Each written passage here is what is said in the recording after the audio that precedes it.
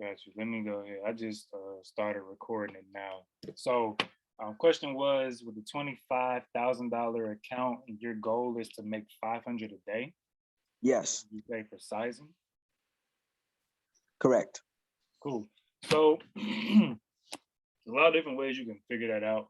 I would say the simplest thing is think about if you've tracked your trades in the past, which you should definitely do. What I would do is look at your average, trade, right? So what's your average win, not your win rate per se, but what's your average trade result, right? So take your minus, right, your negatives, take your positives, add them up. So if you can come to a conclusion that, for simple terms, your average trade results in, say, a 50% win, right? 50% gain. Then you could say, okay, if I take a $1,000 trade, I can reasonably expect that on average I'll come out to have $500, right?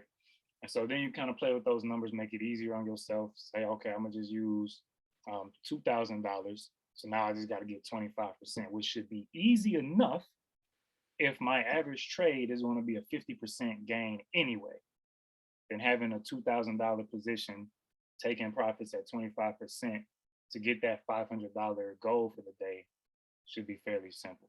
So that's how I would run that. Awesome. Appreciate that. Sure. See, somebody got their hand raised. You can just unmute yourself. Okay, yeah, hey, how you doing? So, So I appreciate everything you're doing with the Discord. I've been noticing there's a lot of new traders that are into the market now, or that are, this is their first time being in what everyone's considered a bear market, difference from 2020 and 2021. I know a lot of people are trying to just get back to the basic fundamentals of trading just SPY and the Qs, like, just playing SPY or SPX or whatever. But noticing SPY's been having some really big moves lately in either direction. The volatility has just been crazy, and the premiums have just been so high. How would you recommend playing SPY? Your risk management is proper. You're doing your 10% of pork per trade or 20% with your stop losses or whatever. How would you recommend a trade SPY with such these big volatile moves and intraday reversals going up against like algos and large buys and sells? good question, bro. So, when you're talking from an option standpoint, off rip, it's easier to win trades when you're selling premium versus buying, right? Now, factor in implied volatility or volatility in the market, then you have contract prices that are heightened, right? So contract prices are already kind of, if we'll say, inflated, then it's already a bonus to selling premium. So I think the easiest thing to do would be selling contracts. When you're looking at extreme periods of high volatility, you can start looking more towards your volatility indicators. So that could be stuff like a Bollinger Band, for example, or a Keltner channel, right? Which is going to show you where you can expect price to kind of bounce in between in terms of the volatility of the market. So you have those things. The other thing, and this is what I've been doing, is day trading, right? So day trading, you can kind of get in, get out quicker. When you have that position going in overnight, you kind of don't know what the heck's gonna happen because you could pop up and go crazy, or you could drop and be looking sad. Last thing I'll say is trading and volatility favoring option strategies, right? So doing a straddle where you're buying a call and a put on the same contract, same strike. I mean, call and put, doing a strangle where you're buying a call and put, different strikes. That way, if you get an extreme move one way or the other, then you're gonna hopefully have one of those contracts profits make up for and then add on to, in addition, those losses from the other one. So that's what I would say to do is sell. All right, selling gonna be easier to make money. Day trading and scalping because you're not exposed to the market for longer periods of time where things can get crazier. And then straddles, strangles, other strategies that feed off of volatility. Thank you. For sure. Good question, bro. Good question. Who else? Who else? Who else? That's why it's good to have multiple strategies too, y'all. Like when you look at it, there's a lot of ways you could trade. Some people trade just 2, 3 stocks. It's perfectly fine. Learn how to trade those stocks well. I don't have to think against that. I think that's a great way to trade. I trade where I trade a lot of different strategies. I guess it's because I'm a big like data statistics guy. So I do a lot of tests. If you've been following me for a minute, if you've been in the chats for a minute, you know I'll be up at 4 a.m. testing strategies out, looking at how stuff performed. If you traded one strategy on one stock past 2 years, right, what would have happened? So I think having different types of tools in your tool belt or strategies in your bag can help you when it's a day trading market. You can do that. It's a swing trading market. You can do that. All right. Bear market. You can do that. Bull market. You can do it. Stocks moving sideways. How do you trade that? Right. Those are all things you need to know, and I'll work on a strategy for. Back to the Q&A. Ask away. We here today. I don't ask nothing. I got another question. Take I've another question. been pretty much following all of your trades this week, and I've made a healthy profit. But what I've noticed is when you first enter your contracts, a few times there's been a big drop in the beginning of it. And if I would have used the stop loss, I would have got stopped out. So what I started doing with your trades in particular was not even putting in a stop loss and just sort of trusting you with it. Can you sort of speak to that too a little bit? Because that's sort of what I've noticed is like, there's going to be a drop, but like you won, I think you only lost one this week, but it always comes back and it roars back. So can you just sort of talk about that and how to sort of handle that, or just sort of trust you with that like I've been doing and it's been working out for me? Cool. So first off, welcome. Second, glad you rocking with me and that you made a healthy amount of profit. I'd say that's something that's been common with me with for a while since I've been trading, especially with call outs.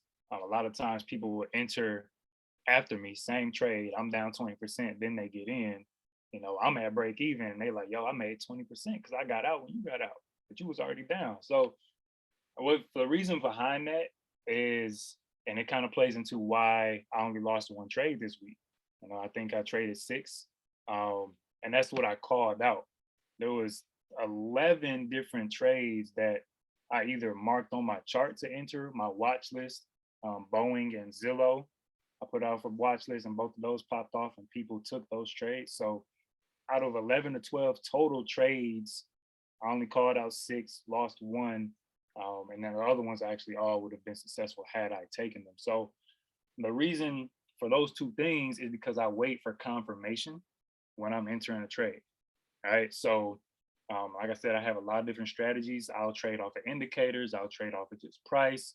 I'll look at different things like order flow and then tie it in the price, seasonality. So when I say, like, if you look at my chat, you'll see I say, I'm waiting on a close above this price on a 5-minute candle, and then I'll enter the trade. All right. Because what'll happen is you'll get wicked out. So if something's going up, say it's trading between 100 and 105, right? If I'm going to confirm a breakout, I need to see it close above 105 for me to be like, okay, the sellers didn't bring it back below that resistance. Why? Because if you get a wick up to 106, right? Price goes up to 106 and then drops back down. All you say later when you look back is, oh, damn, tested resistance and rejected. All right. When we get a close over that, now I'm like, okay, buyers are holding steady. We're about to continue this move up. So usually there'll be a little pullback. My trade today on SPY was down early, mainly because SPY just started moving sideways towards the end of the day and lost a lot of volume till it kicked in last minute and went the other way. So I say if you're going to be looking at my trades, I wouldn't say just to not get in when I get in. Of course, you don't have to get in when I get in. That's financial advice, that whole thing. But yeah, just rock with me, bro. I'll say this last thing. I'll usually do like a tight stop or a trailing stop. So sometimes if I'm entering off the 5-minute, I'll get out on a 5-minute close that's lower than the previous 5-minute bar. All right, so I'll look at that. But that's it. I wait on confirmation. I have a set of criteria for all my strategies. If it doesn't meet the criteria, I don't take the trade. And that criteria ensures that, I might miss a 100% move, but shoot, I'm gonna at least get 30, 40 of it. And I'd rather be right and get 30 or 40% then it'd be wrong trying to enter early and trying to get 100. Appreciate that, man. Well, hey, So, I'm gonna keep rocking with you. So hey, keep it going. bad, bro. Appreciate you being here. Somebody else hopped on with a question right when you did too. Wherever that was, fire away.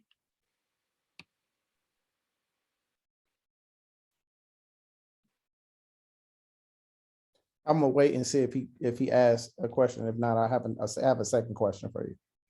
All right, I'm gonna fill in the gap in the meantime. Regarding my trades this week, so I had spot calls, 24% profit, plug, 33% trim, 52% close. Like a lot of my stuff isn't like crazy bangers, basically, right? Point being, and something you'll hear Moody say a lot, you might hear Zay say it a lot, JJ say it. It's like really when you start trading higher account sizes, we're not gonna talk about how my account size. When we start trading higher account sizes, like you're not looking for 100% trades. Like I don't need that. You know what I'm saying? So even if you trade in a $10,000 account, say you put 1,000 on a trade, right? If you just get out at 50%, that's $500. Like realistically, $500 is cool. Like close the trade and go about your day. You just made $500 at your computer, bro, on your phone, at the mall, driving. Don't trade and drive, you know? So that's just something to keep in mind with your mentality and what you see us do. Especially Moody, like you'll see Moody call an exit at 8%. Moody be buying 100 contracts. So just keep that in mind too. You don't got to swing for the fences. It's most important to make sure you preserve your capital. Focus on your return of capital, which is making sure you don't lose money more than you focus on how much can you get on your money. Major difference in your trade when you think about that. Go ahead with your question, bro. I don't know if they're gonna pop up. Yeah, this is actually like a two-part question, and this is really for like from my experience, like with a lot of like new traders. Like I notice a lot of new traders, they get too worried about the big gains because once again they don't see how much somebody else is risking compared to you. And a lot of people may be trading with 1,000, 5,000 or less accounts, and then they're full porting their account to make sure that they make enough money to where they're satisfied with, to where they can then they can start taking lower risks. I know it's a lot of new traders, they're just full porting $500,000 accounts. So they say, all right, once I get this to 10,000, then I'll start doing $1,000 plays, 10% of my port, because I'm satisfied with that mentally. So can you talk about that with the psychology aspect? And then with the stop losses, do you think it's better to use like a mental stop loss instead of like a P&L stop loss? Because I notice a lot of times people, when they see that their play is down, but price action is still holding a certain level, that they should stay in the trade instead of cutting it.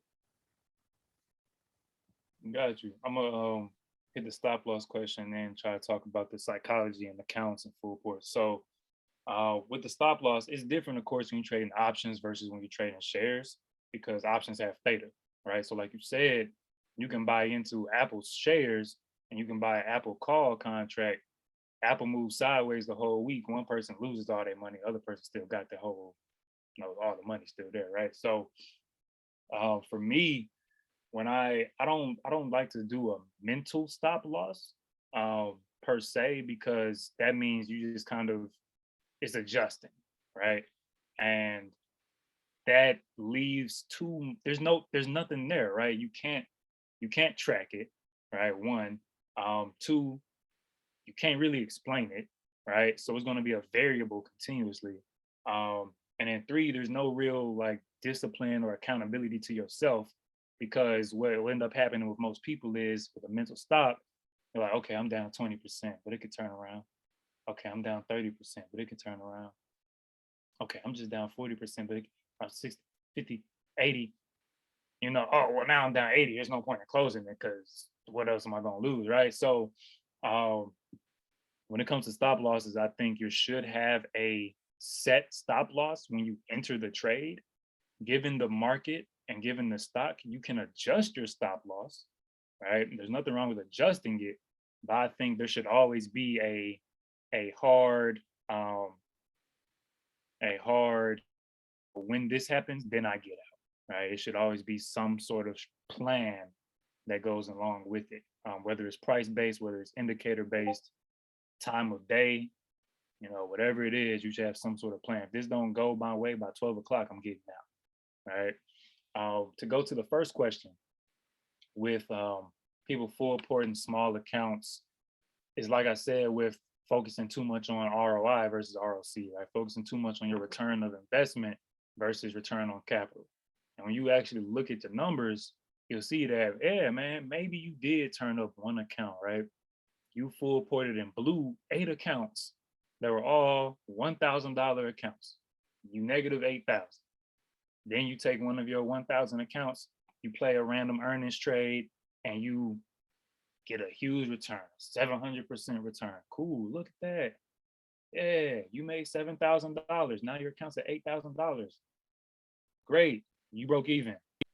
After all these trades, after all the stuff you done put yourself through, you know what I'm saying? So I think it's a lot of people chasing and treating the stock market like the lottery, you know, because they see the big gains. People always talk about and post huge, crazy gains, ridiculous stuff. And so people have that picture in their head, and that's what they try to go get, right? But then what happens is just like the lottery, majority of people lose. And you only see the one person who wins the Mega Millions every 3 months, and then majority of them go broke or they go back to their original standing, right? So people are hit it big trading and they end up blowing it. So, like I said, just like write it down or put it in your notes, put it on your trading notebook, calendar, whatever. Focus on preserving your capital, making sure that you still have money to trade the next day, right? And then the money will stack. $20 a day, $80 a day, $100 a day, $100 a week, $2,000 a week. $2,000 a week is 100 grand a year. Yeah, you gotta pay taxes on it. Okay, cool. You might walk away with 70 grand. You made 70 grand off your phone and some charge. You know what I'm saying? So I think it's a big thing with like managing expectations, bro. That's all. Just manage your expectations accordingly. You'll be cool.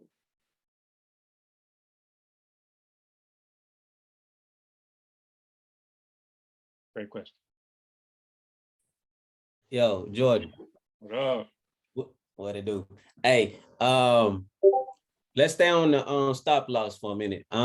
As for you, when you have a mental stop loss, do you go under the mind state of percentage or a certain particular number?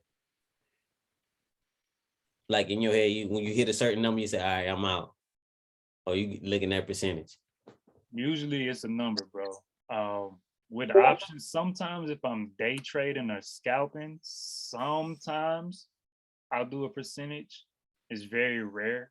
Um, just because it depends on expirations too, right? Like trading a zero, you get burned quick. You can go from up 50% to down 50% in 4-5 minutes, right? So most of the time for me, is usually going to be looking at the reason I entered. If I entered off of MACD crossover, I'm probably going to exit off of MACD crossover, maybe.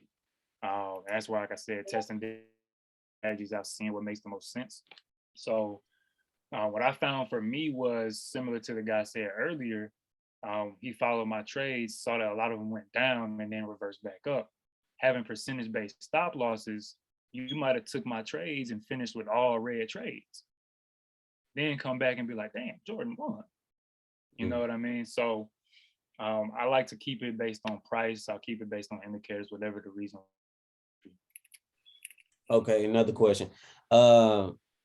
With the statement that you said with the expiration, like the play you said you did with SPY and you was holding on to it. With no more days on your trade, how long, like for example, Friday, how long you will hold a trade on a Friday, Yeah. for yourself? Yeah. So if I'm trading a 0 DTE, which I do sometimes, it's hard to call them out. So I try to trade stuff I can call out. I do trade some stuff I don't call out sometimes.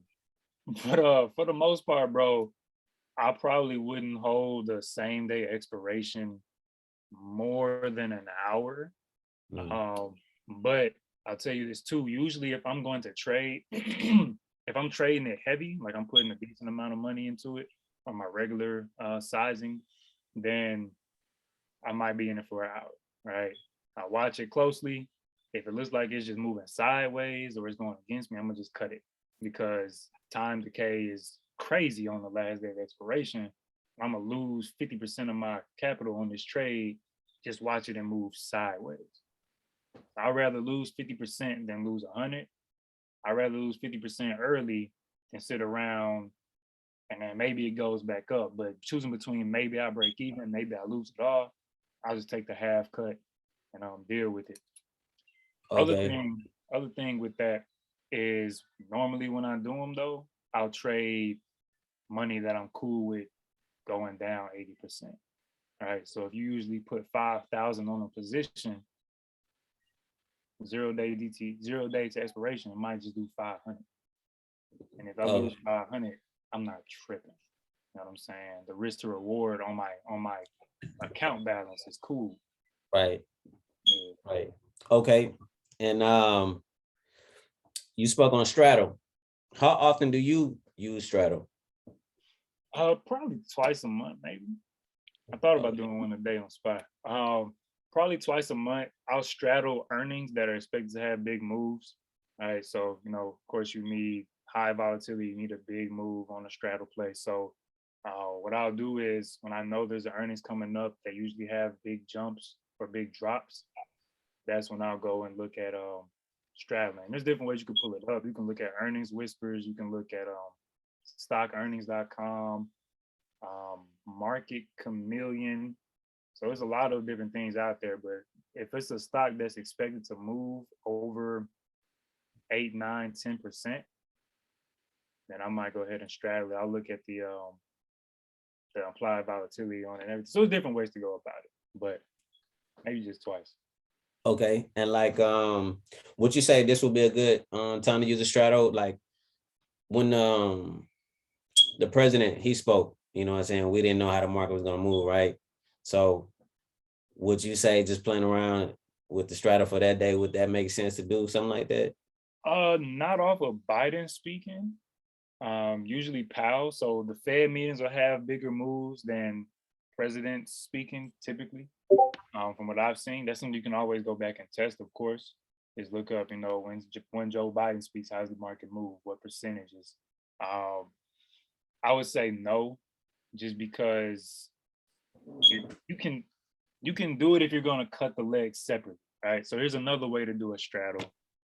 You're gonna open it as a straddle, but you won't close it as a straddle, right? So example would be, hey, there's a big event going on today. Buy SPY calls, buy SPY puts, and then once you see which way the market's going, cut whichever one's down and ride whichever one's up. Right. So at that point, you're not in a straddle anymore. You're just in one leg of the position. So that would have been something that worked when we saw they had that meeting. SPY shot up, everything shot up at the end of the day. Right. Right. So if you had got both of them, you could have cut puts, roll calls up. You might have took minus 20, minus 25 on puts, but you would have had 100% on the call. So that's the way you could structure it for stuff like that. Yeah. And last question. I know I've been going Hey, hard. bro, you can ask all night.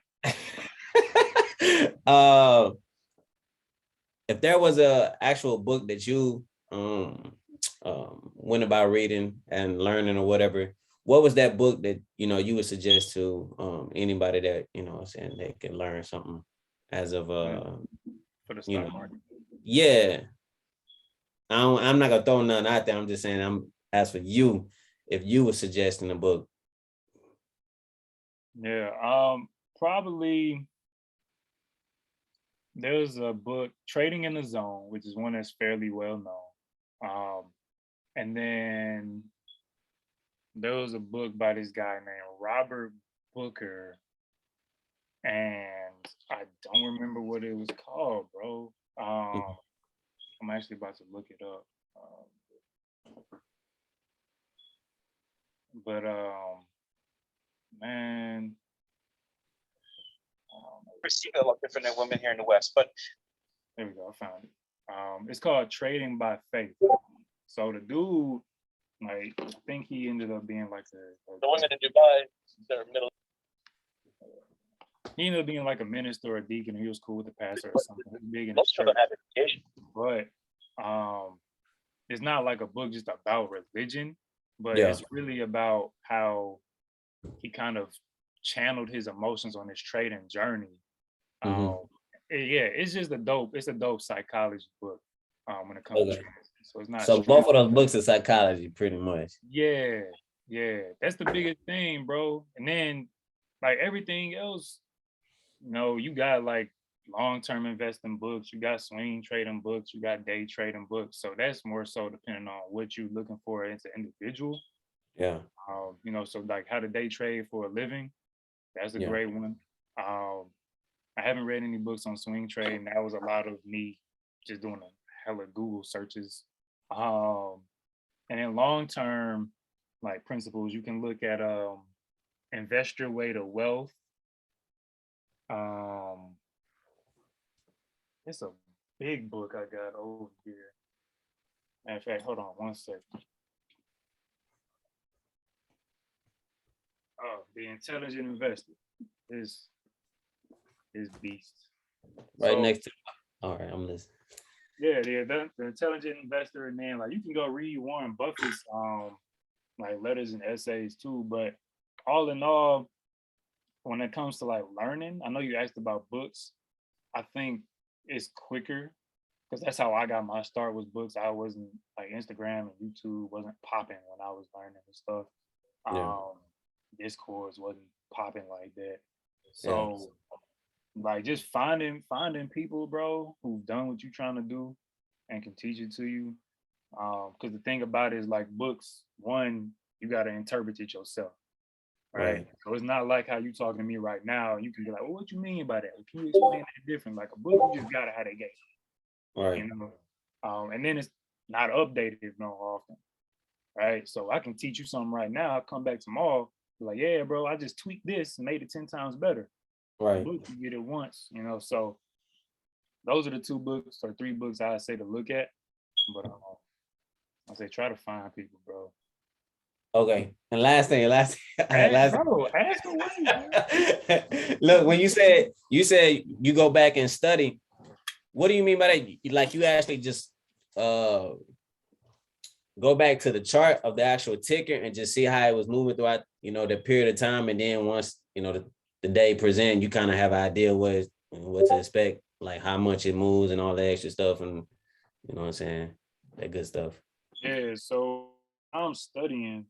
It's a bunch of different stuff. So this is my 10th year trading now. I started trading in 2012. So I'm kind of past the point when it comes to like stocks. I mean, there's always stuff I don't know. Like, I'm not just, what I'm saying, like a wizard of stocks, right? But I'm kind of past the point of like Googling stuff for the most part. I didn't Google what there is to be Googled. So now, like a lot of my stuff is testing. It's a lot of testing. It's a lot of, if the RSI is at this point on this stock and the SMA is here and the MACD does this, if you the buy right there and exit it with a 10% profit target, boom, boom, boom, right? What would your results be? Looking at stocks, okay, Apple has earnings coming up for Q2. Let me go look at the past 4 years and see how Apple's performed with Q2 earnings. Right, so Apple actually, every Q2, the past 4 years, Apple has popped after earnings. Right?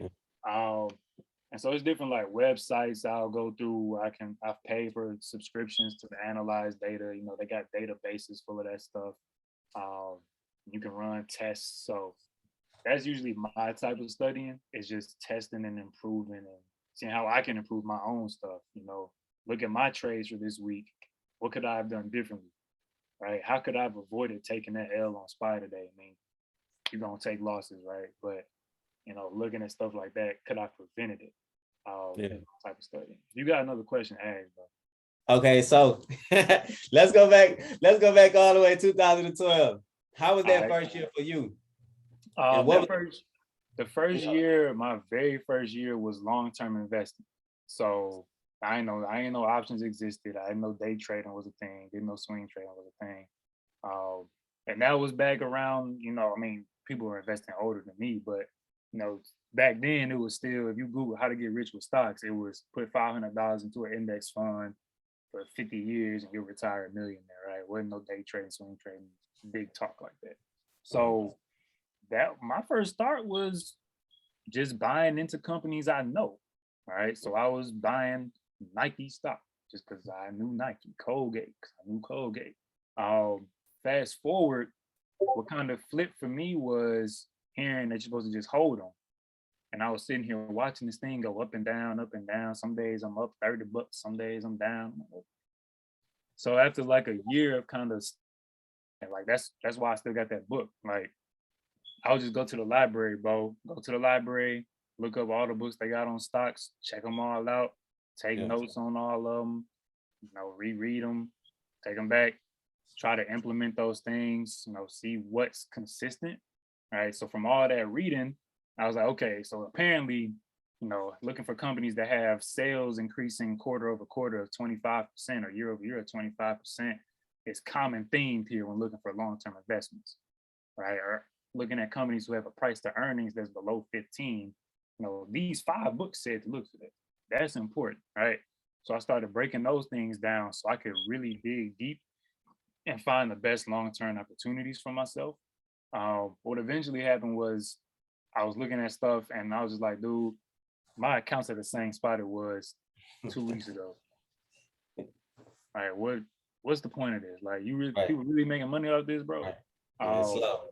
yeah, so that's when I thought I invented swing trading. I was like, you know what? I'm about to just sell it when it's up, and then when it drop, I'm gonna just re up. So yeah, it was a chill year, bro. It was a chill year, like nothing crazy. When it turned to me actually like actively trading for real, I guess I'll just take you through the whole journey. Yeah. Yeah, so I started swing trading, and that's when I got deep into back testing. So like 2018 was when I bought my first back testing software of $75 a month to access 15 years worth of data. I Mm. ran over 400 tests that month on different strategies. Found one that took $500 to $1 million in 15 years if you traded that strategy exactly. 69% ROI annually, 69% win rate, swing trading.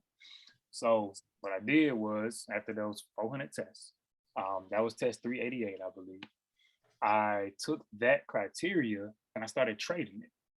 Right. And so I was actually making like $300, $400 a day off of shares using that strategy. And I was just doing that. It was working. And then I got on the phone with this dude. I started looking into algos. Like, can I just put my money in something that trades automatically? And I got on the phone with this guy. He was like, yeah, this is our algorithm. It does do. I'm like, okay, I'm not gonna buy your thing, dude, whatever. But one thing he said to me, bro, is he was like, how's your trading going? I'm like, I might make about 20% per month, So I'm feeling like I'm legit. Like the market do 10% a year. I'm doing 20% a month. You know what I'm saying? Yeah. He was like, man, Right. you're like, man, I know people who wouldn't even look at a trade if it was only gonna make them 20%. I was like, what? So that's when I just it just made me get deeper in my bag, bro. So that's when I started running more tests. I had a friend introduce me. I ain't no friend. I had somebody I knew introduced me to options. And then from there, I was trading options, bro. Didn't know what it was, didn't know nothing about it, just hitting Yeah. stuff. So you could make some money, so I could lose some money. And what year was that? That my first year trading options was 2019. Okay. Yep. So 2019, I was trading options, and here I am still trading. This is my first year day trading. And that's because of the people in the group. For real, bro. Cause I just took what I knew from swing trading and started applying it to options. Right. And I was working full time and stuff. So I tried day trading because I saw the hype, but it was unreasonable to try to day trade and be at an office job. Right. But when I left my job in November, I was still swinging, but Zay and JJ were like, yeah, you just got to day trade. You know, you can get your money and you done. You don't got to Yeah. have your money sitting there. Yeah. So what I do, start testing strategies out. Right. So weekend come around, I'm just looking at different stuff. Okay, if I had bought the break of this line and I did this and that, you know, Bollinger Band this, volume that, like what would have happened? Cool. Trading day come around. Okay, let me see. All right, Zay called that. It moved like that. I wonder why he got in there. And I didn't ask him, like, you know, you could ask people why. I don't Right. even ask. I just go look at it Study. myself. Right. Yeah. Yeah. I'm like, okay, what do I see? Right. Okay, so that happened there. That makes sense. Okay, cool. Let me go look at another chart and see if that same thing applies on this chart. Okay, cool. So when it has a bull flag, it'll break out, retest, and then pop off. All right, I did that with the McDonald's trade earlier this week. You know, trade the bull flag, breakout, retest, and then it shot up. So yeah, bro. That's All right. Last one, because I know I'm sure everybody else got their own question, but I know price action. do. Okay, last one. I'm sorry. I got a You gotta question. book a one-on-one, man. Yeah. Book a one-on-one. All right, last one though. I promise. I swear. Price action is king. If there's any indicator that you use at this time, what is it? Oh man. I'd say the most common indicator I use is a lot on, bro. Not like I have 50 indicators on my chart, but I'll look at price action and then I'll let indicators kind of confirm or add to what I got. So I'll see something on price, then I'll add on an EMA and be like, okay, I see a bull flag right here. Let me throw on a 200 EMA. All right, so if it's over 200 EMA, I'm looking at it as bullish, or I throw on a 20 SMA. That's bullish, right? Okay, I'm not gonna trade the bull flag breakout if it's in an overall downtrend. I'd rather be trading it in the uptrend, so I'm not gonna take that trade. Right? Yeah. Price action was there, but it was in the downtrend overall, so I just didn't worry about it. But yeah, I so just what I do use when I use something, I'll look at RSI, I'll look at Bollinger Bands, I'll throw in a MACD from time to time. EMAs and SMAs just to look at, you know, overall trend. I know a lot of times will treat like stocks will treat as support and resistance levels. I guess those are the main three: Bollinger Band, RSI, MACD. Cool. Appreciate it, man. Oh, Appreciate it. I'm Yeah. glad you asked though, bro. That's the point of this. Like I can't stress Trust that it. I have more, but I'm gonna let everybody else. Book a one-on-one call. I'm gonna send you a link. All right, what's up, Jamila? Oh, Patrick, somebody. Oh yeah. So I had a question, because earlier you were talking about straddles, right? Yep. So have you used the strangle? Because that's supposed to be considered. I haven't tried the strangle yet, so that's whether it's moving up and down, right? So it puts in calls. So have you tried that? Because I Yeah. haven't tried it yet. Yeah, a straddle and a strangle both are puts and calls. Right. The difference is a strangle isn't going to be the same strike price. All right. So go ahead. Is it going to be more? You're saying it's going to be higher? It could be either or. Okay. So straddle is like a straddle would be if I bought SPY 418 calls for next week and SPY 418 puts for next week. Correct. Same contract, same expiration, or same premium, not same contract. Calls and puts. A strangle would be any variation of that, where I got 420 calls, but I got 417 puts. That would be a strangle. All right. So when you're doing a strangle, and I've done it before, usually you're just gonna do it when you're kind of more leaning towards one side or the other, but you still think there's a higher chance it's gonna move crazy either way. Got it. Does that make sense? What about going sideways? Sideways, you'll look at stuff like iron You condor. gonna lose on the theta? What was that? Are you gonna lose because of the theta? Oh, if it goes sideways and you have a straddle or a strangle, yeah. Yeah. Okay. Yeah, but when you're if you think it's going to go sideways, that's when you're starting to look at iron condors or credit spread. I usually do a call credit spread. You can do a put credit spread. Especially if you're like kind of in between, like bullish, it's not bullish neutral, right? Then you do a put credit spread. You're familiar with those? Say that again. All right, put credit spread. Nope, not. I'm not familiar.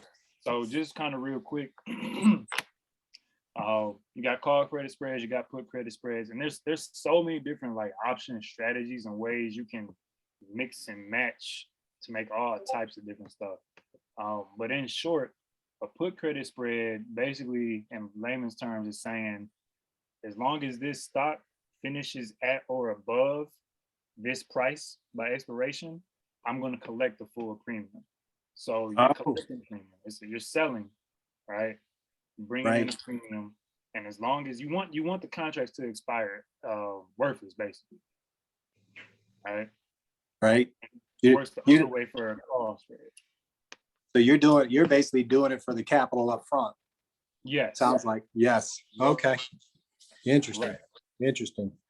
And hey, by the way, man, appreciate you because I was scrolling through Instagram last night and ran into your page and joined your Discord. So appreciate it. I've been all over this all day. Listened to Moody earlier today, and this is a solid group. I appreciate it, man. All right. Thank you, Patrick. Glad you're here, man. Hey, Jordan, I know you mentioned that you're not, you just started kind of day trading just recently. What kind of, do you still like swinging like your main source, or what's your main like strategy? Do you scalp? I like to scalp. I do. So it's kind of, I day trade and then I still swing. I swing off the profit counter. So that's like another kind of service I have. And I could explain that, but I swing shares off the profit counter. I'll do debit spreads or credit spreads off the profit counter. And then while that's going in the background, then I'll be day trading too. And usually I'll just let the day trade profits kind of fund those and then let the swings fund whatever I'm about to do in the real world. Do you ever stay like throughout the whole contract? Like, let's say if we had a contract that was through the 13th, are you staying that whole time, or like a couple of days, or in and out same day? On a spread, like a credit spread, because you're collecting premium, I'm gonna stay in longer. I usually take profit at 90%, because you're kind of always at risk of giving it back, right? All right. So there's no point in holding out for an extra 10%. I'm just gonna take my 90%. Other than that, usually I'm a trim, so I'll get in multiple contracts typically, and then I'll take, I have different profit targets, and I'll just kind of start scaling out the position. So I might cut half my position when it's up 20%, 30%, and then I'll just kind of keep moving some more contracts out as it goes up, or if it goes back down, right? And that's the importance of trimming, is that way, even if it goes back down, I still walked away with some money. Right. Did that answer your question? It did. Thank you. Of course. What's up, Bethany? Can you hear me? Sure can. Thank you. And thank you so much for having this Q&A tonight. I'm a newbie, kind of newbie to the group here. And I do options, and I'm gonna say honestly, I've had a lot of luck with options, okay? Know the minimum about the Greeks, okay? So I'm just saying that to say, as far as doing options, I was looking at changing my platform. I'm using E-Trade and Fidelity because of the the trading rules, So does Tastyworks allow you to do day trading without having a 25,000, sitting there all day? Yes, ma'am. So all you need for that is a cash account.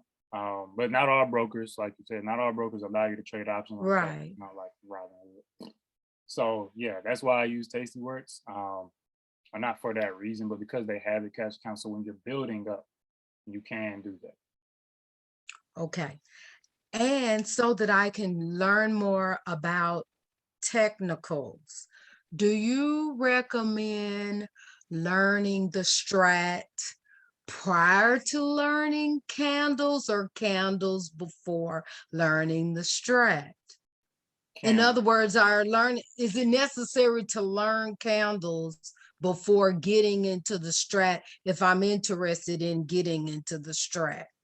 So the strat, I don't trade the strat personally. I've looked at it a little bit. That would be something I could say you could ask Moody specifically. I know he typically talks about it a lot and studies it a lot. But overall, I think he'll be in agreement with me that you want to learn candles first. Because the Okay. strat is a play on the candles. Right. Okay. So understand the candles. And then even if you don't trade the strat, you're still going to have candles regardless. So it's important that you use those as a base. Okay. Okay. Great.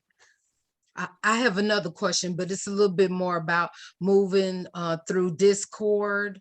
Okay. Because I joined the lifetime thing, but I'm not sure how to do. I want to do the many options so that I know what I'm doing instead of just having luck.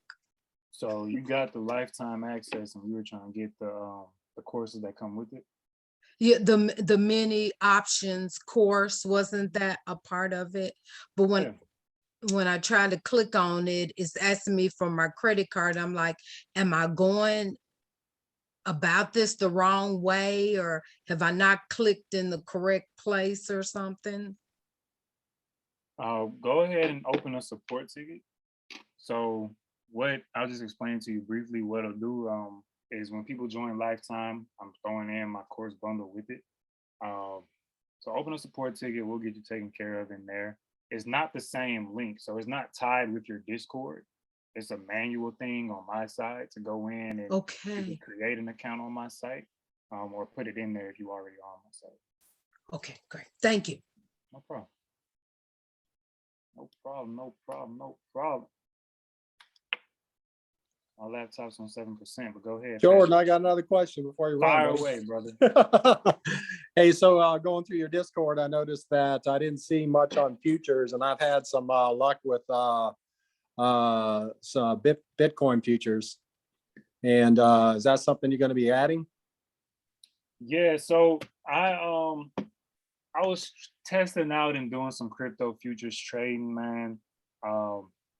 I'm trying to, so you see that up next section in the chat? Which one? The up next. With Up next. Igor Okay, and yeah, David. all right. So Right. that's where I have people who we vetted out to potentially come in and be full-time analysts, calling trades. David does watches, Jay does day trade shares. So that's something I have done. I'm trying to bring somebody in who does that full time to come and do that. So it's coming.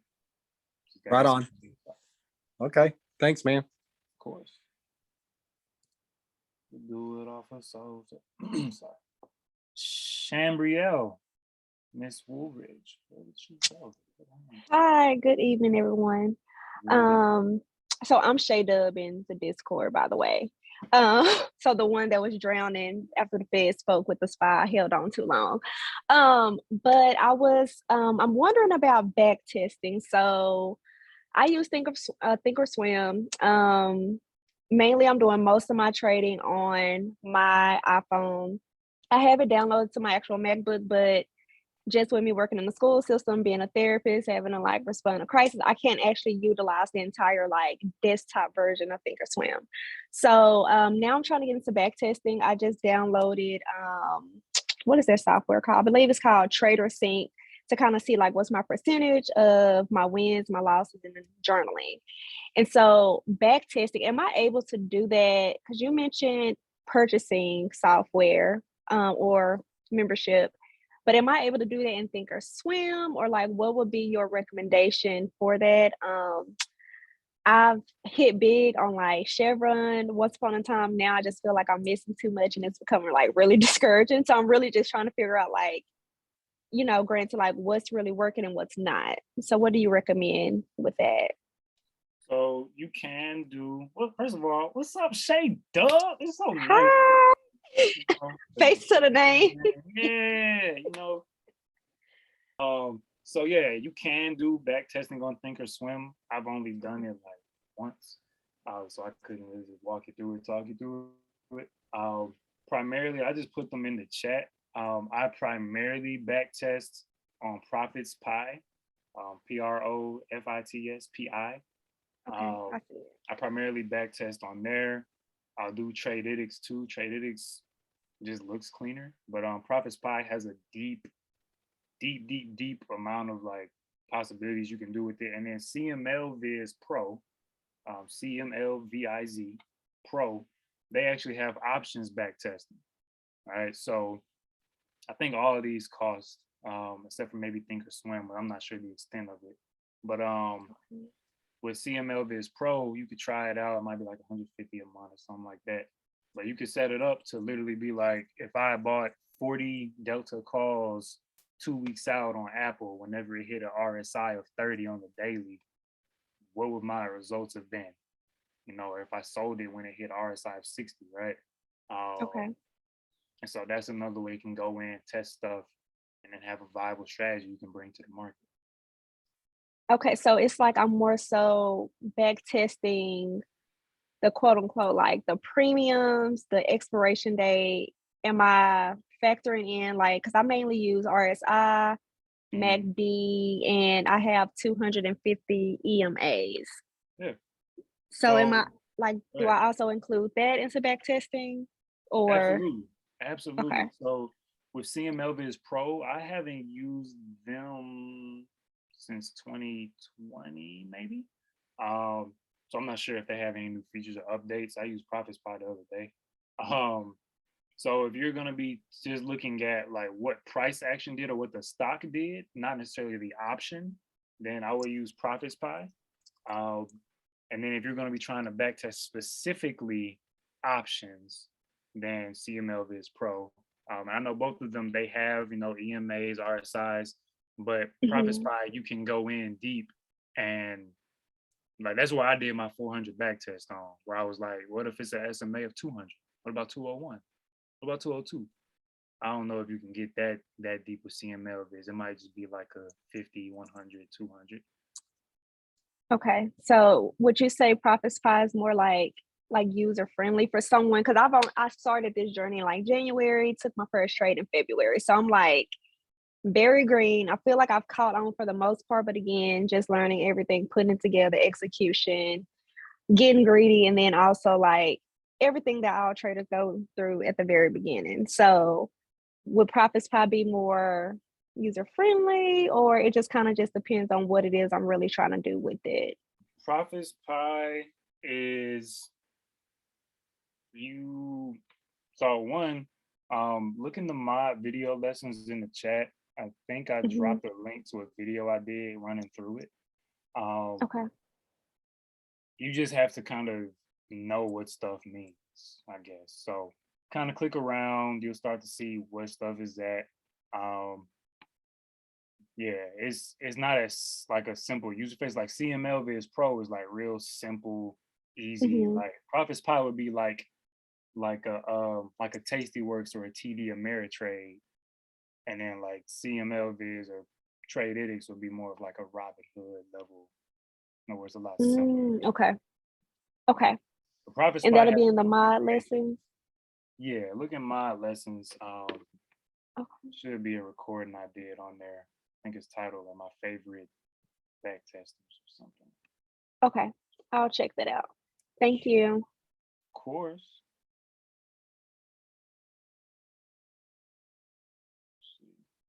Here, I'm about to put it in there.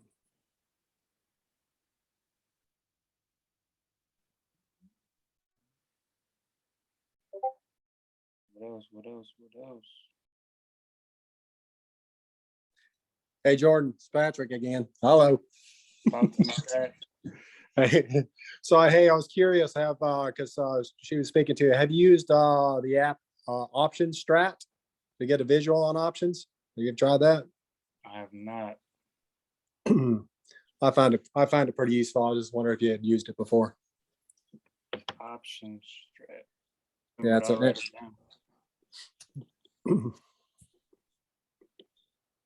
I'll check it out. Thanks for that. Yeah, I'd like to hear your 2 cents worth after you check it out. Sure. What does it do? It just gives you a visual when you're placing an option strategy. It runs you through it and gives you the positives and the negatives, the greens and the reds on both sides on a Oh, call and a put. like a diagram. Yep, diagram, everything. Do you know by chance they have a bot that I can maybe just add to the Discord? That I do not know. All right. Ain't nothing but an email away to find that out. It's just an easy way to find your profit and loss for your potential trades, basically, is when and it gives you a visual, the expectation based on the strikes and changes in implied volatility and how it's going to affect your trade. I've used there's a website, the options profit calculator. That's probably something very similar. There's Yeah. a ton of that stuff out there. So Yeah, but what I do want, so I'm glad you brought it up. I have been trying to find a bot that I could put in the chat for y'all to be able to do that. So I'm gonna look at what you just told me about and reach out to their team, see if they have something set up. all right, thank you. Oh, for sure, thank you. Hey, I got a question again. Actually, just like a thought. So I've been noticing a lot this year compared to like previous years when I started trading in the market. You know, it seems like technicals are not really they're important, but the market has been moving a lot on macro events, and macro events for people that don't understand things like Fed meetings, you know, different type of earnings calls and guidance that's been affecting the market. What type of advice would you give somebody that maybe like one-sided when they say, hey, you know what, my main focus is, you know, I'm just thinking about support resistance lines, EMAs, SMAs, whatever, compared to like the outside X factors, such as macro events and other things that may be going on in the world that might affect the market? Depends on the strategy, bro. So, but I'm just saying, like, strategies, even being like someone that's long-term, that's seeing their report continually going down, thinking, hey, should I keep buying a dip? Should I just do cost average in? Or, you know, even when you compare it to somebody short-term that's a day trader that has to be worried about, you know, a Fed meeting or earnings report or anything that may drop in the middle of the day. So that's why I say it depends on the strategy, because of course macro events can have a longer term effect on a longer term portfolio. But if you scalping and you in a trade and 10 minutes later you out the trade, to me, macro doesn't really matter that much in terms of how it affects your trade. You're going to use the macro event as a catalyst, right? So you're going to wait for that Fed meeting, see what happens, and then trade off of it, or trade before it, right?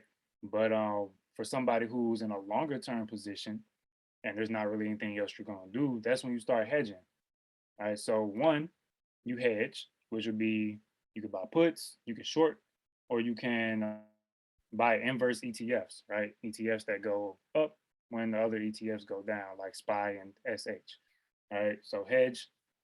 Two is you can average in, right? But that depends on how deep you are with your financial analysis, your fundamental analysis of the companies.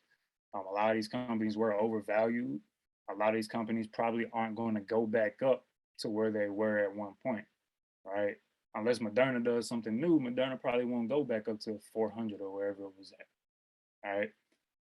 So looking at the analysis, of why you got into the position in the first place, seeing valid. If it's not valid, cut it and find something else. Last thing I think when it comes to times like this is buying into defensive positions and stuff that you know is going to be solid, like Walmart, right? You know, those kinds of consumer staples or things of that nature where those stocks have been around, those companies have been around long, those companies are needed. You're not worried about, like when we had the big COVID drop and a lot of companies went out of business. You're not too worried about Walmart going out of business, right? So I would say mainly just hedging and then doing your analysis and reanalyzing your position to see what makes the most sense. Thank you. So did that answer your question? If I didn't, let me know so I could try. Oh, you did answer the question. You know, you did answer my question. I think my problem is sometimes I'm getting caught in the middle of the day with, like, that's why I think it's important you stop losses. Like you said, I'm getting caught in the middle of the day. Like, for example, when the war was going on, middle of the day, you know, Walter Bloomberg to tweet out something that something happened, SPY had just dropped $3, and or you hear something drop in the middle of the day about oil prices reserving and SPY, you know, it's just like it was very volatile at that time. And it still is in the market. It is. It is. That's why it's important to hedge. So other thing is, I mean, if you've been in a position longer than a year, just close the position. You know, you're gonna pay the same tax rate on it regardless. So you rather be putting your capital in there when there's more certainty than uncertainty, right? So I think that's another thing that people don't think about is the fact that they can close the trade or the position and then just re-enter when you're more certain of what's going on.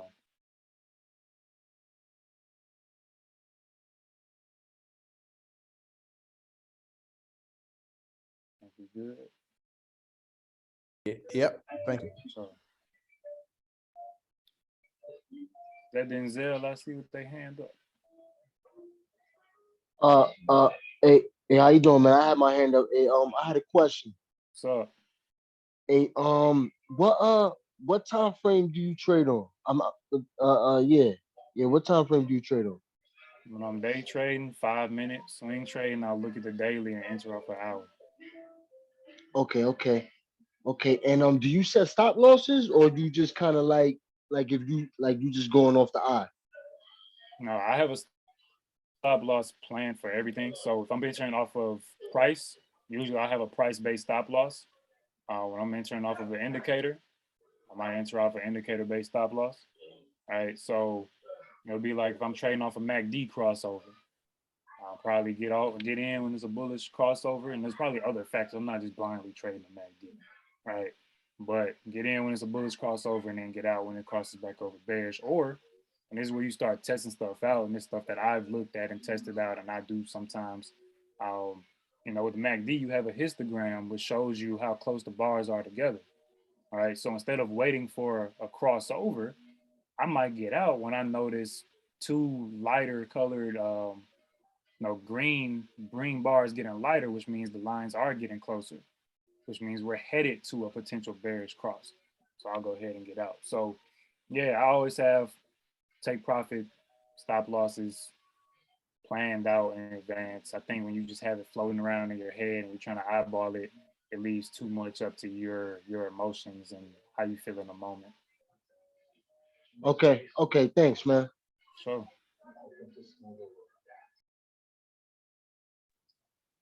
I wanted to ask a question, Jordan. Go for it. So when you get ready for the week, right? You know, you're coming in from the weekend, you're getting ready to trade for the following week. Are you also charting? Do you chart through the weekend to kind of gauge when you're gonna go in or when you're gonna? I know you say you're gonna do stop loss, but do you kind of have like a charting mechanism set up so when you know when to jump into the trade?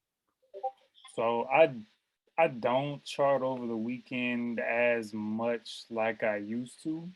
I used to chart every day. I mean, I would go through and look at 200 charts at the end of the day to figure out what I was going to do for tomorrow. This week, I've been trying out, like, I'm always trying new stuff. So this week, the reason I only had one watch list was because I'm looking at stuff intraday now. And because I'm not swing trading as often, I'm not really too concerned with charting over the weekend Right. because all that matters to me is what's going on today. And what's going to make the profit for the day? Exactly. So I'm gonna find the intraday trend. I'm gonna catch the momentum. I'm gonna catch a reversal. I'm not too concerned with what happened 4 or 5 days ago. But because of what I do in the position I'm in, right, having the Discord, having the Instagram, and teaching, I do still look at charts on the weekend so I can mark stuff up, show it to folks, and teach folks off of it. Okay, so let me ask you this. So I know that everybody's seen how crazy Twitter was a couple of days ago. You know, you're in at a good time, you made some money. So with things with something like that, how would you have? I always have Twitter on my watch list, especially since Elon just purchased it. Well, he's in the process of it, so I'm like holding it onto my watch list. But how would you even know that something like that was gonna blow up? Because like the day before, I think it was like in the negative, like a couple of days before. Yeah. As far as like, are you talking about news or are you just talking about stocks in general? I guess kind of both. Like I don't, because I'm just trying to figure. It was like it literally just jumped out of nowhere. Twitter kind of did when everybody else was kind of having a bloody market. Twitter was still, in the green. Yeah. So when it comes to news, I think just kind of being plugged in and tapped into different sources that release rumors or release news early. So there's a lot of Twitter resources. I don't personally have a Twitter, but I'm in different discords. So I have people who will send me over stuff. I'm like, hey, did you hear that this might be happening? Hey, this stock might be doing this. Um, so just getting tapped into different resources like that. Reddit, there's a lot of Reddit groups that do stuff like that. Discords will have that. Twitter has that. Stock Twits will have stuff like that. As far as the other part, a lot of times what you can look at is when the market is dropping, look at what's still green. And then if it's still moving strong, then just understand that that's moving independently of the market at that moment. Right. Kind of So like the pre-market. during the market, Okay. yeah, you can do both, but during the market, because it's happening with the actual market being open. All right. So, SPY's down, Apple's down, Microsoft down, Twitter's going up, Twitter's up 1%. What's going on with Twitter? All right. Oh, Twitter's up 2% now. Market's still down. Okay, so Twitter clearly doesn't care that the market's down. It's doing its own thing. It's going up. And a lot of times those are the ones that you're going to catch that are big. Last thing I think pertaining to that is it's a strategy I've kind of played around with, had some decent success with, but it's kind of not hit or miss in a sense. It's just unpredictable. Is I was gonna trying. say maybe hard to gauge, kind of. Yeah, it's just so the thing is I've tried to time short squeezes. So like when GameStop and AMC and those things will kind of pop out the blue, Right. but you can't really tell like what day is gonna happen. Mm-hmm. Um, but that's something else that you could do is look at stocks that might potentially short squeeze and then try to get into them, probably have like a month out contract or so, because you never know when it's gonna come. But that's another way, just I think to try to catch something before a big pop. And you said push out like a month contract, like a swing, kind of. Okay. Yeah, yeah, because you don't know when it's gonna happen, you know. Yeah, and I'm also I know you mentioned that you have to kind of quit your job to kind of make sure that you're in it all the way. And I'm working full time. Like right now, I'm at work and I'm in the meeting, but I know that swinging was my original kind of plan because it's something I don't have to look over every day. But I just like the fast money of scalping. Like you can go in like 20 minutes, get out, and have a great rest of your day. Yeah, do it. Do what works for you. I'm glad you're here too. Thank you for coming on the meeting while you're at work. Dedication. I love it. Um, Thank you. you're welcome. Do what works for you. I was working a day shift, so I was at work. My job when I was there, I was actually there a lot of times from 9 to 7.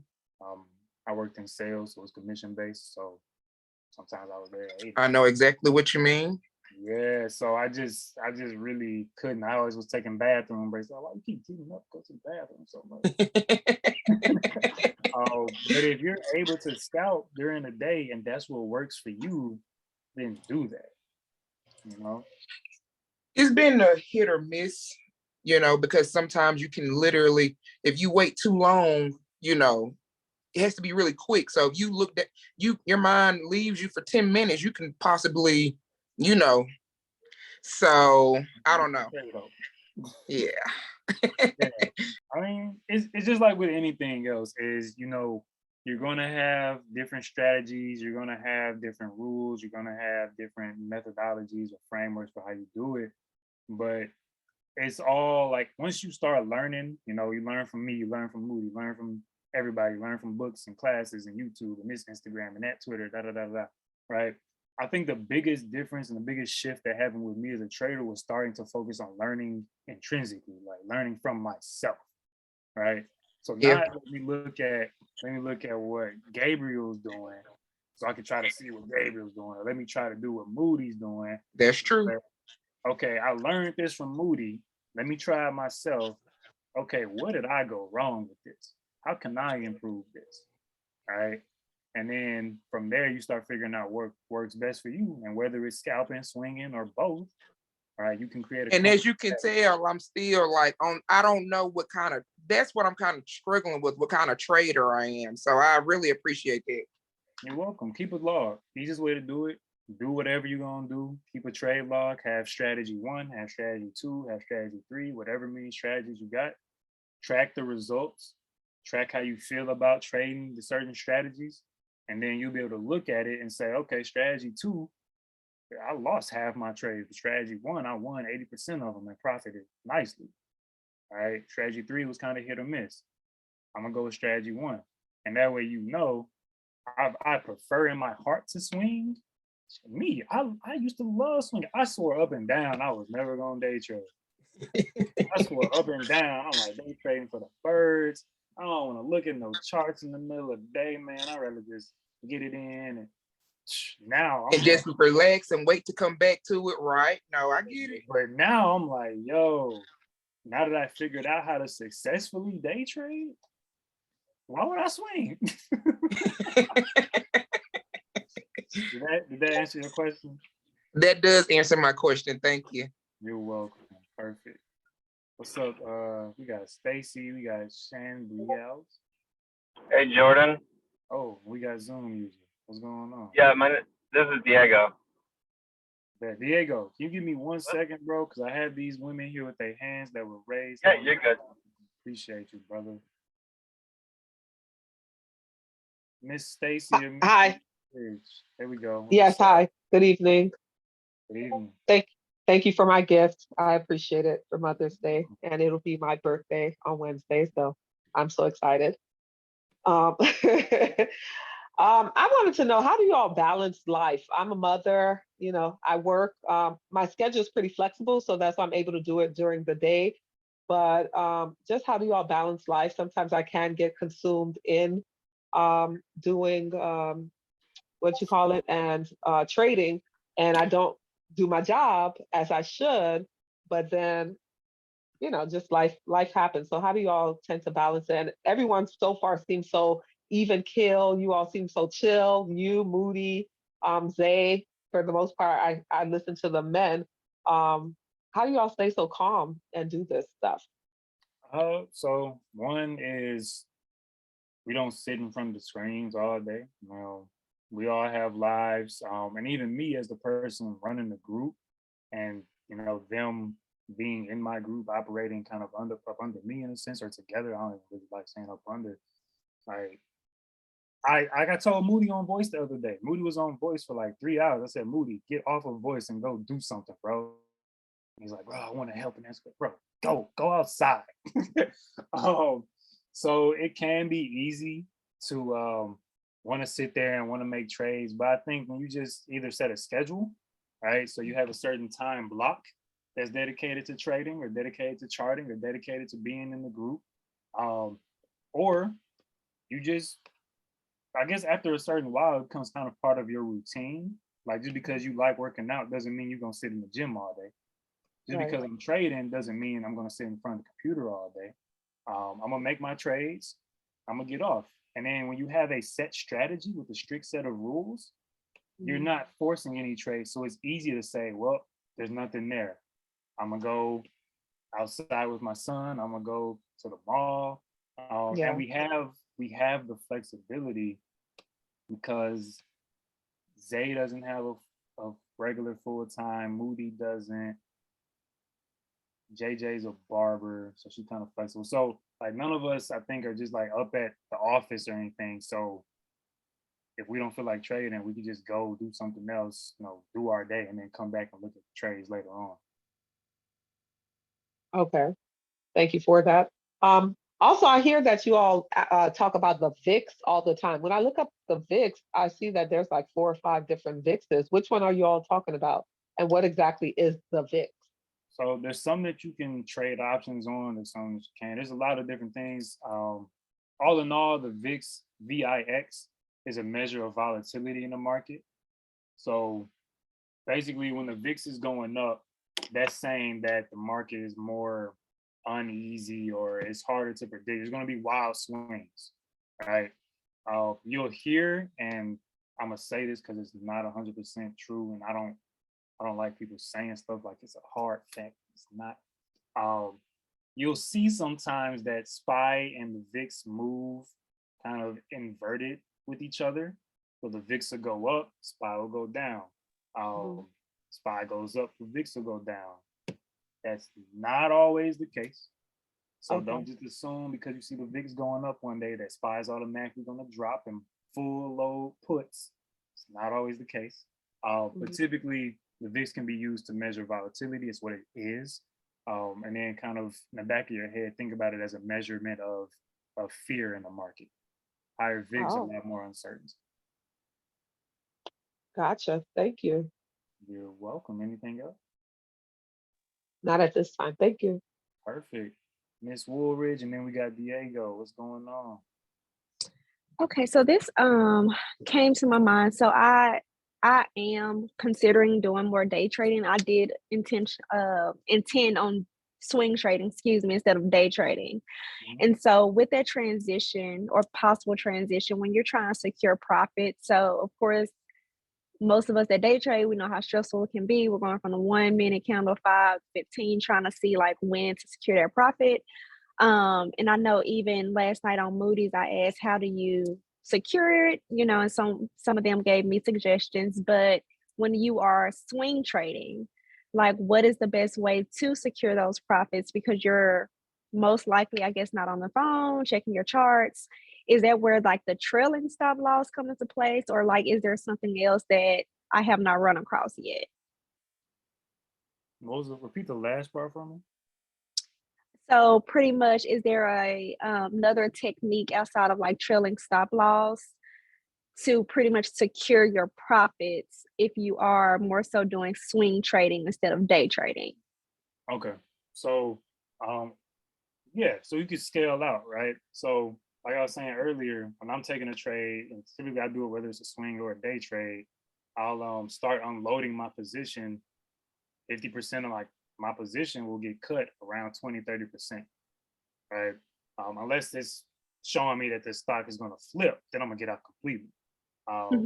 So aside from trailing stop losses, which would be moving your stop loss up, not closing your position, right? So if you're getting in a position at $100, your stop is 99. The stock goes up to 102. You raise your stop up to 101. Stock goes up to 105. Now your new stop is 103, right? You all the way, and then whenever it comes back down, then you get out. Aside from that, you can trim or scale out, which is what I was saying, where I hit 105. All right, I'm taking some of my contracts or some of my shares off. 107, I'm taking some more of my money out. So those are the two different ways I typically would do it. Okay, and that's ideal for swing instead of just day? That's to me, that's one of those things that you just have to see what you feel comfortable with. Okay. When you're swinging, especially in this market, I would advise, if I was an advisor, which I'm not, so this is all just my opinion. I would say just to be more careful, because we have these crazy gap ups and gap downs, and your trailing stop loss can get taken out in a gap down. So if you moved your stop up to 103 in that earlier scenario, but the stock gaps down to 100, you're not getting filled at 103. You're getting filled at 100, right? Gotcha. So I would say scaling out is a better way to preserve your capital. Okay. Thank you. Of course, Shay Dub. What's up, Diego? Hey, what's going on, man? Man, life is good, brother. How you doing? Good, man. I just wanted to give you a quick shout out, man. Thank you for the group. That McDonald's call today was on point. Very nice call. So I just wanted to ask you two questions, I think. I wanted to ask you how long did it take you to become a profitable trader? That changed because I'm not sure if you caught it earlier. I broke down kind of my journey through trade. I'm not. Yeah, I heard that, but off options. Sorry. Okay, got you. Yeah. Swing trading options, I would say to be consistently profitable a year. And then day trading, this is my first year day trading. I started day trading literally January. And it's been good the whole time. But the contribute, I know you said you got a second question. The contributing factors to that is a different way. 'Cause I get that question a lot. And if you ask other people that question, I think you should frame it in a sense of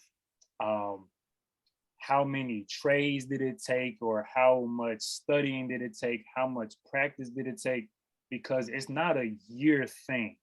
It's not a matter of time, because you can spend a year doing the same stuff. You can be in my group chat a year and join one class and be somebody who comes in 1 week, joins all the classes, ask a bunch of questions, and they've gained 50 times more from this group than you did. You've been here a year. So time in it don't mean nothing, right? But the thing that made it easier for me is that, like I said, I started studying myself. So I make a trade, I go back and look at it. What happened? What could I have done better? What could I have done differently to make this a better trade, to not take an L? So studying that, still doing research. This is my 10th year in the market, but I still will be up back testing stuff. I'll still be up researching stuff. All right. And so that's why I think I've had a shortened time frame. And as far as like becoming profitable consistently, because I'm actively trying to improve. I'm not just hoping that throughout time I'm magically gonna get better. Right. Got you. Because I was doing good like a few weeks ago, and I think I got a little cocky with my trades, and I ended up taking. Obviously, I know I'm not a swing trader. I don't like swing trading. I'm more of a day trader, scalper. I'm in and out, good with that.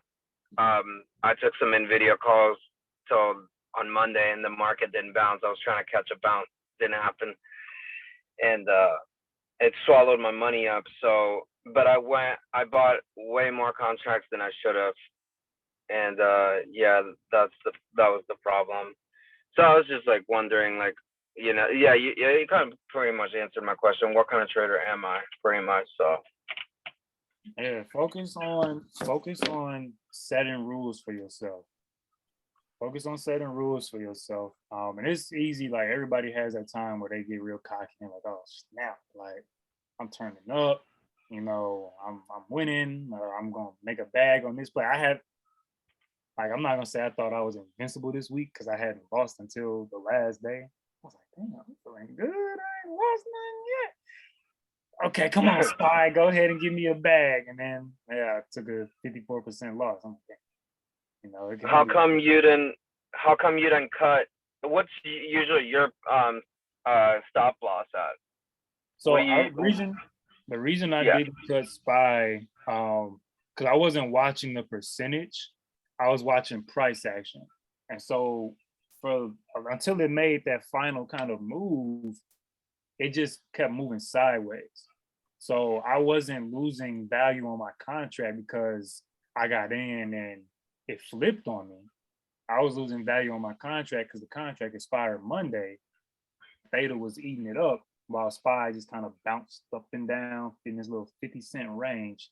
Gotcha. Yeah, it's definitely a frustrating day for sure. I see that you don't really take that many trades during the day. You kind of throw one or two out and you're kind of gone, which is usually the best traders do that. I get caught up looking at the screens and I'm like, oh, that's a low day. I can take that, and I take it, but I kind of want to just do one or two, kind of like you, and just get my money and then go on to the next day. That's the best. Yeah, exactly. You don't have to take a bunch of trades. You don't have to. And it's been weeks where I've taken 16 trades, So if the market's there and if I see the setup, I'll take it, Try not to take too many trades at one time, because if you're leveraged, right? Say you bought 10 calls, market flips the next day, you in the dumps.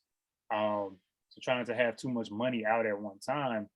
But once you just focus on your setup and you stick to your setup and you stack the odds in your favor. And what I mean by that is, say I'm looking at a trade, if it has heavy bullish option flow and it's the best month for Apple, Apple's best month, and it's April, and there's a bunch of money going into the Apple calls, and Apple's at an uptrend, and Apple's at a support level, and Apple just formed an engulfing candle. Like, I don't need to take 5 other trades and go look at other stuff. I'm getting an Apple. You know what I'm saying? Yeah. And so that's when you can start loading up a little bit heavier, is because you're locked in on that one thing and it's stacked in your favor. Gotcha. Well, thank you very much, man. I'm looking forward to being part of the group and everything. So, Of course, Diego, appreciate you. What's up, Josh? What's going on, brother? How you living tonight? Man, I'm just, my mouth kind of dry, but we running. I feel you, bro. I feel you. Man, so I got a question. So I'm only able to trade into the market probably like the last 2.5 hours a day. So I was talking with Moody last night on his class, talk about reversals. So if I'm looking to do a reversal, it's probably going to be on a swing, because it's at the end of the market when I finally get. So I'm probably looking at that next day.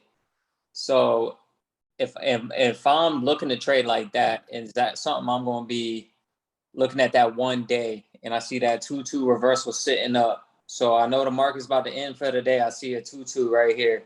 It's been a downtrend. Now I see that 2-2. Am I going to go ahead and swing trade that with like an expiration for like 6 days out? Or is that something where the timelines kind of change on that?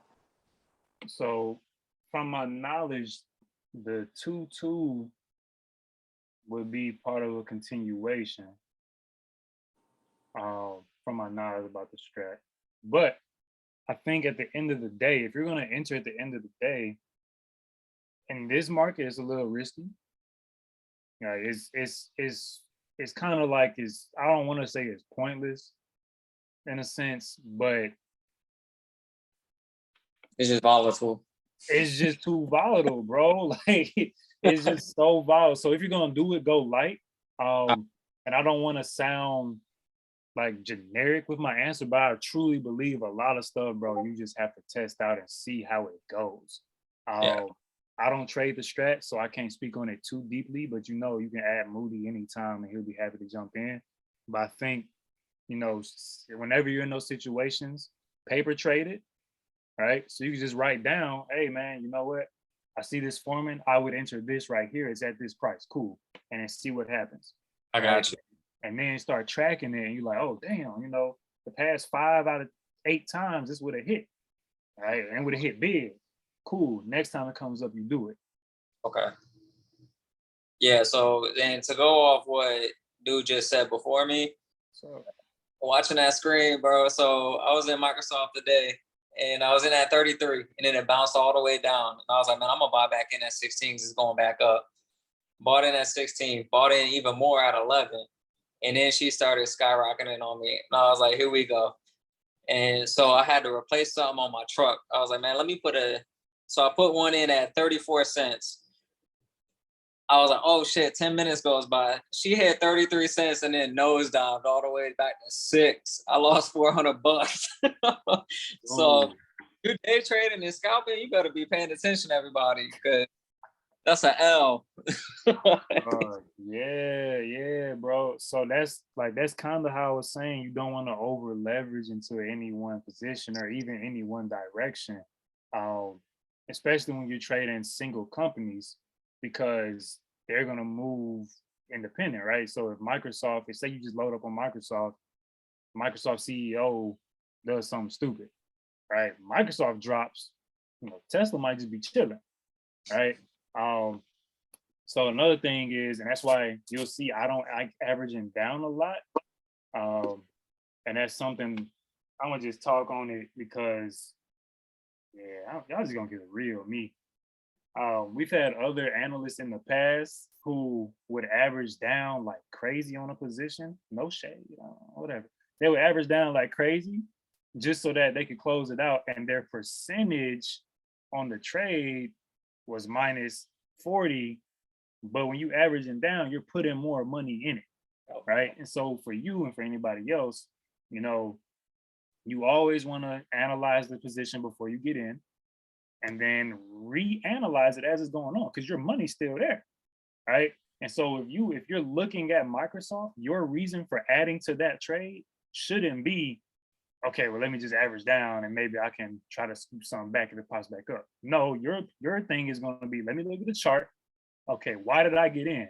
Okay, I got in because it was doing a 2-1-2 two-step Dougie, right? Whatever. So you see that, and then it's like, is it still valid? No, well, I'm not about to put any more money in that, right? Because at that point, I'm putting money in on hopes. I'm hoping, right? So that's a no-go. But if you look at it and you're like, oh, why is it down? I'm down 40%. Okay, well, let me see. Is it still valid? Yeah, it's just moving sideways. Or I got in on a momentum trade on a breakout. Now it's bull flagging, so it's dropping down a little bit, but it's a bull flag. I could stay in that, right? Because when it breaks back up, I'm gonna be good, right? And that happened to me with McDonald's, where I got in, it started moving down sideways a little bit. I was like, oh, this is just a bull flag, bro. Cool. You know what I'm saying? Then retested, broke out, all of that. So that's what for anybody, and that's whether you day trade or swing trading. Look at the trade, analyze it before, plan it out while you're in it, analyze it. Is it gonna keep going? Okay. Is it look like it's about to flip? Close it. You know what I'm saying? Is it look like there's no reason? Like if you wouldn't buy in, take the current money you in right now and remove it. If you weren't in Microsoft at that point, would you have bought Microsoft? If you saw it like that? No. So there's no reason for you to buy in again. I got you. Yes, sir. Anything else? Any other questions? No, man, I'm gonna just keep studying these charts, man. I appreciate all the stuff y'all be putting out. Man, for sure, bro. So, iPad. iPad, talk to me. Got the hand up. I saw Jay in here. His hand up too. Ain't slick, Jay. My turn? You have a question? Yeah. Do you set a certain percentage for your stop losses? And when I'm studying a stock, how much research do you put in it? Do you just like look at it maybe a half an hour before the market open, or do you look at it just the night before just to see what it did the day before and then plan on it the next day? Good question. It depends on if I feel like day trading or swing trading. So if I'm a swing trade, or if I feel like swing trading the next day, or potentially if the market really, if the market's a swing trading type of market, then I'll look at the stocks, you know, the night before. I'll look at them on the weekend, plan out a full week of potential movements, and then set my entries up and then go from there. If I know I'm a day trade, I might not look at anything because I'll day trade intraday, right? So for me, I've kind of gotten out of, like, I don't really care too much about post-market movement because that can all get undid in pre-market, so I don't care. And then I don't trade pre-market price action. Some people do. That works for some people. I don't really care to do that. So I'd rather sleep or eat breakfast or something. So yeah, for me, if I'm intraday trading, I'll just pull up some charts in the middle of the day, look at them, support, resistance, trend lines, whatever, flags. I will sometimes do a aftermarket scan where I'll see, you know, if there's any hammers, like hammer candles or bullish engulfing candles or inverted hammers or bearish engulfing at resistance or at support or off of certain moving averages. So if I see a hammer off a 50-day moving average, I'll probably go and day trade that tomorrow if it breaks a high. Did I answer your question? Yeah. Do you have like a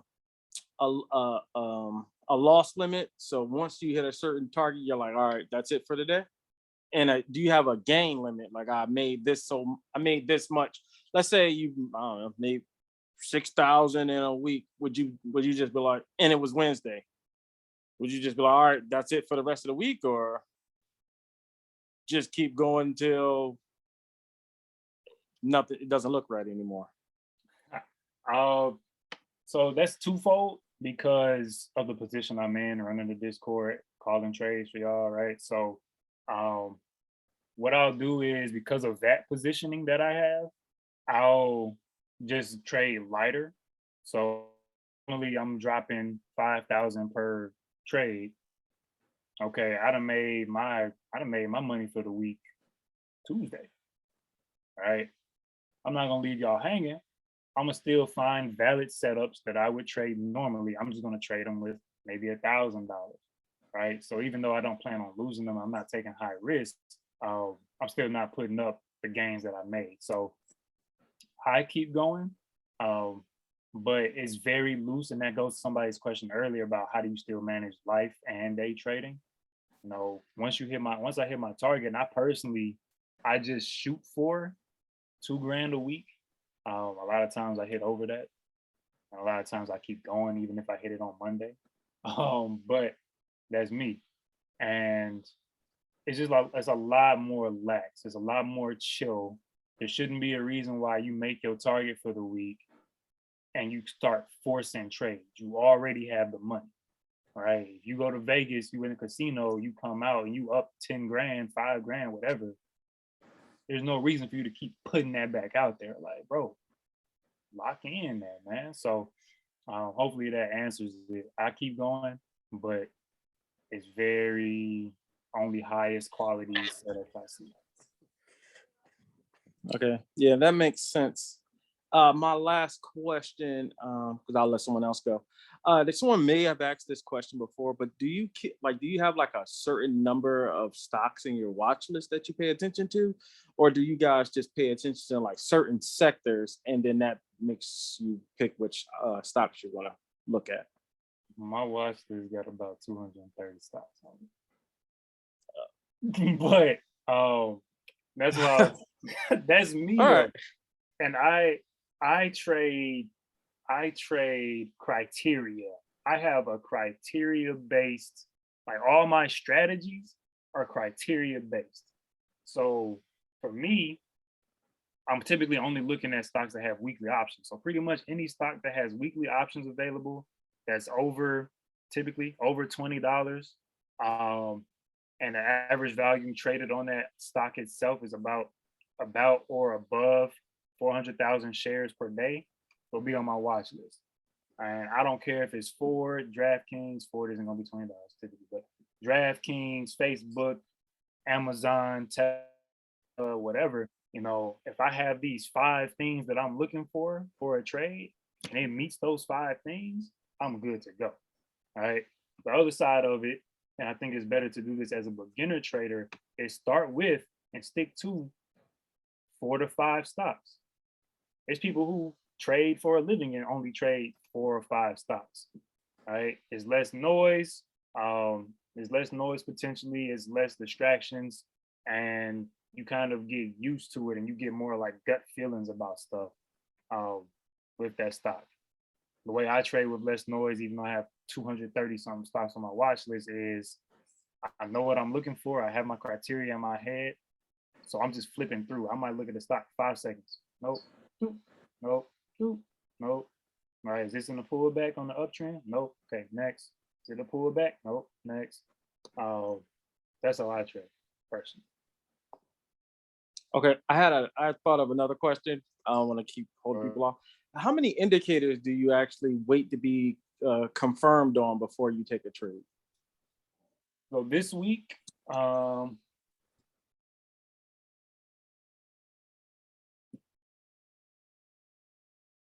want to say like 5 this week.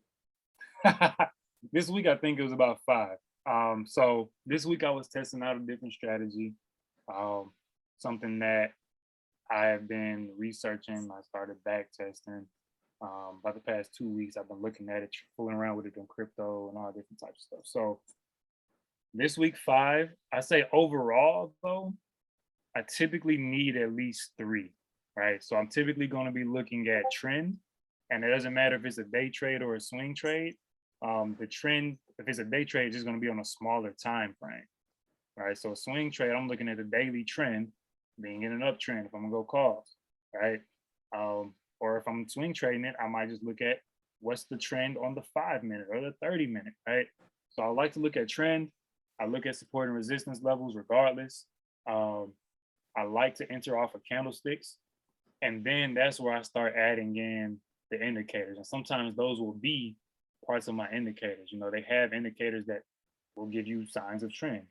All right. Another thing I do, and like I said before, I test a lot of stuff. I'm into stats, I'm into data. And I just love testing it because if I can look at it before I put my actual money in it, why not? All right. So Right. I'll stack indicators that are related. So I'll have an SMA as a something to kind of give me trend, but then there's other trend indicators that I'll throw on. All right. I'll look at different SMAs. I'll look at the RSI and the MACD. I'll look at RSI and the slow stochastic. They're both stochastic indicators. I'll look at RSI for a 2 period and I'll look at the 14 period RSI. All right. So that way I'm getting RSIs, but they're based off of different amounts of candles or different amounts of price data. So now I'm looking at 5 period RSI is oversold and the 14 period is oversold. So now I know it's like double oversold. You see what I'm saying? Yeah. Yeah. So I know that was a deep, detailed answer, but this week 5. Nah, good looks, bro. Good looks. Come on. All right, thank you. Of course, Josh, you back up, bro. Oh.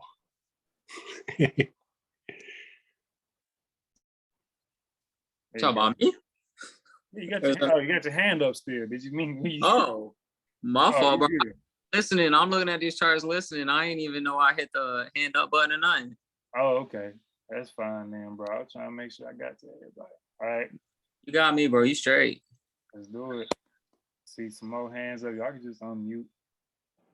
I don't feel like calling names. Josh Michael South King. Hey, Jordan, quick question.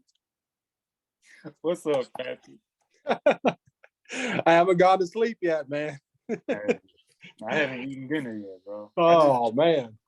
Hey, because you was talking about 230 stocks on your stock list, and it made me think, are you using a stock screener at all, like FinDiz or anything like that? Are you screening stocks? So on my watch list, I will. That's another thing that I do a lot. I do a lot, study a lot. Like, just to put it in perspective, when I was in college, I would skip class to research stocks. I was like, yeah, they ain't talking about nothing. I'm finna research. True. Word. So I would fall asleep. I had 8 a.m. classes. I used to work at the gym and I had sessions at 6 a.m. I had to go train people. I would fall asleep at 3 a.m. researching stocks. I would miss my 8 a.m. class. I'll be late to work sometime. So just put that in perspective. I do have different screeners. I still screen on Profits Pie. Sometimes I'll use Chartmill. Sometimes I'll use FinViz. A lot of times I'll just pull up the charts and just look at them myself because I know what I'm looking for. Right. Yeah. So if I'm day trading, typically I'm not going to use FinViz because FinViz is going to give me kind of I use it for swing trading. Profit Spy, I can do a lot of different stuff where I'm looking at specific candles. So show me a candle that has a wick to the upside that's 10% of the total body, right? Right. So that's I do, but for the most part, I'll just pull up my charts. I'll just flip through till I see something that you're used to looking at it. That's it. Yeah, you're used to looking at it. Yeah. I've been in and out of this now for a couple of years. So, I'm circling back and starting to get hot again. So I'm like, man, I got to get better looking at them charts, like you said, man. So, and I relied on the stock screeners the most. So, yeah, it's interesting. I was just curious what your perspective was on that because I have done that, and it's burned me a couple times. So, dang, bro, it happens. It happens. Mm-hmm. I say the screeners don't No, I don't. But I think everything, like, you should try. The way I like to do stuff is I try to break stuff down to like the deepest level or like kind of layers that I can. Um, so like you'll have a screener, and like I was with my best example was with when I was reading and studying long-term investing. So I was like literally Christmas break, like my freshman year of college, I read 8 books on long-term investing. That's all I did all break was just read books on investing. Missing class. I was so boring, but you know, getting that money anyway. And so I was finding these different things from these books. You know, look at this ratio, look at this. You know, you want a debt to equity of this, and look at the return on equity here, and you want to see the free cash flows be about this, right? And so I was taking all those things and I was just knocking them down. So this book might take me from 7,000 stocks to 3,000, and then this one take me down to 500, and this one take me down to 200, and then I add this in there, and now it's taking me down here. So that's how I like to kind of dive in if I'm gonna use a screener. It's like I want to see, like I said before, how many things can I stack. So if you're looking at buying something long term, I'm looking at, you know, what's Yahoo analysts say, what's Tip Rank say, what's the Zacks rating on that, right? Not because I hold other analyst ratings in such high regard, but if I go look on 8 different websites and they all say that this stock is about to pop, doesn't mean it's a guarantee, but it must be something that they know. You know what I'm saying? Yeah, yeah. Like just following one. So I say, like, if you're gonna use a screener, just try to drill in as deep as possible and back test your screeners. See if you can screen in the past. And that's something else I've done is I've done screeners and then ran them through different days. I'm like, okay, so if we're looking at bearish engulfing for this basket of stocks, if we look at bearish engulfings and we would take a put entry on a break of the 15 or 15-cent break of yesterday's low, right? And we used a 1% take profit, what would have happened this day? And I would look at that screener and say, okay, that would have been a win, that would have been a loss. Oh, yeah. All right, what if I did that the whole week? What if I did the whole month? Okay, so now I know trading bearish engulfing breakdowns on the video worked 9 times out of 10 the past month. Next time the video forms a bullish or a bearish engulfing, I'm trading it when it breaks a 15-cent low, right? Right. So it's just getting deep with it, bro. That's good. That's good stuff, man. I appreciate it. I was just curious because I said that's a lot of stocks on the watch list, bro. It is, but when you you're getting through them quick. I see that. Yeah, You're just like ding, ding, ding, ding, going through them. Yeah. That's it. It's 3 to 5 seconds per, and I'll write down which ones stand out to me, and then I can circle back and really look at it. So Right. Good. Thanks for sharing, man. Sure. Who's next? Go.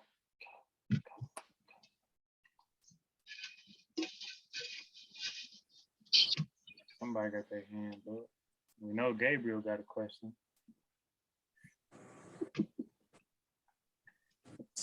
He's sitting over there with a question. JJ!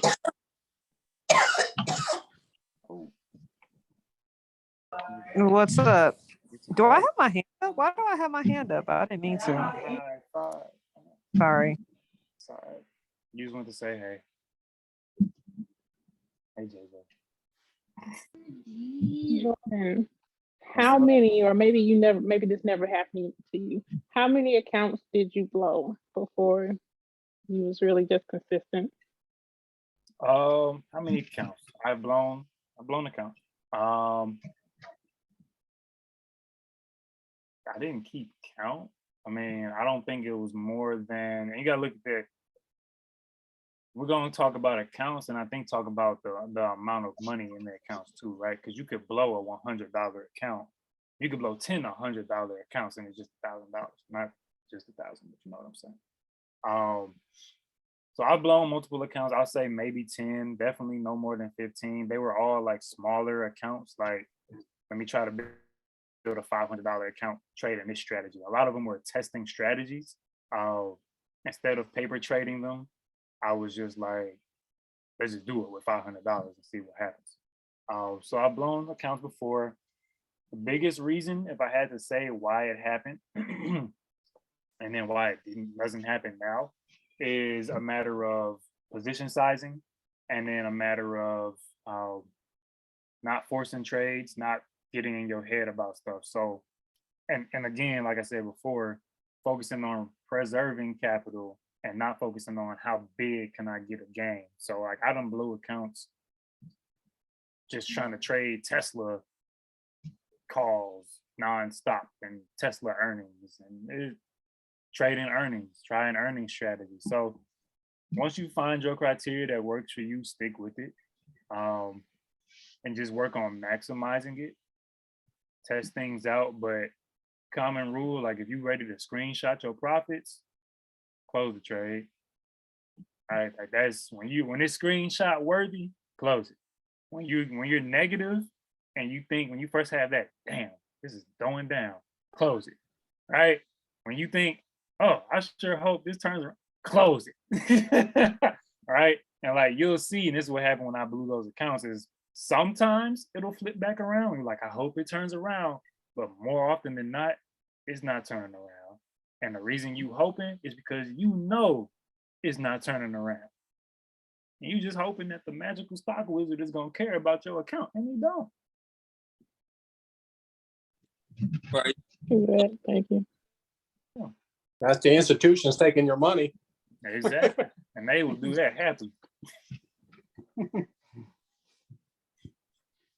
So what other questions we got? AW, you got a question, or you just saying the institutions will screw us over? Gotta play smart.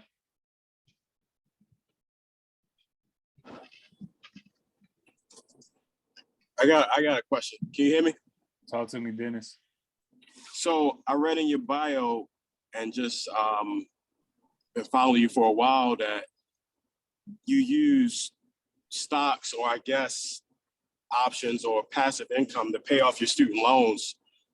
So that's kind of like, what I'm trying to do. And I'm curious to know, what was your most popular strategy that you used for that? Was it more so like options? Was it more just like swing trades, or kind of like a little bit of everything? It was both. So it started off with swing trading, and then it turned into options. So this was I went into college and I had just kind of started swinging, and then come my junior year of college, I started options trading. And when I was swinging, like I said, that was I don't know if you caught that part. It was a strategy I tested over 400 times. I started using that strategy exclusively. I was putting my full account into one trade, like repeatedly. But the strategy had a great win rate and it just worked. So I was using that money and I would just reset my account every week. So I was making, if I made 1,000 that week, I pull it out, pay down the loan, pull it out, pay down the loan next week, Then once I traded options, and after I went through that initial like learning period, it got to the point where I was in college having $1,000 days, and I have $1,000 weeks. And so that just kind of really sped it up and made it easier for me to go ahead and just move that money out. So that was it. In terms of strategy, we did ask strategy. I don't think I really had a fully developed option strategy back then. I was mainly working off of the strategy I developed for swing trading shares, and then applying it to options with further expirations. Other thing I did was, like I said, very strict criteria. My 3 criteria: trend, support and resistance, candlesticks. So I would only take the trade if all of those lined up, puts or calls, right? So downtrend, at resistance, so it's in a downtrend, it started coming back up and it's at resistance, and then it formed a bearish candlestick, and then I would get a contract that's like 2 weeks out, 3 weeks out. And when I did that and I logged those, I actively maintained an 80% win rate. I was doubling my account or tripling my account within months every time I did that. So sorry to cut you off, man. Can you reiterate what you just said? Which part? About how you got into that trading strategy and then you were looking at the downward trend and then it would start meeting resistance on the upward trend. Yeah. So two different kind of things. One, my swing trading strategy, which was kind of like a short-term mean reversion strategy, basically just meaning like trading short-term pullbacks. And then when I went to options, it wasn't like a deep set of rules with it, but whether it was calls or puts, the trend had to be there. So I would look for primarily, I was looking at the 200-day moving average. So if I'm looking at calls, or if I'm going to take a call on this trade, when I look at the stock, like I said, I'm flipping through, I need to see these three things. One, stock needs to be above the 200-day moving average. Two, this was a swing trade, right? Two, it needs to be at a level of support, right? So it's in an uptrend, it came back down to a support level. So we pulled back. Then three, I need to see a bullish candle, right? So it's a hammer off support, it's a bullish engulfing off support. Typically was the two that I did. And then I would wait for it to make a new high, right? Because it can make a hammer candle and then open up the next day and start dropping down, right? But once it makes a high above that hammer candle, I'm like, okay, we bounced off support and we're continuing to move up. And I would get 2 to 3 weeks out. I didn't have a set profit taking methodology for that, so I can't really just give one. But that worked for me. Like I said, I tracked it, trade log, typed it all up. Consistent 80% win rate, consistently doubling and tripling my account.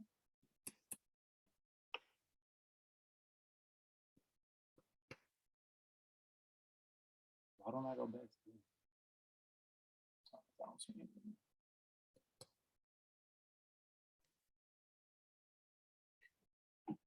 See Miss Deborah with her hand up.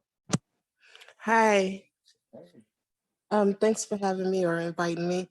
Hello to everybody. I have a couple of questions. So I'm new to options trading. I just started, I want to say in March. And so I'm still learning. And I'm on the Robinhood platform. And two trades or contracts that I got into, Robinhood just closed the contract out. Both contracts, I was in the money. I was right at my break even, but they closed out and they say apparently it's a risk. And so I'm just trying to understand that. So Robinhood, get off of Robinhood. Yeah. Get off Robinhood. You're gonna want to get on something like it really don't matter what else you get on, just get off Robinhood. Okay. So they'll close out trades early. Like they Yeah. might close out your trades at 3 p.m. They, instead of 4 yep. p.m. Yep. They Yeah, do. and that's to protect you, I guess, from extra theta decay. It can work. It's worked for me once where I forgot I had multiple trading accounts.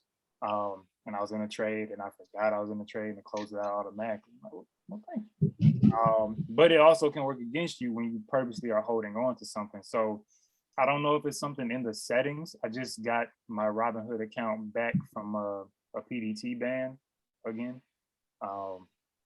So I haven't even been on there. But I would say switch off to like Webull, TD, Tastyworks, E-Trade.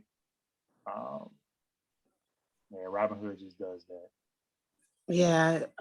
It was really weird if, me being in the money and close to my break even. And they closed me out 2 times now, exactly at 3 o'clock, saying that I was at risk or it was the risk. Yeah, there's nothing really. I don't think it's in the settings. That's just what they do. That's why I suggest just getting a different. Okay. I forgot what my other question was. If you remember, you can always pop back. Okay. Sure. Thank you. Welcome.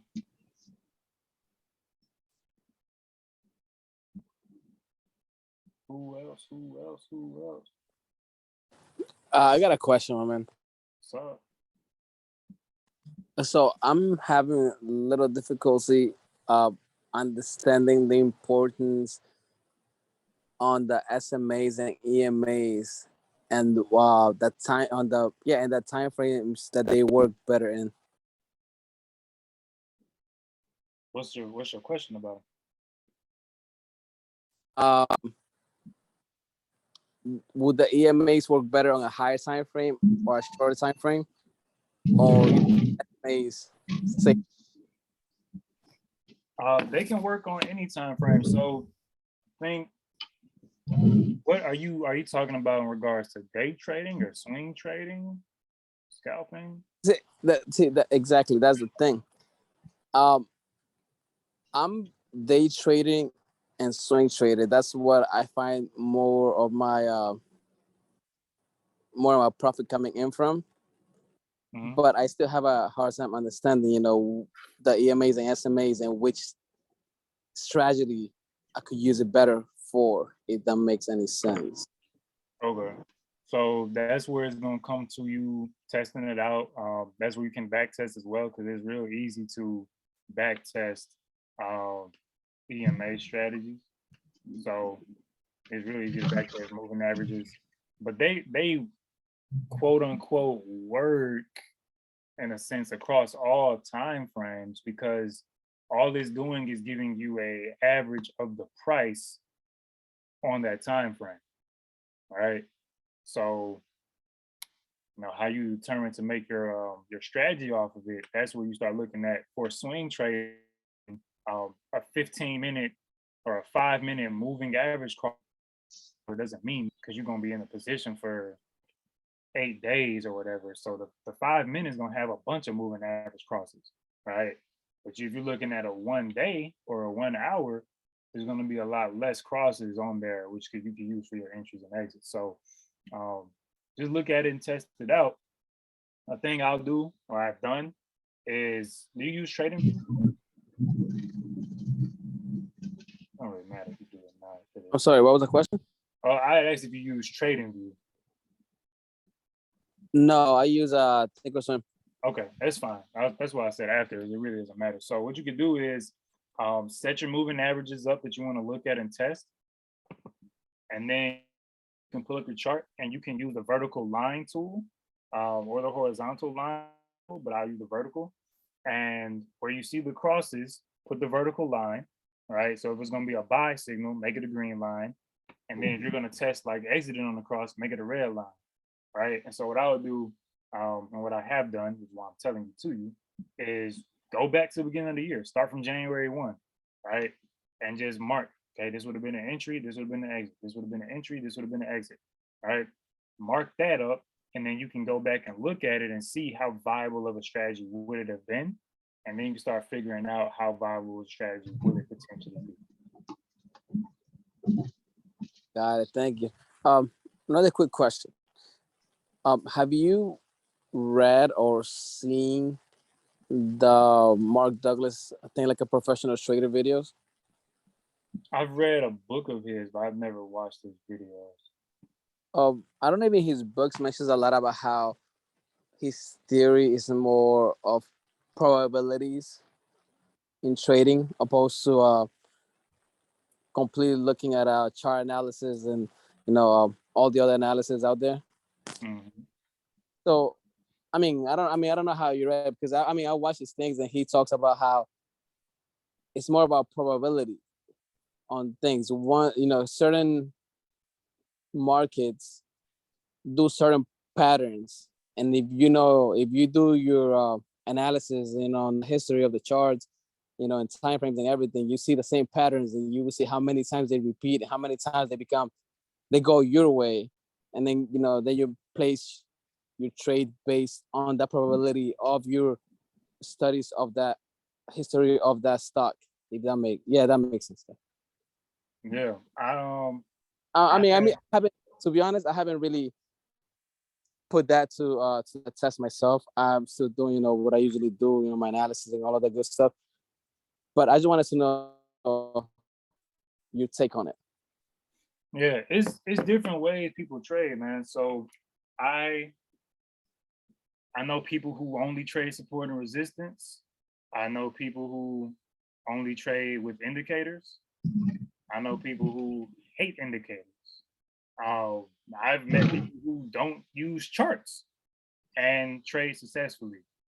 I've created a strategy that didn't involve any charts or news and traded successfully with it. So um, I don't think it's fair or right to say. I mean, like people at Wall Street aren't looking at RSIs, right? So I would think it's more so just a matter of finding again what works for you and what's found you success, right? If I just came through this week, I only lost one trade, and I mean, like if you look at my past strategy and my past success, like I'm usually pretty consistent. Then you can't sit here and tell me if I'm trading off support and resistance, that support and resistance is BS. That's what I'm trading off of, and it's working. I can show you I've made money. I can show you the money, right? So it's just a matter of what works for them. Some things work for him, some things might work for you, some things don't make sense to some people. So No, somebody, I agree. No, 100%. That's very true. yeah. No, because I'm also a supply and demand level trader, and would that? So I'm having a hard time understanding if that would be almost as important as supply and demand. I mean, I'm sorry, as support and resistance. Same thing. Same thing, right? That's what I thought. I've been studying so much of it that they make it seem like it's two completely different things. It's the same thing to me. I mean, as long as you support and resistance, I guess it depends on how deep you get with it, like how, because support and resistance in a literal sense to me is anything that you can show price has a reaction to, right? So you can see price levels that at $1,000, Shopify has a certain movement. When it hits $1,000, it tends to bounce up or bounce down where it doesn't consolidate, right? Whatever the case is.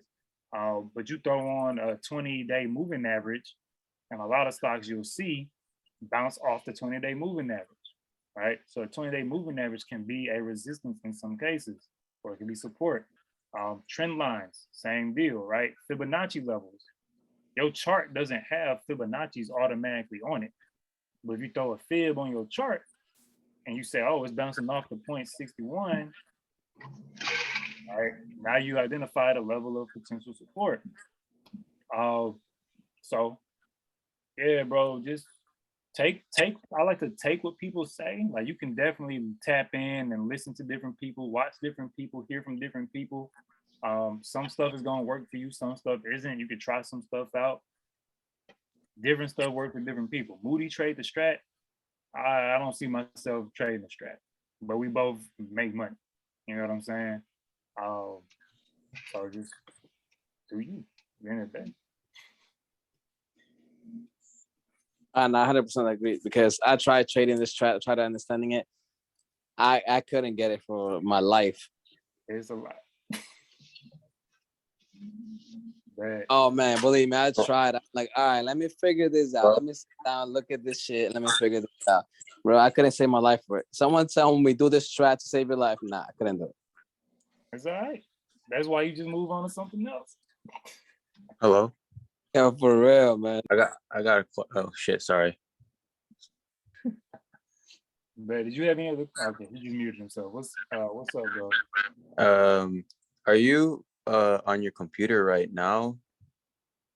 Yeah. I just wanted to know if you can give me some feedback on this one chart. Yeah, I'm on my computer. I was strategically not sharing my screen on these charts because I know who's definitely gonna be here till 1 a.m. if I was started doing charts. But what's up? I'll put something up. Home Depot on the weekly looks very interesting to me. Home Depot on the weekly. Let's see. Yeah. That candle closed right above the support. 290.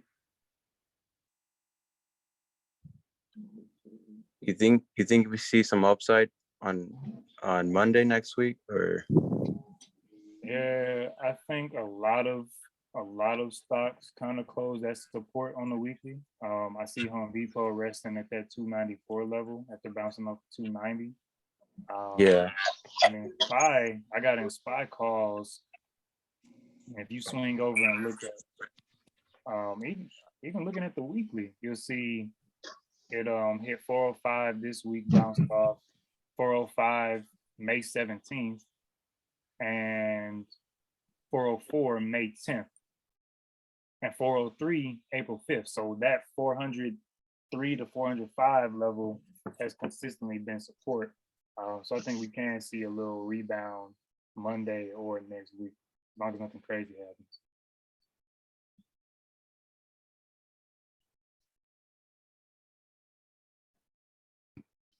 Are we good to go? Is that Shauna? Thank you. Thanks for hosting this Zoom on a Friday night. Appreciate you. You know, we can go club in, or we can talk about getting some bags. I rather get Right, I love it. And dedication. So, I had a quick question for you. How do you go about trading? I mean, picking your contracts from off the Greeks, and how does that change when it comes to swing trading and day trading? I don't pick my options off the Greeks. Oh, you don't? Okay.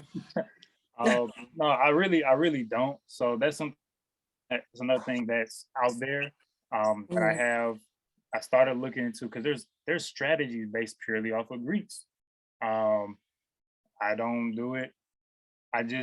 Once you understand what the Greeks mean and how they affect your contracts, then you can kind of factor it in. But as far as like looking at the actual numbers, I might look at Delta very rarely if that's specific to my strategy. So I do have strategies that if the stock hits XYZ, I'll grab a out the money 30 Delta call for 6 months out. Right. So I do have strategies that are based on that. But overall, no, I don't look at the Greek data. You know, you lose value closer to this expiration, just buy extra week. Right. You know, you make more money when it's closer to the money. Just stay closer to the money. Right. Right. So it's just looking at stuff like that. Okay. And for the guy that was talking about the supply and demand zones, I learned how to first trade off of that. And I just wanted to add that the only difference between that and support and resistance is that those are the supply and demand zones are just zones. So they give you a price zone that this stock might turn around during that zone, as opposed to the supply, the support and resistance just gives you just the price. If that makes sense. Just wanted to add that. I think I left that part off when I was talking about how different stuff can be support and resistance. That's what I was going to get to. Is supply and demand zones are just that price area. Right. I like to tell people all the time, like support and resistance don't have to be, when you're looking at it like a horizontal thing, it doesn't have to be a set price specific. Right. But open it up as a zone. Understand that, you know, people have their orders set and there's orders floating all around. But it doesn't have to just hit a specific target point. A good ad. Sure. No problem. Thank you. Thank you again. Of course.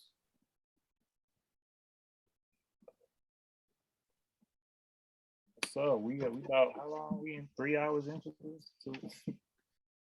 30 minutes. Nope. Boy. You could watch Hello? tomorrow, or you could watch this. Oh, yo, quick question. No, the last one for me at least. Just I know JJ. She basically chart support and resistance off the 10-minute time frame. What is yours in particular? if I'm day trading, I usually operate just off the 5. If I'm like short-term scalping type of vibe, bro, I just work off the 5 minute. Yeah, so you don't look any I mean, I guess before the market open or whatever, do you look at it at like a daily or anything in that? If I'm day trading, no. I keep stuff simple. I mean, that's very simple. God dang. I know a lot and I know how to do a lot, and I keep stuff as few steps as possible, as simple as possible. If I can find a strategy that allows me to just pop open the charts at 1:05 p.m., find a decent trade by 1:10, get out by 2 o'clock, cool. I don't care about looking at the news, and I don't ever know when the Fed is having meetings because it don't matter to me because I don't care. You know, Fed had a meeting that day. I traded the other stuff. Okay, Fed got a meeting at 2 o'clock. Okay, cool. Well, this is still doing this, so yep, cool. Boom, up 20%. Cool. So yeah, I keep stuff as simple as I can, bro. Yeah, think about how you would trade if you was high. I'm not high, but you know, if you was high, you want it to be simple, right? Simple but effective. Now I'm looking at a bigger time frame. I'm in the sky. Mr. T, you had a question?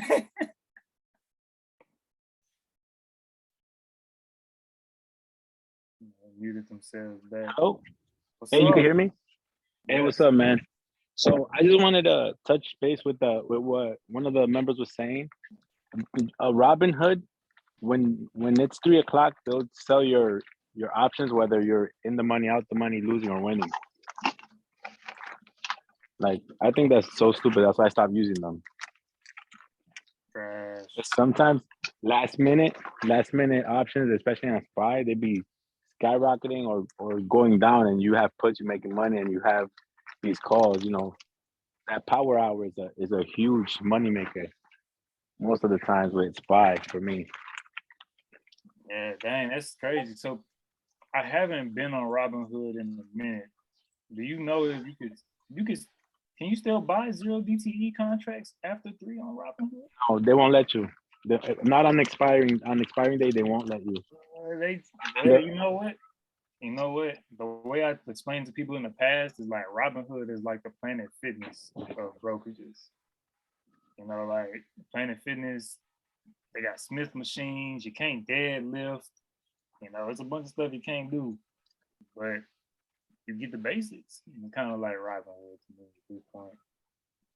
Pretty much. So if you're gonna use Robinhood and you want to do power hour, and it's the 0 DTE, don't use Robinhood because they will sell you your contracts, whether you're in the money, out the money, losing, winning at 3 o'clock. Mm-hmm. I will say, I think Robinhood is still a good one to use if you're just going to be swing trading shares. I don't see a big issue with it. Or even if you're building out a long term, I don't see an issue with Robinhood. Just because it's still free. Their interface is still the easiest. I think they have the easiest platform to navigate out of all of them. And then if you're a beginner too, you know, and you're trying to get accustomed to understanding what stuff is, like you still kind of like, what's a call? What's a put? I think Robinhood gives you a chance to get a good understanding of at least what stuff is, what order types are, and all of that. But absolutely, if you're trying to trade power hour, nah. You're trying to day trade? Nah.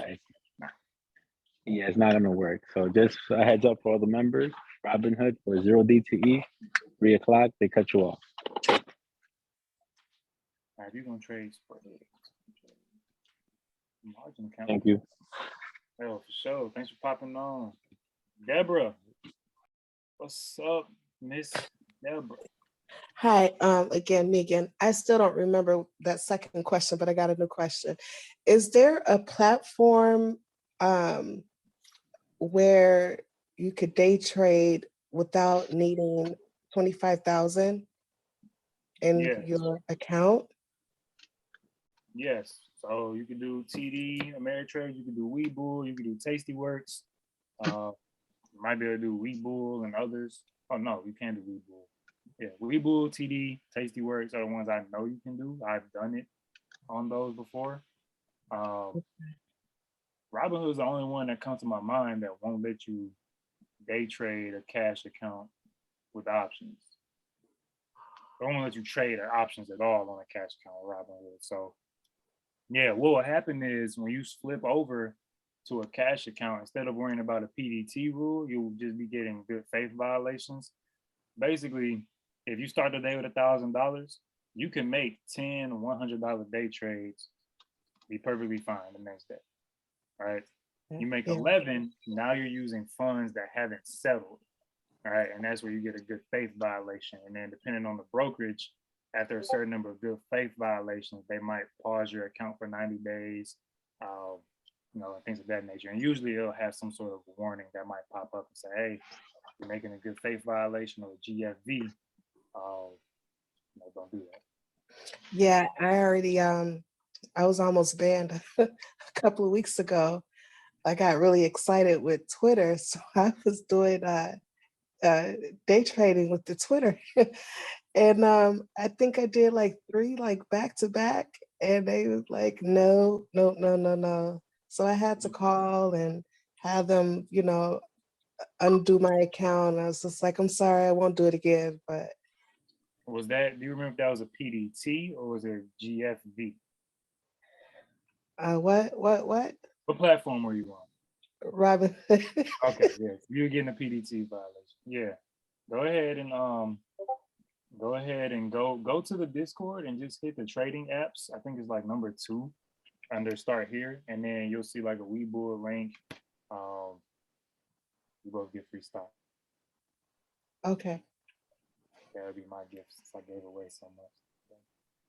Okay, I'll check it out. Thank you. All right, no problem. You're shaking your head at me, bro. All right, who's next, man? It's 11:47 where I'm at. Y'all lucky, though. Mountain time or Pacific time. I got another question, Jordan. Talk to me. This may be a platform issue, but so I'm with Fidelity, and they have different levels. I think as every platform do when it comes to option, like level 1, level 2, 3, and 4.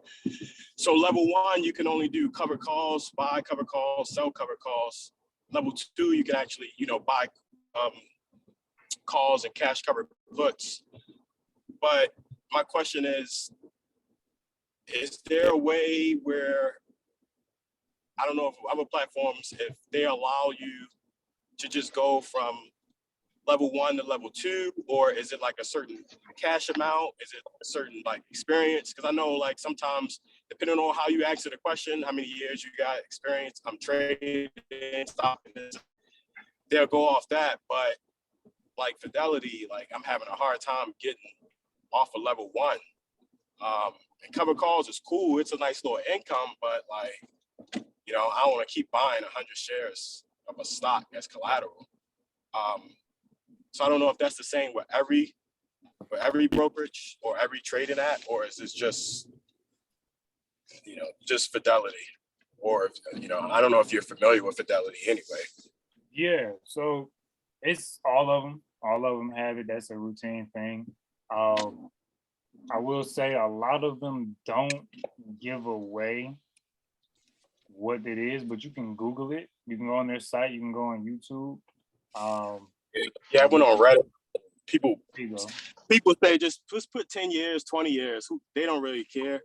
And I was like, if you blow your account up, then blow it up. It's on you, unless you're doing naked puts.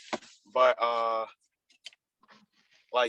just having a hard time, and I got a good amount, in there. It's over 20K. So I understand what's the issue.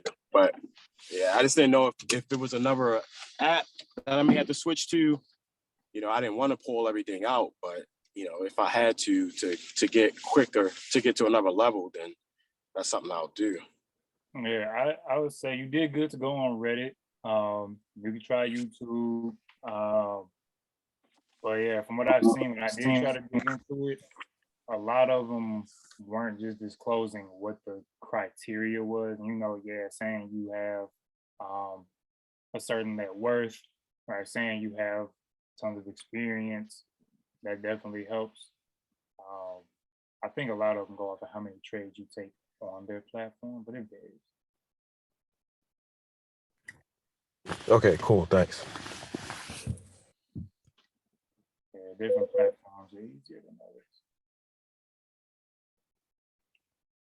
Yeah, I'm not gonna talk too deep on it, but if anybody was trading back in 2020, there was an incident that happened with somebody trading Amazon on Robinhood. If you know what I'm talking about, you know what I'm talking about. Which probably made that a little bit harder than normal. Yeah, I know what you're talking about, bro. That's just crazy. Yeah. So, what other questions we got, man? It's only 11:51 for me. We can do this till about 3. I have a question. What's up? Thank you for the ad. I'm the lady that's out in Honolulu, Hawaii, that's had all the questions. Yeah. Hey, I have not done a trade yet. I'm just, love your platform, love everything that I've seen and all the help that I've gotten. But I'd like to know what would be the simplest strategy just to start out with. I just want to, whether I lose money, I just want to do one trade. My platform is Webull, and I just want to go in and just try it so I can get my feet wet, so I can see what I'm doing. What Enter would one you? contract. That's what I'm sorry. I'll do. I'm sorry. I'll Say that again. Don't try to enter more than one contract. Okay. Because when I was starting, I entered like about 10, and I lost all my money. So don't do it. Okay. So, but when you look, I just want to, I look at, I've listened to you talk about, the strategies, the support and resistance and all of that kind of stuff. Would that, for just starting out, would you say that that is the absolute simplest thing to actually try to track that, the support and resistance? Or is there something that you would say, okay, you're a kindergartner pretty much. I want you, try this one. That one might be a little bit easier. I guess that's what I'm asking. So, if you're asking for the simplest thing, I think yes, the simplest thing I think you could do is it'll probably be trading off it. It's so okay. I think the simplest thing, it's a struggle for me because it could be simple yes, for a kindergartner level, but I don't want you to lose. Like I want it to be real good. Yeah. So think about this. I think what you could do is there's an indicator. I want to make this so good. All right, there's 2 indicators. I think what you could do is it's called the MACD, so just MACD. Okay. And RSI. Those are the letters, right? 2 separate things. Okay. Right? So what you would do is you're gonna wait until RSI is under 30. Okay. All right. Process. RSI under 30.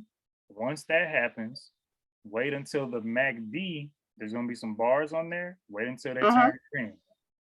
Wait till it turns green. Yep. Okay. And then once it turns green, then that's where I might enter a call. And then as far as you actually entering the call and taking a trade, that's probably gonna be the hardest part, is figuring out what buttons to press to get to that. So we have like I think a Webull walkthrough video in the chat, and we're actually gonna start. I've been talking with the support team for our Discord. We're gonna start doing some kind of platform walkthroughs, Discord walkthroughs, because we have so many channels. So I would Okay. say look up how to execute an options trade. That could be on YouTube. Look up how to execute an options trade on Webull. And yeah, just MACD, RSI. RSI is gonna be below 30. And then you're watching the MACD to turn green. You're getting a call at the money. Okay.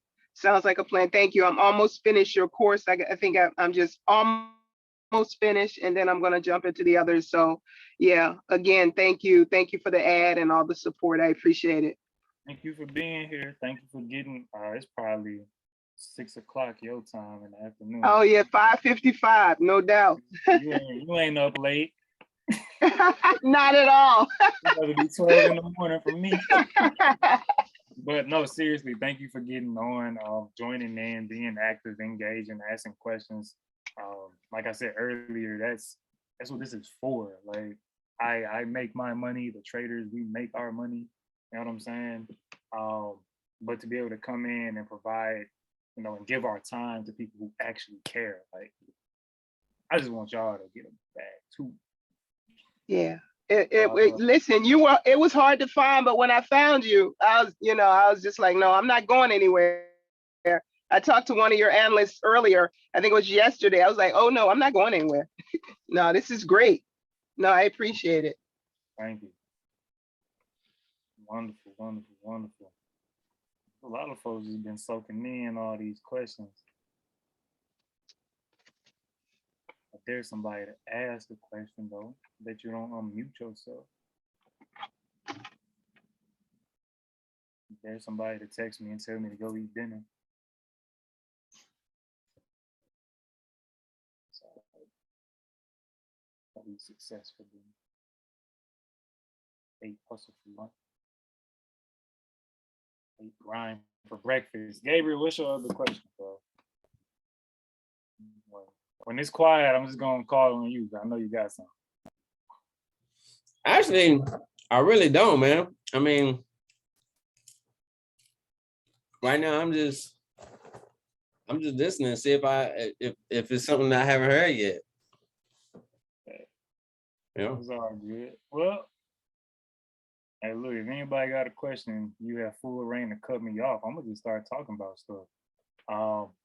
So one thing y'all can do to get better is, like I said earlier, learn from a bunch of people. So a thing that I didn't do until like my 8th year trading was join a Discord group. I saw they had some Discord groups. Like I said, when I first started back in 2012, it really wasn't nothing like that. But I didn't join my first Discord group till I was 8 years in the game. And what I did, and I would encourage y'all to do the same thing if y'all can, I joined the group. It was like $30, $40. First thing I did was I pulled up the owner of the chat. I searched his name in a little Discord search, and I read every single message he ever sent his group. Every last one, right? And I learned so much from just going through, because if you could imagine, you know, there's trades in there, but then it's also like knowledge bombs, you know, just breakdowns and analysis.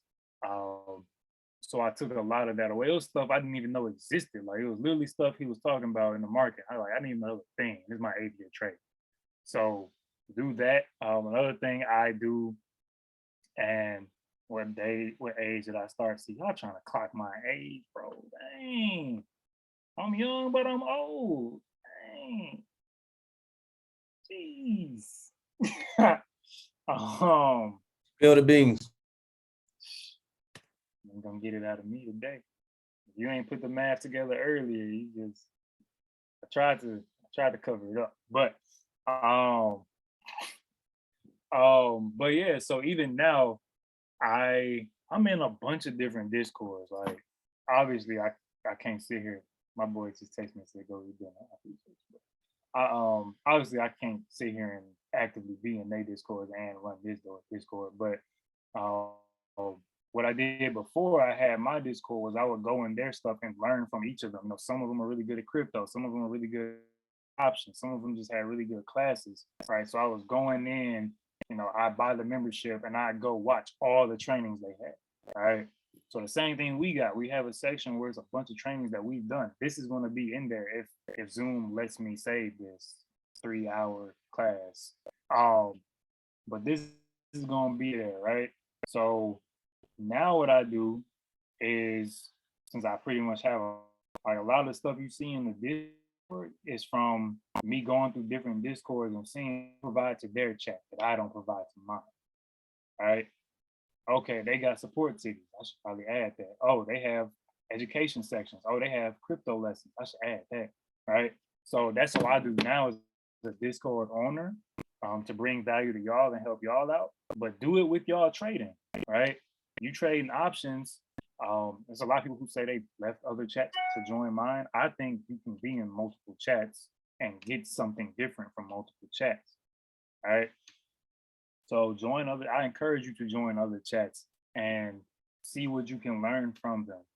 You know, if you see our class schedule and you see we got classes late at night and they do classes early in the day, like hop on the mugs, you know? So I encourage that. If anybody has any questions, I'm gonna pause right now before I just start talking about something else. Y'all pop in.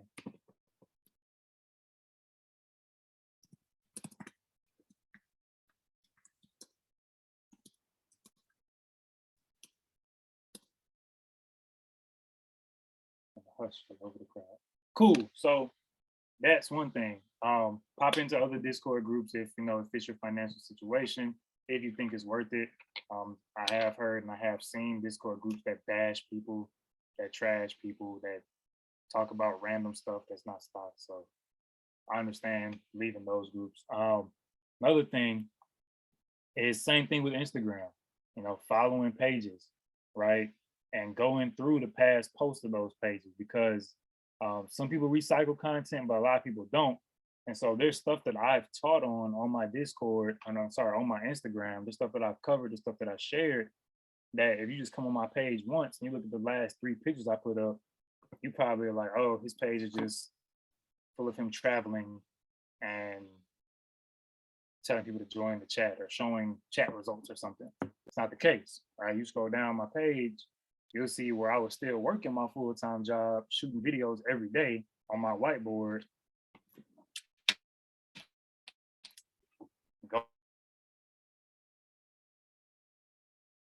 going over stuff. You know what I'm saying? So continue to like just dig in. I think my screen will froze, yeah. So just continue to dig in on Instagram, go on people's Twitters. Right? When you find a source of education that you can gain from, use it till you can't get anything else out of it. All right. Don't be afraid to reach out to Discord owners, big Instagram pages with your questions. Worst case scenario, you type out a 30-second message, they don't respond. Cool, 30 seconds gone. Right. Best case, you type 30-second message, they respond, put you on game that makes you money. Is it worth 30 seconds if it's gonna make you $1,000, $2,000 in the future? Yeah. Right. So that's another thing. I just want y'all to really dive deep into this because there's a lot of potential in stocks, there's a lot of potential in options, a lot of potential in crypto, there's a lot of potential in Forex.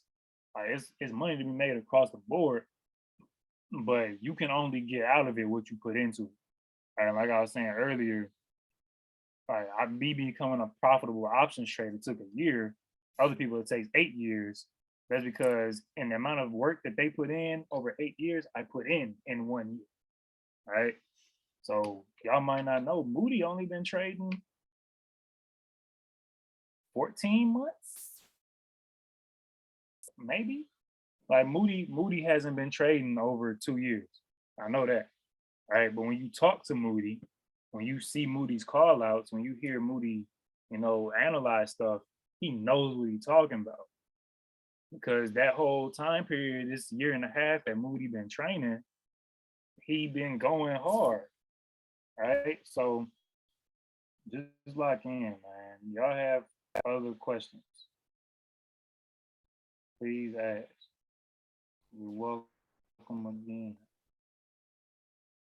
Quiet Hey, good money in the evening. chat. What up, Matthew?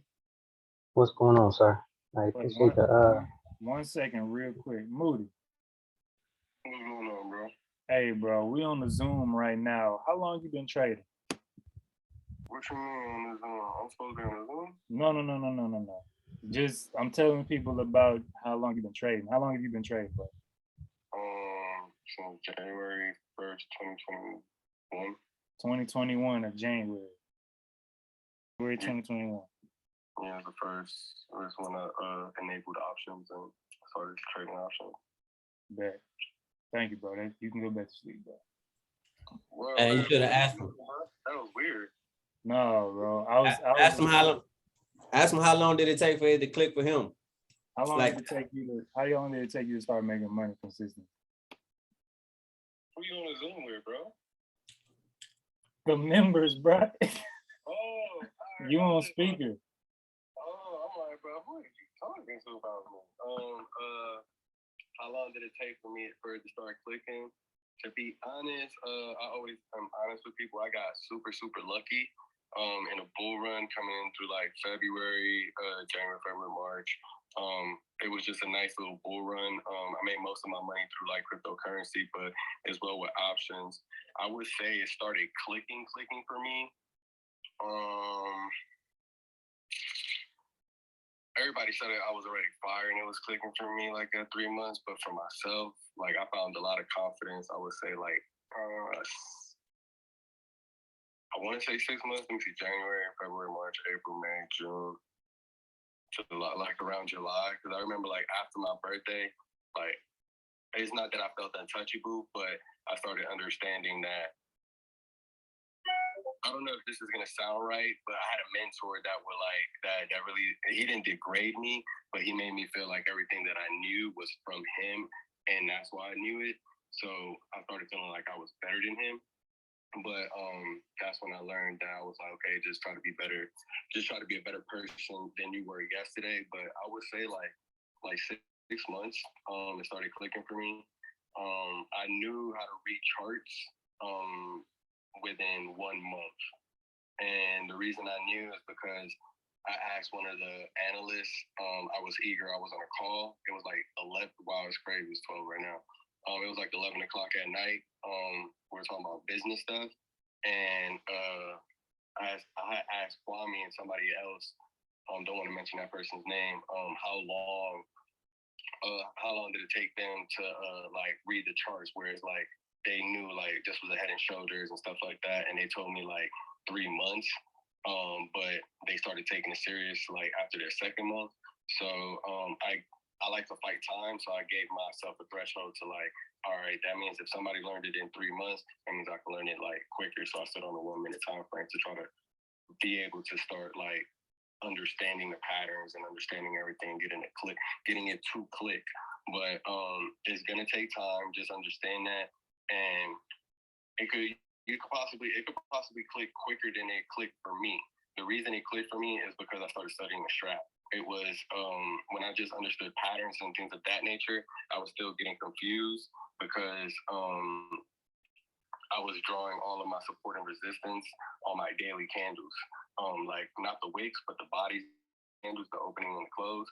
And then I started noticing like, oh, that's like the high of the previous day. So like that's a resistance and I'm trying to jump in and then I lose all my money. So you gotta wait for a break and then a retest. So I started understanding that if I understand this on this time frame, then I understand it on other time frames, and it's gonna be the same thing. And once I started learning the strat from Sarah Sniper and just like getting on her YouTube channel and just repetition, I just started pulling up Bitcoin when the market was closed and Ethereum, and I started studying the 212 patterns, like finding inside bars and like going with those. Like that's how I learned the strat first. It was the 212 patterns. Once I learned that the 212 pattern is a high probability, but you have to hurry up and take your profits, you get more of a percentages on like the 2-2 reversal or like from the upside or the downside, or you get a bigger profit from a 3-2-2 reversal, like anytime you start getting the 3-bar and things of that nature. But it'll take time. But I felt within me that I felt like I was a beast. I ain't gonna lie to y'all. Within by the time I would say like mid-March, I felt like I was a beast. The reason I felt like I was a beast is because my boss looked at me kind of weird and he told me to get to work while I was on my break. And I was like, literally on the live with the group that I was on, and I was trading. And I looked at him like, bro, do you know how much money I just made? And I told my wife, like, nah, bro, I'm not gonna deal with this no more. So then I just ended up quitting my job like a week later. And that's how I knew. But for me to quit my job, I wouldn't say I was like super profitable, but I was profitable. Like I already had grew my account and I don't care to tell nobody, the 6 figures, right? And then I started like losing money because I just started buying options. Anything that anybody called out, I started buying. Because I was just like, wow, how did this happen? Right? AMC was one of like my biggest wins back then. But yeah, it'll take you time.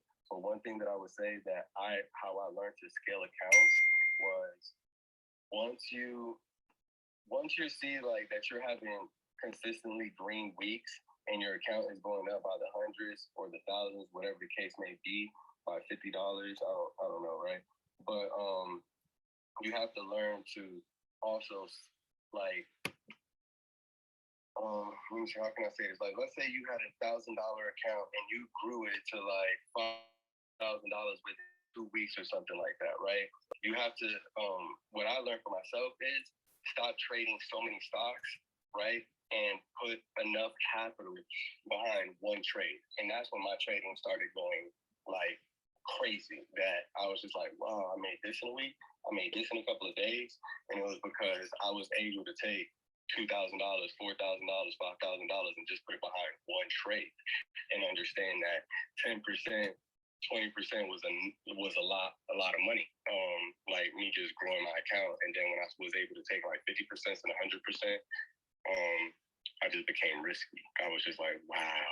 But I learned to control my emotions, and when I win now, say if I trade and say I win about 2 trades or 3 trades, I tend to stop.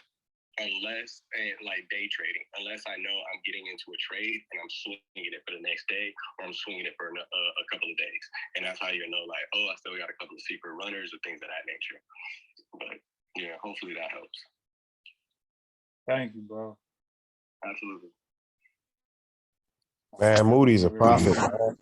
That's amazing. Everybody loves you, Moody. They not about to start asking you questions. Man. This is my Q&A. If you want to get on, you hop on the Zoom link. And if you want to take the 12:15 to 4:30 shift, you can do that. I want to be like Moody when I grow up. All right, bro. We'll talk tomorrow, bro. All right, you already know. Peace out, bro. All right. So, moral of the story. Moody been trading since January of 2021. When you talk to Moody, it don't sound like he only been trading a year and a half.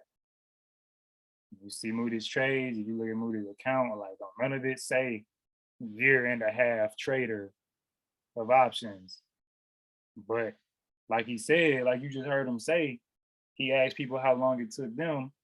They said 3 months. He said, bet. He took that as a challenge. He said, bet, I'm about to learn it quick. I'm about to learn it in 1 month. All right. Stock market closed. He looking at charts on Bitcoin and Ethereum. All right. So that's why I'm like trying to make sure y'all get is it's not about how long you've been in the market, but it's about what you do with your time in the market. And that's like a prime example right there.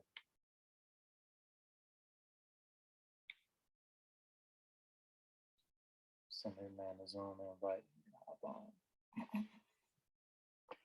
But yeah, keep that in mind. What other questions y'all got?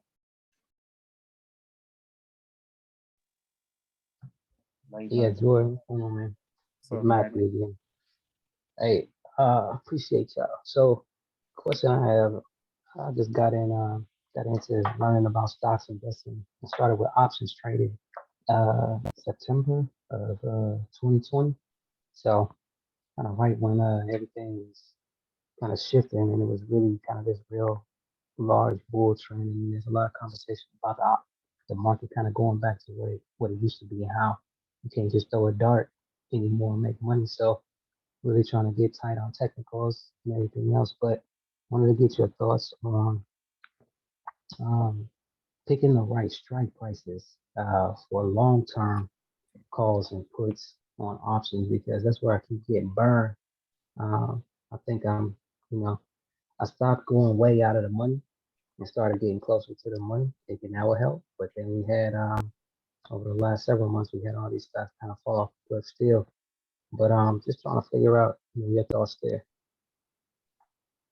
Yeah, I don't. So one thing I guess you probably hear me say a lot is like what I do and what I don't do. I don't like speaking on for real, and I'll just like preface what I say with I don't do X Y Z, right? Yeah. I don't have a lot of experience with X Y Z, or I've only studied but never did. I don't like speaking on stuff I don't know about. I've never done. So I very rarely have I traded like longer term options. When it comes to choosing strike price, I've talked to people who have picked their brains. So when it comes to choosing like leaps, say it's like 6 months out, a year out, a lot of times from the people that I've talked to about it, they're even with that, they're not going for like crazy home runs. So they're not choosing 10 deltas, like a delta 10 contract, right? The most I've heard them a lot of times is they stick to 30. 30. 30 is pretty much as far as they go, typically, unless they have like a crazy bullish conviction. Because with their leaps, their goal from the people that I've talked to that like have money, and you could tell, it's something I was talking to some people about earlier, you could tell like traders who do this for real, people who do it and can kind of look like they do it, and people who just don't do it. You know what I'm saying? And the people who like do it for real, or people who are like building the wealth with it, typically are using leaps as a way to get higher returns but still mitigating risk, right? So market average a 10% return, but cool, if I can make my money do a 40% return, that's great, right? And you understand the power of compounding that 40% annually. So yeah, to answer your question, from what I've heard, what I've done myself when I have done it, 30 delta. Yeah. And then, you could stack, well, you asked about the strike, but I was gonna say you could start stacking different like indicators and different analysis. Like I was on the chart earlier and like looking at SPY, pulling up the SPY weekly chart, you'll see it bounced off of the 400 area, like between 400 and 405, the past 4 times. Right. So this week, last week, and then it was like 2 weeks in April or 2 weeks in May and like 1 in April. You'll see it bounced off of 404, bounced off of 403. Right. So I entered SPY calls today, and actually today could have been a good entry for longer term calls.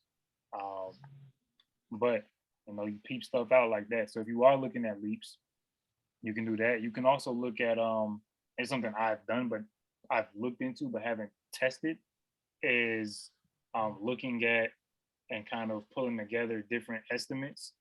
So, looking at tip ranks, looking at Yahoo Finance, looking at different places and seeing what analysts are saying, what people on Wall Street are saying, and kind of coming together with, okay, the average analyst is saying a target of 150, right? Let's assume they don't know what they're talking about, and it just hits 130 instead within a year, right? Then I'll take that, go to optionsprofitcalculator.com, and then I'll put in if SPY goes to one whatever, right? Whatever my number is by this date, what contract will yield me the best return, right? And so now, if I'm just going off the fact that analysts might be right, but I'm giving a big cushion, I'm giving a 10% cushion or whatever, then you can use that as a target too if you're trying to go a little more aggressive approach. I got you. So it's kind of like using a calculation or whatnot to mitigate risk. And so I don't know if you heard of like Mark Monroe and all them. So that's what I've been kind of following. Also been rocking with Red Panda and all those folks from EYL and whatnot. So just learning, studying, same as what y'all talking about. And just recently, found the Discord and joined for the free tip for a bit to learn from y'all did, and then see about what I could do maybe in the future to join financially. But I appreciate what you're doing. And I appreciate you taking the time to be on here tonight. Thank you, bro. Yeah, Mark Monroe, I've heard about. I've met EYL before. They're both solid, bro. And it's good that I don't know if you caught me saying earlier, but I'm encouraging y'all to like Oh find yeah, I other heard. people. Yeah, find other people, find other discords. You know where home is. But Mhm. but yeah, like it's a lot of stuff that I don't know. It's a lot of stuff I do. It's a lot of stuff I don't know. And depending on once you figure out the direction you want to go, right, that's when Mhm. you start focusing in on who's already down that path, right? Mhm. But if you're trying to learn how to trade binary options, this Discord ain't gonna help you become a pro, right? But if you're Yeah. trying to learn NFTs, wait till D Wiz start doing these NFT classes and crypto classes. Well, y'all gonna Yeah. So here where I'm at now, I'm trying to learn I'm Just trying to to shrink add down to from what long Jordan term is and get saying, into great. man, take it. I'm getting off. Nah, because you just Go, hit it. go to sleep, Moody. Go to sleep, man. Go to sleep, Moody. Oh no, Dang. bro. No, I need Oh, Moody help. I don't know who's talking, but nah, I ain't going to sleep, bro. But long story short, just stay in the Discord, bro, because that's my overall goal. My overall goal is not to be a day trader nor like a scalper or things of that nature. I will always do it. But I follow Mark Monroe, and I had the chance to actually interview him. It's on YouTube. You can go check it out. But definitely study him. He's been changing the game with the lead contracts. I believe it's the last video also that I posted about lead contracts and his rolling forward strategies as well that he does. But one thing that I would tell you in the future, if you do decide to stay with us, that's my like goal to just be a lead trader and just grab things, hold yearly contracts and 6 months out, and then just cash them out. But even with my leads that I do now, I don't try to hit like crazy home runs. Some of them will be like 1,000 or 5,000%, but I normally like look at the charts and I'll take profits all the time at like 300, 500. That's what's up. I appreciate that. I Yeah, no agree. problem. I'm gonna go to sleep, man. Yeah, that's the mistake I made last year was I didn't take profits when everything was up. And then because I'm in a couple of calls for 2023 and they was up like at certain times of the year and I was like, oh, I'm gonna just wait.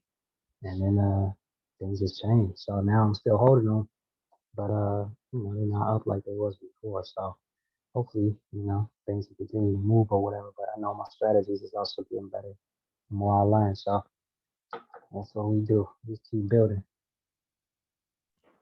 What I learned from my experience with leads, don't hold them too long. You know what I'm saying? Like when you see like you're always gonna feel like, nah, I want more, even if you see 400%.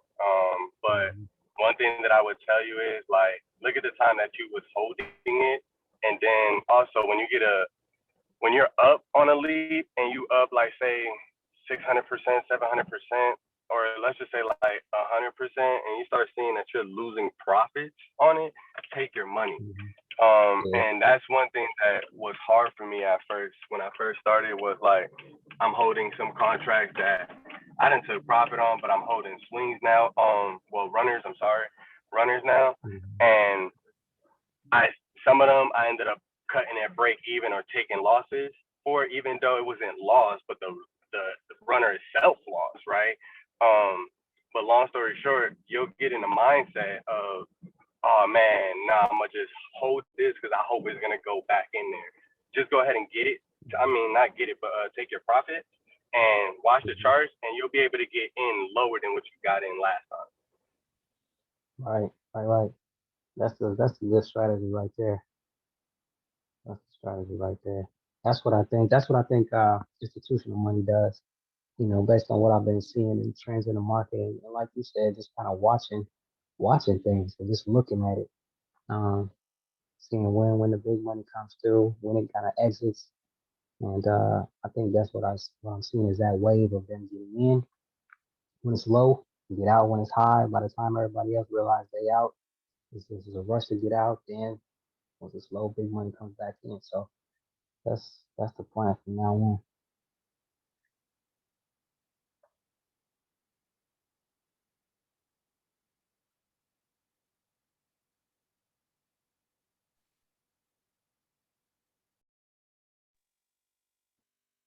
I mean, what's up? Who else? We all grown. We ain't got bedtimes around here. 3 a.m. We answering questions. You know what I'm saying? We go get a bowl of cereal or something. Here. Bro, I'm trying to know what your monitor looking like. Looking at the chart from a 5-minute time frame. Boy, I was looking at charts. It's crazy. People be really like talking about they can't trade off their phone. I just be like, I'll pull that mug up. I tell you, boy, pull that mug up, pop it to the side like bow. You know what I'm saying? I'll be on that mug. Like, pop, pop, pop. Entering this here.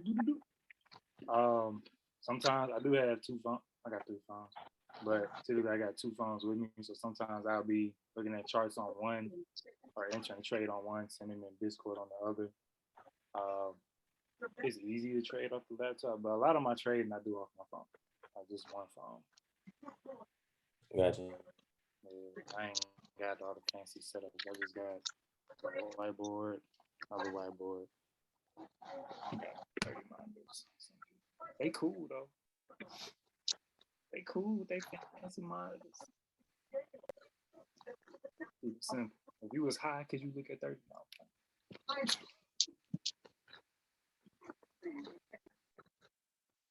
I do have one last question. This is my first call. Is this a normal Friday for you guys? No, this is the first. No, it's not. It's no, but it's not the normal Friday. We don't normally do. Think we've been doing Q&A now for 3 hours. No, but when you catch like me and Moody, we, if you can't tell, we really love this stuff.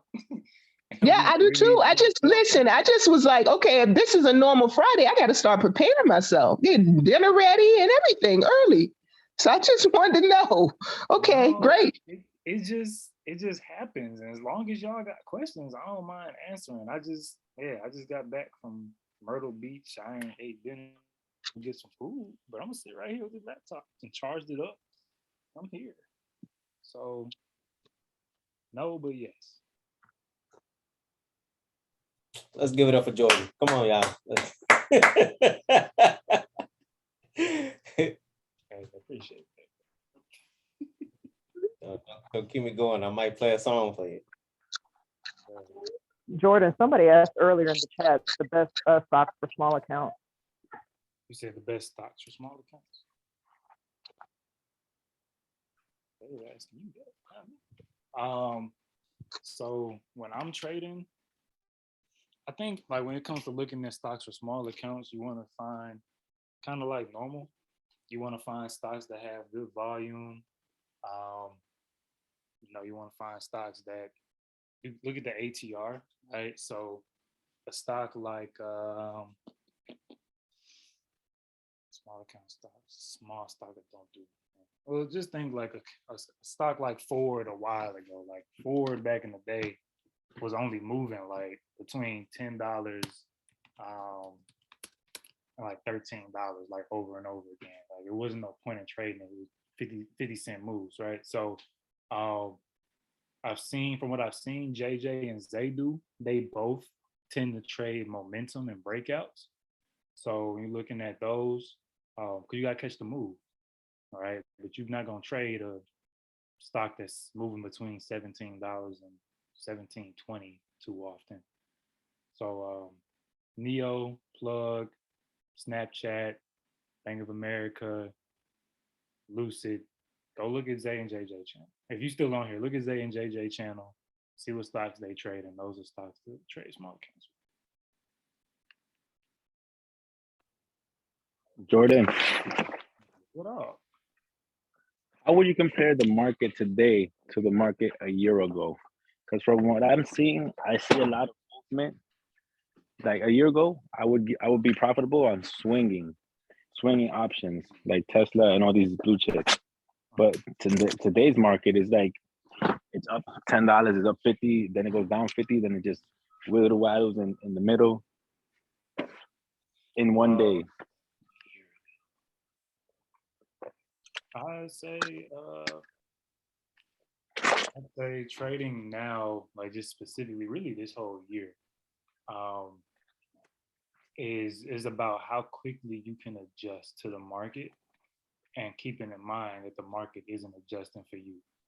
All right. And so when I talked about how I learned, not learned, I didn't say learn, but basically say learn. I started day trading this year, um, because the market just like I was swinging and it just wasn't working. I'm like, bro, what is the problem? Like I'm usually good. I'm usually winning 75% of my trades, right? And so talking to Zay, talking to JJ, sitting on voice. I was in Atlanta for a week and we did voice chat like every day. I feel like almost all the whole trading day. I feel like we was on that voice channel in the chat.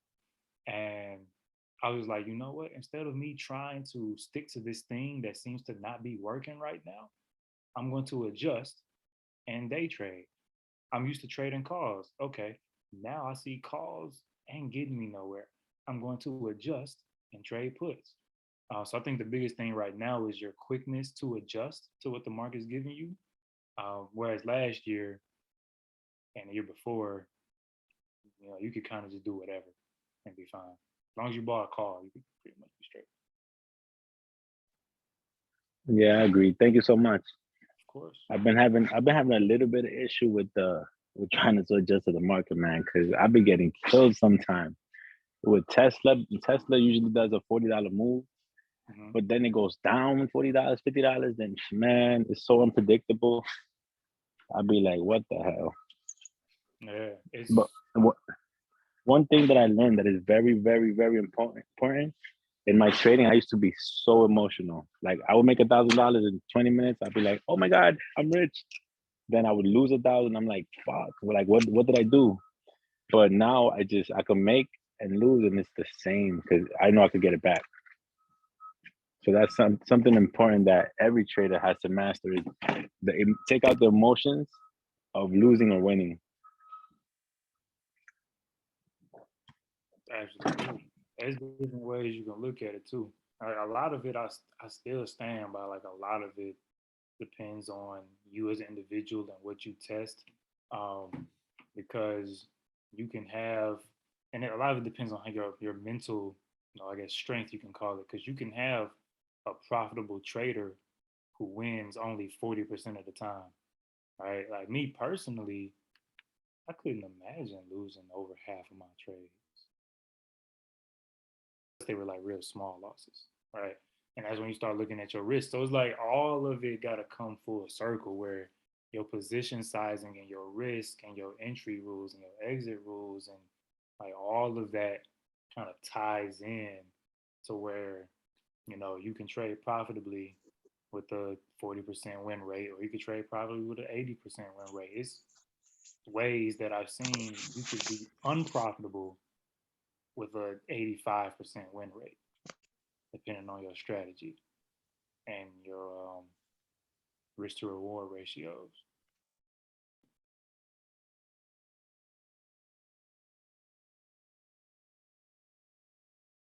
It's pretty chill. I don't know. I mean, every Friday? Not every Friday. First Friday out the month. Late night stuff, maybe.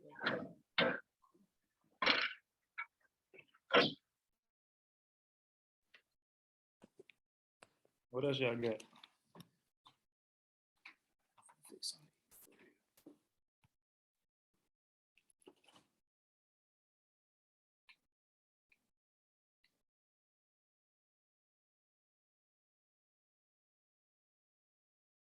What's up, Grant? What's up, Bethany? What's up, Ange? Ryan on all the Zooms. Ask a question, Ryan. I'm acting like Bang. Bang be on class at calling folk. Jordan, see. I got a question. There we go. It ain't even no point in me cutting my camera on. It's dark. But so it's like when it comes down to buying a spread. So like I had found a good stock today. I think it was called MCB. definite like 2 days of confirmation. Like it was like a shooting star candle, then with a hammer. So like 2 bearish confirmations back to back. And then it continued to move today. But when I was looking at it, the spread was ridiculous. Like when I was in the money, it cost like $600 with a $3 spread. So it's just like, when is the spread too much? No matter like how much I'm certain it's gonna move in that direction.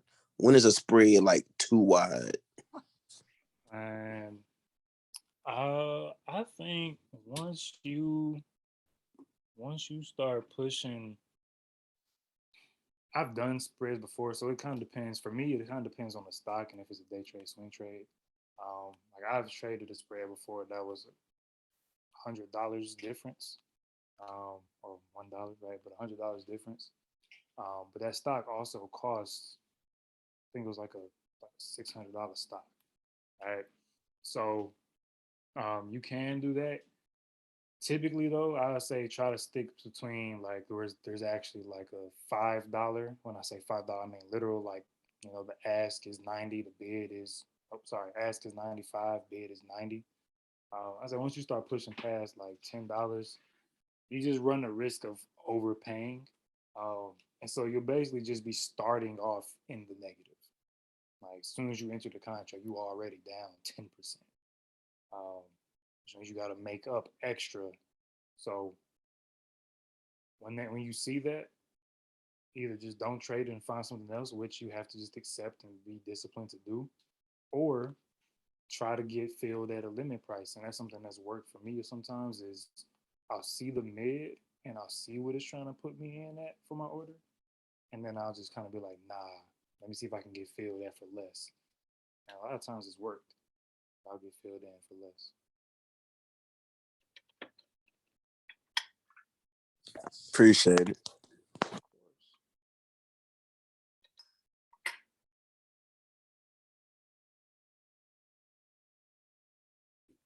Who else on here? I already talked to Matt, Travis. Sorry, y'all just listening.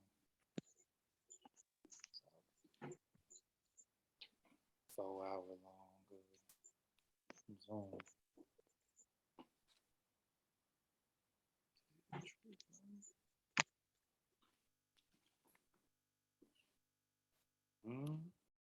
Anybody here want to be a futures analyst?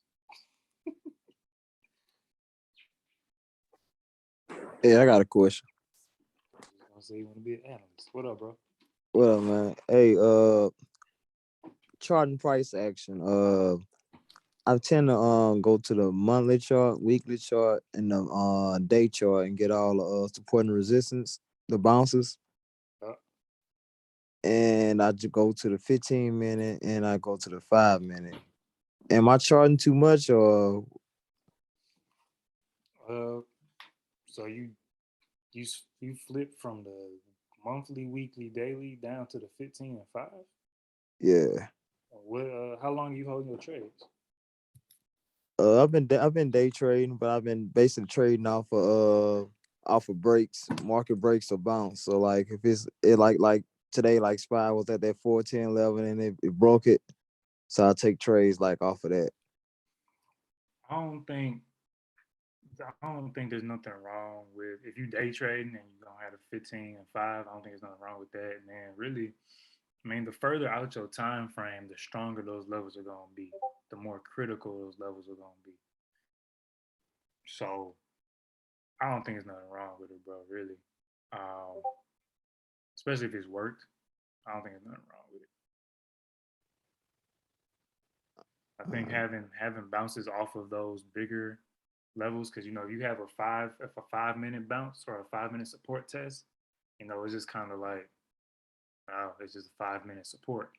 But if that 5-minute support is also the monthly support, yeah, it holds a whole bunch more weight to it. But you wouldn't know unless you have it marked. So I'd say keep marking them. All right. So I'll just keep going. I'm just gonna fix me some apples there.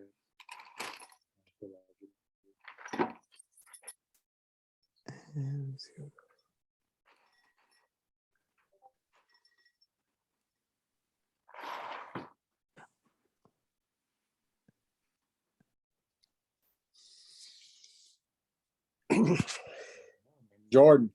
What up? It's Patrick here. Apple Jacks, come on, man. Hey, so I had a question here. You know, the SPY, as you've been talking about, and we've all kind of noticed, this is bouncing all over the place, right? So are you more into like a bull call spread? Or are you just gonna do just one leg options? Are you just gonna single leg it? Yeah. Instead of spread it out? Yeah, so there was a point in time where I was considering switching to just trading spreads. I think it's just like I said earlier, bro. Like I do have other trades that I guess I take kind of offline of the Discord. But when the trades that we taking, like we're trading ourselves, right? And to be having people like looking at what I'm doing, if I can function in a capacity where I can legitimately build my account, make my money doing, one leg trades, and that's making it easier for everybody who's watching, then I'll just suck it up and do one-legged trades instead of doing spreads. Just keeping it simple then, right? Yeah, bro. Could you imagine I would have to teach spreads every day if I did spreads. Yeah. So yeah, I'm just going one-legged. SPY bounced off of that major weekly support that we were looking at, probably a monthly support level too, today. So we'll see if we break it. If we break it, feel like it's breaking? I feel like it's going to break. So I looked at the same support you're talking about. So yeah, it's testing it real quick. It didn't bounce like last time. So we'll see. I did grab a call to end the day, carrying it over into next week. This SPY has had a big range for the weekly anyway. I think the ATR right now for the weekly is like $17. And I think 3 or 4 weeks ago was the last time it didn't move up at least $10 from its open price. So choosing the strike that I did, I didn't just feel too crazy, like bad about, because it's been having those wicked movements anyway. So as long as we don't get down, I'm kind of cool. But yeah, I'm single legging it out or sitting it out. Like, you don't got to trade every day or every week.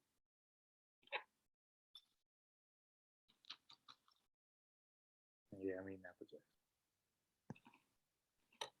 Hey, I want to chime off what you just said about about trading every day. Mm-hmm. I think I got a problem with that. Okay. Do you have what's your criteria for entry? Probably like I said, probably like a big move, like if it's falling down support and we wait for a breakout, or if it break a support. Cause I know like the support and resistance play a big part in if the stock trading above a big support or if it's trading under it, cause it can bounce off of it and go down, or it can break it and go up depending on the value. Okay. So why are you trading every day? I think that's one of my biggest problems, cause like Monday I had like an $800 gain, and then I turn around Wednesday and give it all back with that meeting. So the problem, I'm not going to, I say you don't have to day trade every day. I don't think it's a problem to day trade every day or to trade every day unless it's negatively impacting your results. Right? Okay. So if you're consistently running into an issue where You make 400, 400, minus 200, minus 200, minus 200, right? And you would have been better off just stopping at Tuesday, right? Then you create that rule, and you got to just look at the facts, bro. Like if you're consistently good on Monday, Tuesday, and you lose the rest of the week, either look into your strategy and tweak it, or go heavier and harder on Monday and Tuesday, or just stop trading after Tuesday because it's like you're literally throwing money down the drain. All right. So you can look at the market events calendar. Like you said, the meeting kind of threw you off. All right. So look at what's coming up that week and then trade around it. A lot of people don't trade when there's big events going on. You might have heard me earlier say, I really don't care. I'll trade if it's quad witching. I'll trade whatever. I might not trade quad witching. But yeah, you know what I'm saying? So don't force it, bro. If you have a money target for the week, keep it. If the problem is you're giving money back after you earn it, then pull some money out. If you made your $800 on Monday or Monday and Tuesday, pull out 400 and then keep on trading Wednesday, Thursday, Friday. That way, at the end of the day, you at least locked in 400. You see what I'm saying? Yeah. Yeah, bro. So it's different ways. It's different ways to like address it. You know, you just gotta figure out what makes sense for you. Do you pull money out? Do you just stop trading? Do you adjust the strategy? Do you find a new strategy? Yeah, and another thing I noticed, like I heard somebody was saying about swinging, and I've been trying to like swing and try to get ahead of the move. But I said that's one of my rules now. I'm waiting for the candle for now on, and I'm day trading for now on, because you can say you want to jump in early and say I'm gonna catch the move, and then turn around and it never go in your favor. Yeah. Yeah. I ain't gonna say never. I'm gonna say probably most of the time it don't. With this market now. That's real though. Yeah, but I've been June gonna make a year for me trading. So I started last June, and I was big on Upstart and Generate. And I mean, I can buy a call Wednesday and wake up Thursday morning. I had $2,300. Like it was just crazy. But I still want that same luck. But now I'm to the point now I learned how to chart, and I'm taking trades off of support and resistance breaks. And it's more profitable because I'm buying the trade for a reason instead of just buying and saying it's gonna go up or down. So Congrats on your year, bro. First of all, and it's part of the process. You know, it's a learning process just like anything else. But it's good that you are realizing that. You know, realizing you have a problem, quote unquote, right?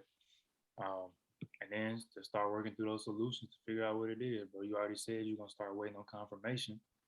You know, like I said earlier, I'd rather miss out on the extra 20% to have a better chance of actually making money, and trying to just get in early and then potentially missing out and losing money, right? So, you know, rule number one, don't lose money. Rule number two, don't forget rule number one. I put. Think of Chris. I like those rules. Where we go? Wait. Oh, hey, Jordan. Hi, sorry, that was me. I just have a question. I'm pretty new to your group, and I just wanted to ask: do you feel like, since the markets are changing, I'm pretty new, meaning, I've probably traded about a year, and of course, last year, I mean, even though we were in the pandemic, I felt like, I've learned some stuff, and I'm actually, pretty consistent, as best as I can, making gains. But of course, like I have, like, say December. I've never seen how December is like a sell-off time, or like this past, few months have just been, with like the inflation and the recession, all the stocks are going down. um do you recommend sometimes to like take a break from trading? I mean, I know it's not, of course, I would love to day trade every single day, but do you sometimes kind of catch yourself when you were new, maybe over trading or just, like you said, if it's not working for you, maybe like take a step back and just kind of reevaluate what's going on before, all your funds just goes away. Yeah, you should definitely take a break. I think taking breaks can help you reset, right? Um, I'm about to give an example, but most people wouldn't know that. Oh, what up, boy? Um, so yeah, I say taking breaks, especially when market is crazy, can really like kind of let you reset. Um, reset your emotions, reset your I'm about to make some money. I gotta make a trade. I gotta make a trade. You know, I mean, that's real. Like, Yes, yes. so, yeah, taking breaks is good. Resetting your mind is good. Um, and it helps build discipline too, right? It's a good way to build up discipline to practice not trading every day. To practice not even opening a chart that day. Like it's weird. Like it's weird for me to go a day and not open a chart. Right. What? Not open the Discord? What? Yeah. Pretty hard, especially when you're getting like alerts, you're thinking, oh man, I'm missing a lot, I'm missing out. But yeah, this past, I would say 4 to 6 weeks have just been really, even with the ERs, it's just been really hard because, I don't know if it's just the market just going down. I've probably entered halfway where the market's going positive and now it's starting to go down. And so I'm not used to trading like a red market, so I'm trying to kind of learn that skill. Because otherwise there's really no money for me in the market to be made. I feel like sometimes I'm just giving away, whatever gains that I make. So that's part of as what Bethany said in the chat is like protecting that bag is you can wait, especially if you're you know, like you're in a position where you're not dependent upon like the trading income per se for you to live. That's Then sit it out. You know that's what I mean? Wait until you're in a more favorable market, right? There's no reason for you to be I'm saying to the family and everyone. muted. There's no reason for you to be, COVID come in, businesses are getting tore up, businesses are going out of business, and then you're like, well, I'm a new entrepreneur. I'm gonna quit my job. That's crazy. No, you're gonna sit out this market, mayhem, and then you're gonna get back in when stuff makes sense, right? And then when it comes to like missing out, you gotta keep in mind. That's why I tell people all the time, like, there's always, right? Wink, right? There's always another day. There's always another trade. There's always other stocks. There's always other opportunities, you know. So don't feel like you're missing out because the same way that me, Zay, Avery, JJ, Moody, King, Yor, David, all of us called out stuff today, you come back tomorrow, we'll still be doing it. And the next day, we'll still be there. And the next day, right? And the market gives you opportunities every day. So preserving capital, biggest thing, right? If you can wait 3 months and it can save you $10,000 because you didn't try to force something in a messed up market, wait 3 months, go learn a different skill or study. Use that time to study. You don't have to be gaining the only knowledge or only skill set enhancing thing isn't you actually taking trades. You can take that time to study, go through courses, read books, watch videos, go on, ask questions, do things like that. Paper trade, right? There's different things you can do to hone those skills aside from physically trading every day. Um, and then when you are in a favorable market condition, then you come back and you apply all that stuff you done gained. Thank you. Of course.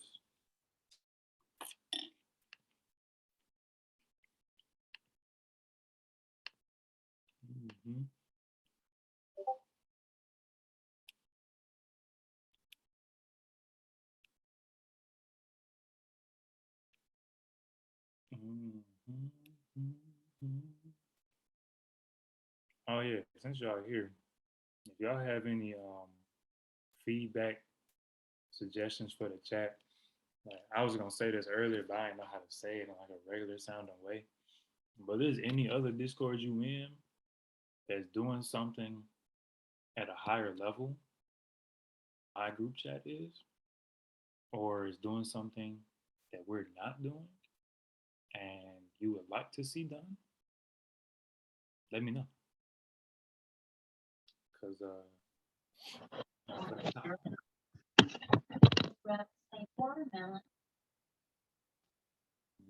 I think the greatest thing that you're doing is your time. That's invaluable. You cannot. There's no way that, and I can just speak for myself, that you can ever repay somebody for their time. And what you're doing and what I've seen just this afternoon is just incredible. So even the people that I know that my family members that have been searching, I've been telling them, listen, you gotta get with this guy. He's incredible. So it's I just can't thank you enough, because I mean, can't repay, not the time.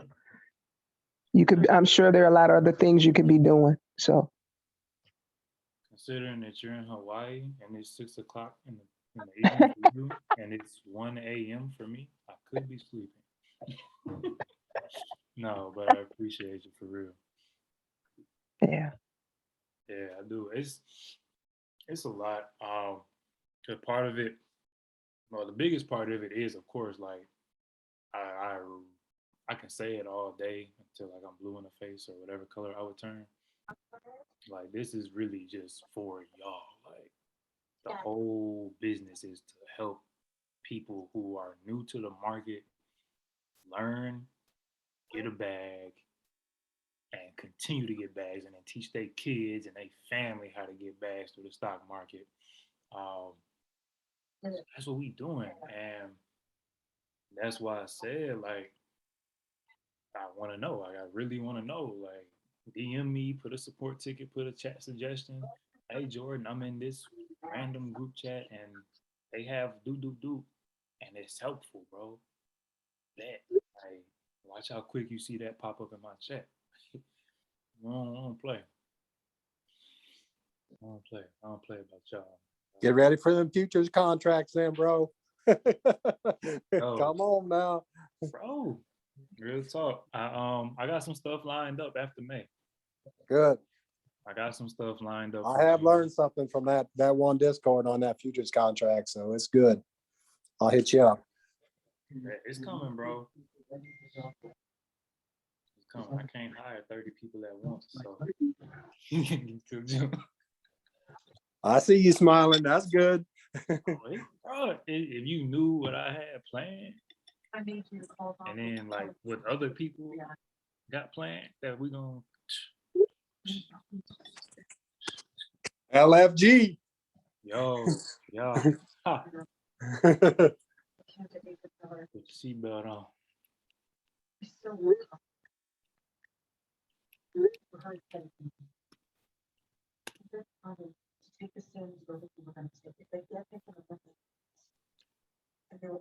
What other questions y'all got?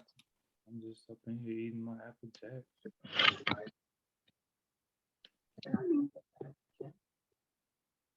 How do you think that's clear?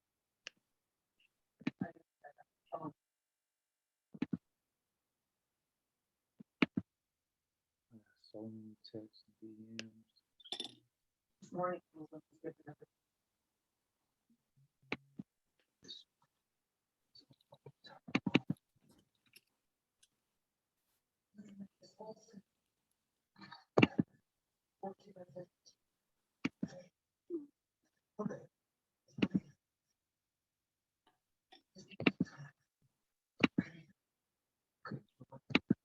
Man, y'all made me feel like pulling out some chalk.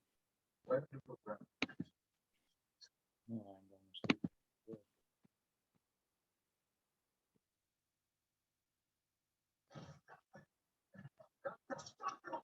What other questions y'all got? Y'all got them. I know you got them.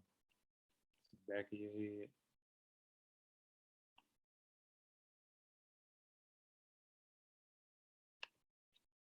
Do I ever go to sleep? No. Next question. I do have a question, Jordan. Um, I cannot for the life of me understand. Oh my gosh, it just escaped me. Average true range. Okay. And so a few days ago when I was in the Discord, I was asking about, I think the trailing stop loss, and one of the newer moderators, the one that has like the firecracker next to his name, Kent. Yes.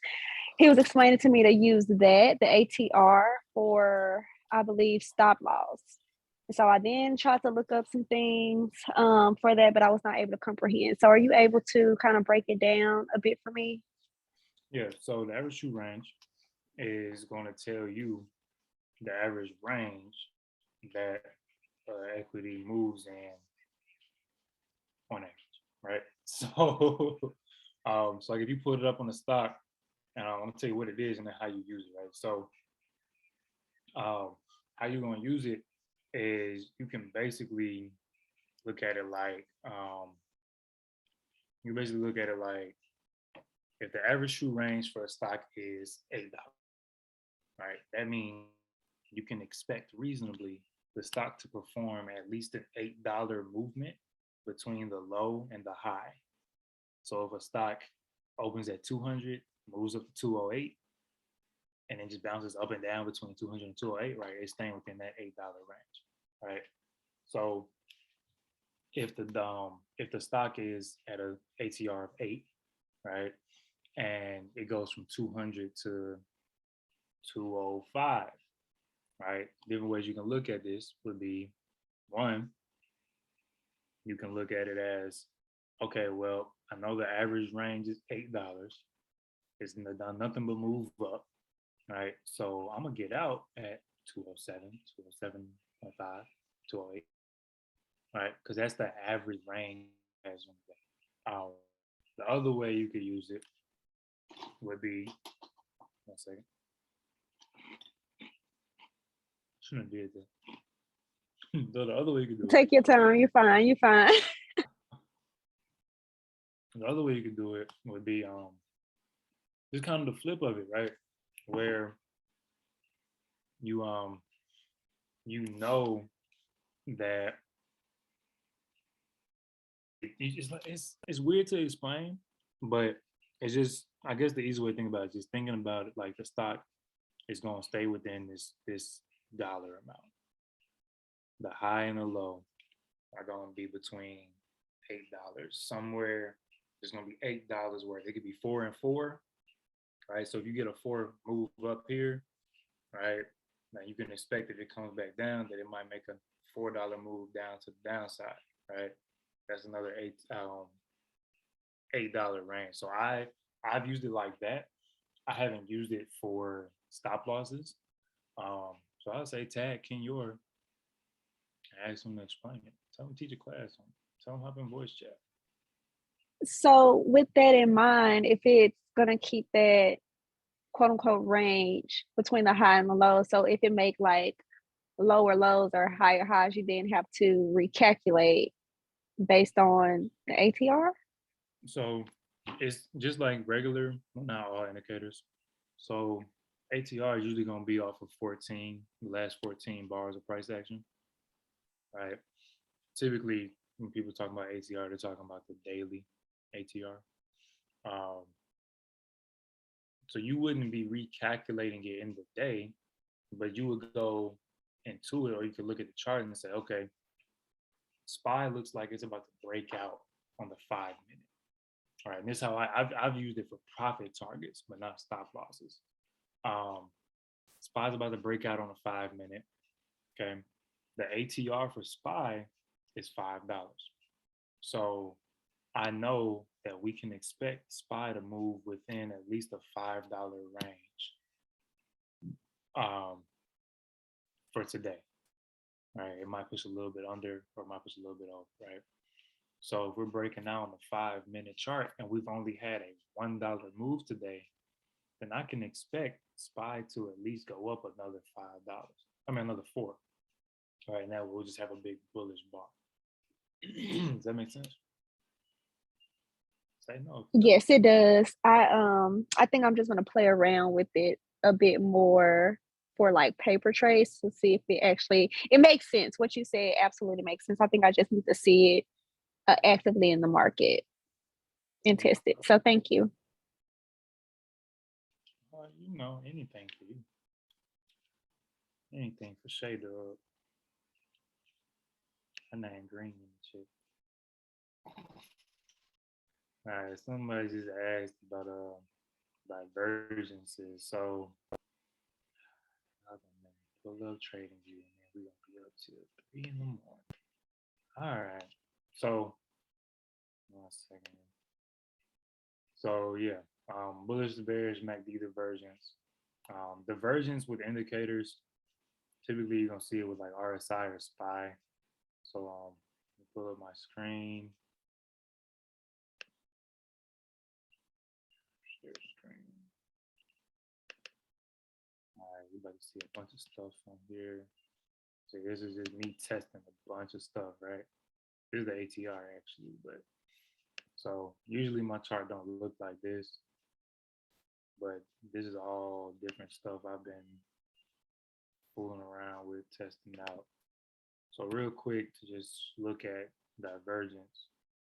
All divergence is the indicator and the stock or crypto or whatever it is moving in separate directions. So let's just make this a little cleaner to look at.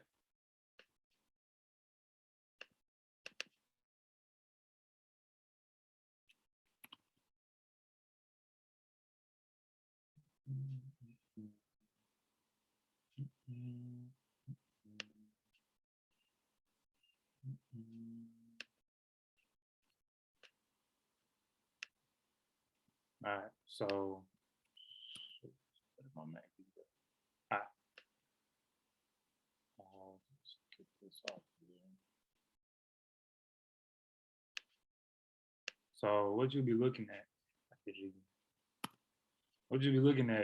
is for price to be moving one way and the MACD or the RSI to be moving another way. I'm gonna take off this stochastic too.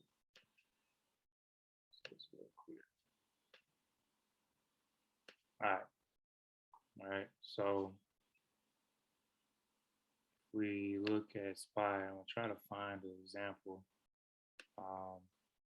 And usually like divergence is kind of like a precursor to movement in that direction. So you kind of see, you know, market's dropping, MACD is dropping, MACD curves up, market's going up, right? Up, down, right? So what we're gonna do is try to find something where it kind of moves separately. So like you would see a stock going up, but the MACD going down. Or you would see the MACD going up and the stock going down. So I'm gonna try to find it real quick because somebody asked about it in the chat. So this is kind of like an example right here, right? So if you look at this, right, you see here to here, it's not as good as I want, but this is just gonna be our example for now. I'm gonna make that easier to see.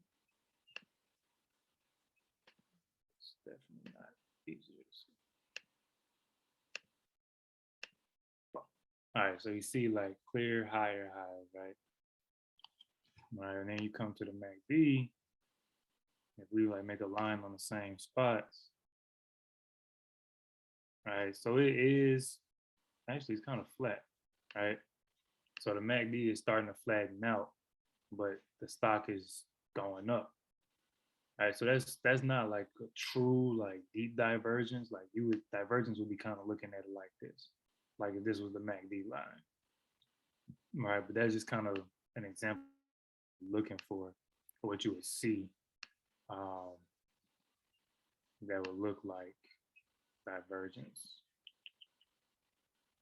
Hopefully that does answer the question somebody asked about like looking at MACD divergence, bullish or bearish. And when you're looking at divergence, when you see the stock and the indicator going two separate directions, divergence, you're going to play to the direction of the indicator. I'm just not seeing.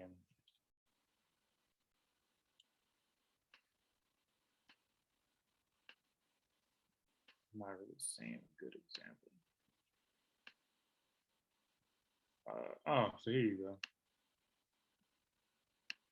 So we got the MACD here decreasing, but this one looks like it didn't actually do anything. All right, so we got MACD here decreasing, and this is divergent, but this divergence didn't produce the actual trade that worked. All right, so MACD is going down, price is going up. All right, so this is a prime example of bearish MACD divergence. Add that to your book, take a screenshot, write it down with your pencil, send it to your cousin. All right. So what you would expect is that after this happened, the stock would drop down. But back around here, the stock, the market was hyped up off of the Fed pumping money into it. So divergence, who cares? Long story short.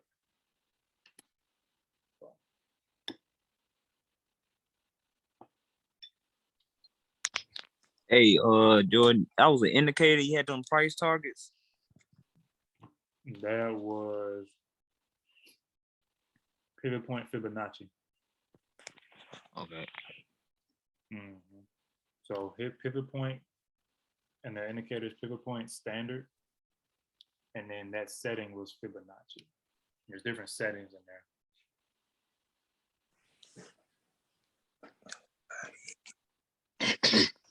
Yeah, and this, so y'all gonna make me share this screen. We're not going to sleep. So there's a lot of different. All right, so this is what I just had up, pivot point standard. But it's like you already see, there's a bunch of different like options you could do. It's like the ones that are already built into TradingView, and you got like things that people create. All right, so like it's just like this stuff making me sound crazy. I don't think it clicked for me in the moment, but like I would literally pull up, I open up a chart, like have no indicators on, and then I would just go through and I would just be like, for it. And I would go through and be like, okay, I'm gonna add this one, this one, this one, this one, this one, this one, this one. And then I would just leave one of them on, and I would see, like, I would just test them individually and see which ones were most accurate. And then I'd be like, okay, that's the one that works the best. All right, cool, let me rock with that. Appreciate that, man. So, yeah, I think like the easiest way to sum up like how I get down with this is like I ain't never made no $1 million trading. Made over 100,000 trading. When you see like you can really just make a bag off this stuff, like you can like bro, you can make lawyer money, you can make attorney, doctor, you can make doctor money. You know what I'm saying? Off of this. And it's like, yeah, I don't mind putting up a little extra work to get that. I'm not about to be in 8 years of school and be working on patients. That ain't me. But I can hop on the chart.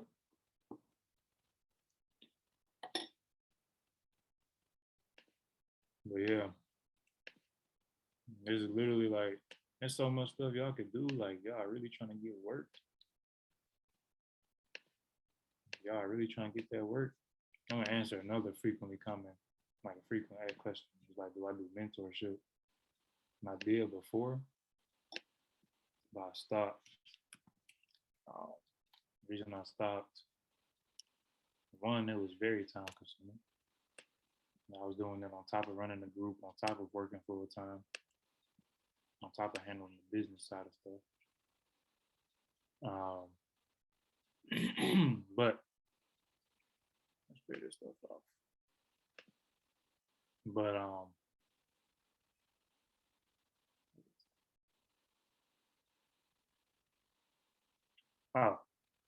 but it's like this type of stuff we'll be doing, bro. Like, ain't too many folks gonna want to hang till 1:15, like have a 3-hour session.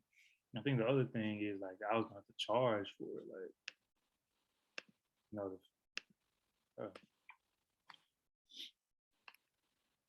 cause we'll do this. If you really about it, we can do this almost every night, like till you get it. And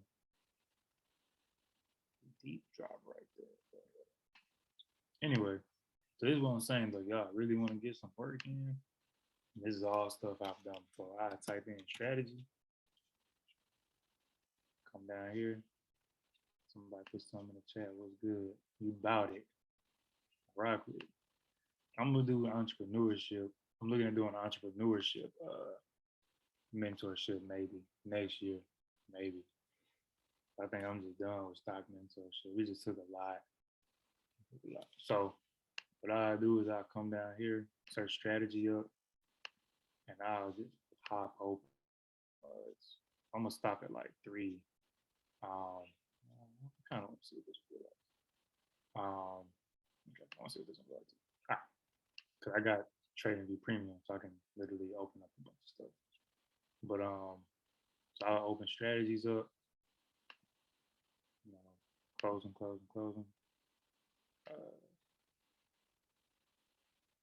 It's the ATR still. I don't need that. All right, and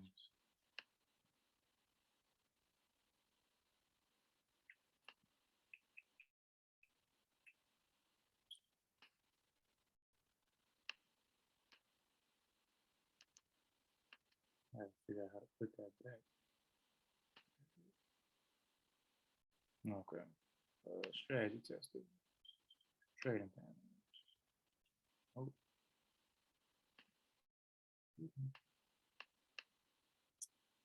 I forgot how to pull this thing up. Oh, that's what it is. I'm sorry. Wrong thing.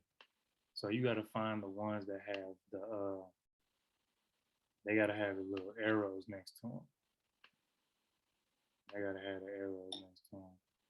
So let's see, strategy. So not these. Is this what they updated to? So let's just do this one. So what I'll do is I'll open these up and I'll look at this, right? So you see like it printed a sell signal here. I don't know where its buy signal is. Let's just make this easier on ourselves.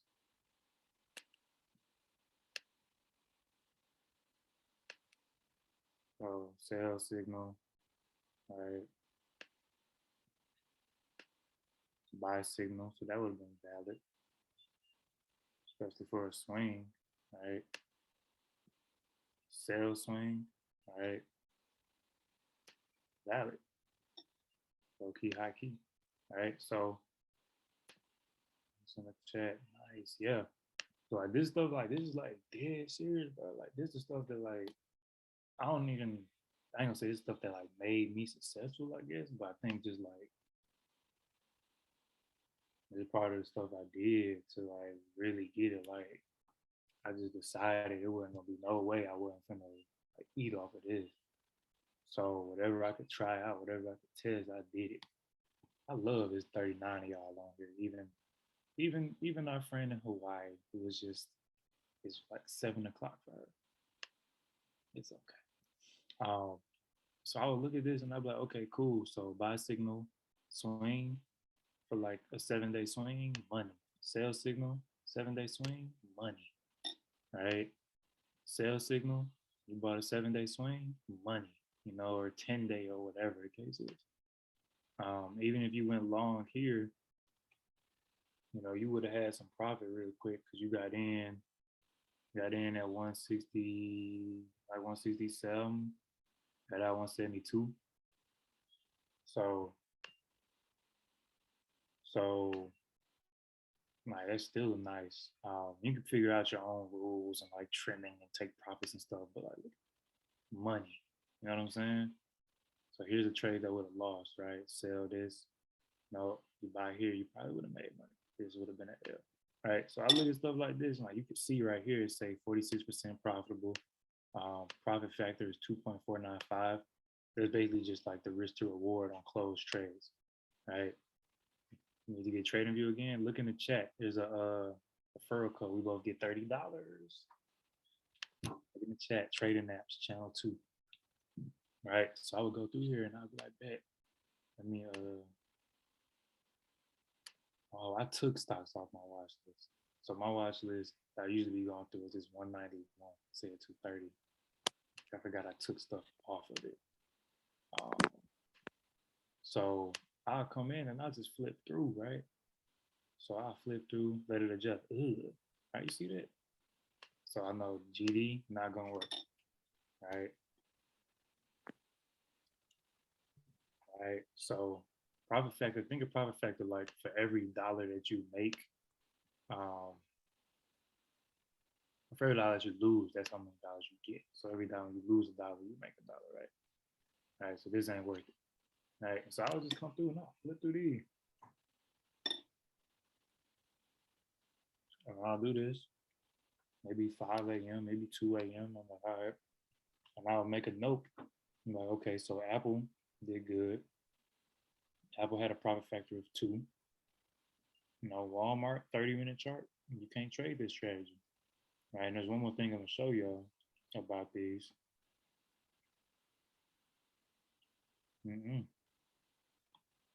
So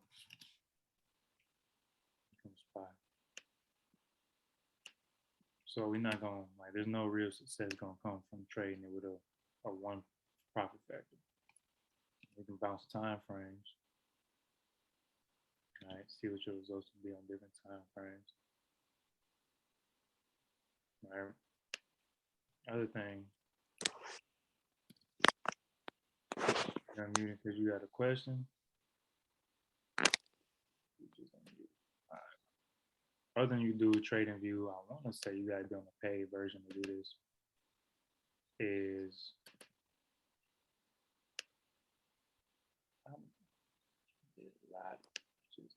Yeah, I want to say that trading my trading the game, trading view. Oh yeah, bro. I'm on my free membership now. I think next week I got to get it, but I'm trying to see should I get the middle one or should I get the higher one? Depends on what you need to get out of it.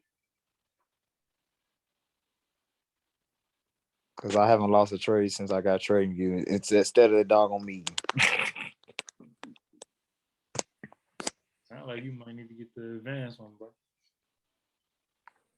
Or just keep what you got. I mean, if it's working. But to me, I mean, you just look at like the cost to make it back. So the reason I got TradingView Pro wasn't for the alerts or for having multiple screens up at one time, like all the other stuff that come with it. I might say it wasn't. I meant to say it was for indicators, because the free version you get 1 alert, but paid version, like the first level, you get like 20 alerts. So when I know I can find setups, set alerts, and make money off those alerts, I'm like, cool. I pay $20, but I'm getting these alerts. But when it comes to this, what you want to do is make sure these signals aren't being repainted. Right? What a repaint means is this comes after the bar is at, or like 2 bars later. So we're just gonna do a little replay. We're gonna come back in time right here. All right. So let's just see.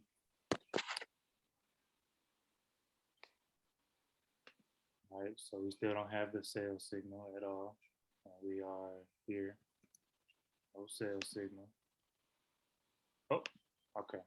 So let's go back.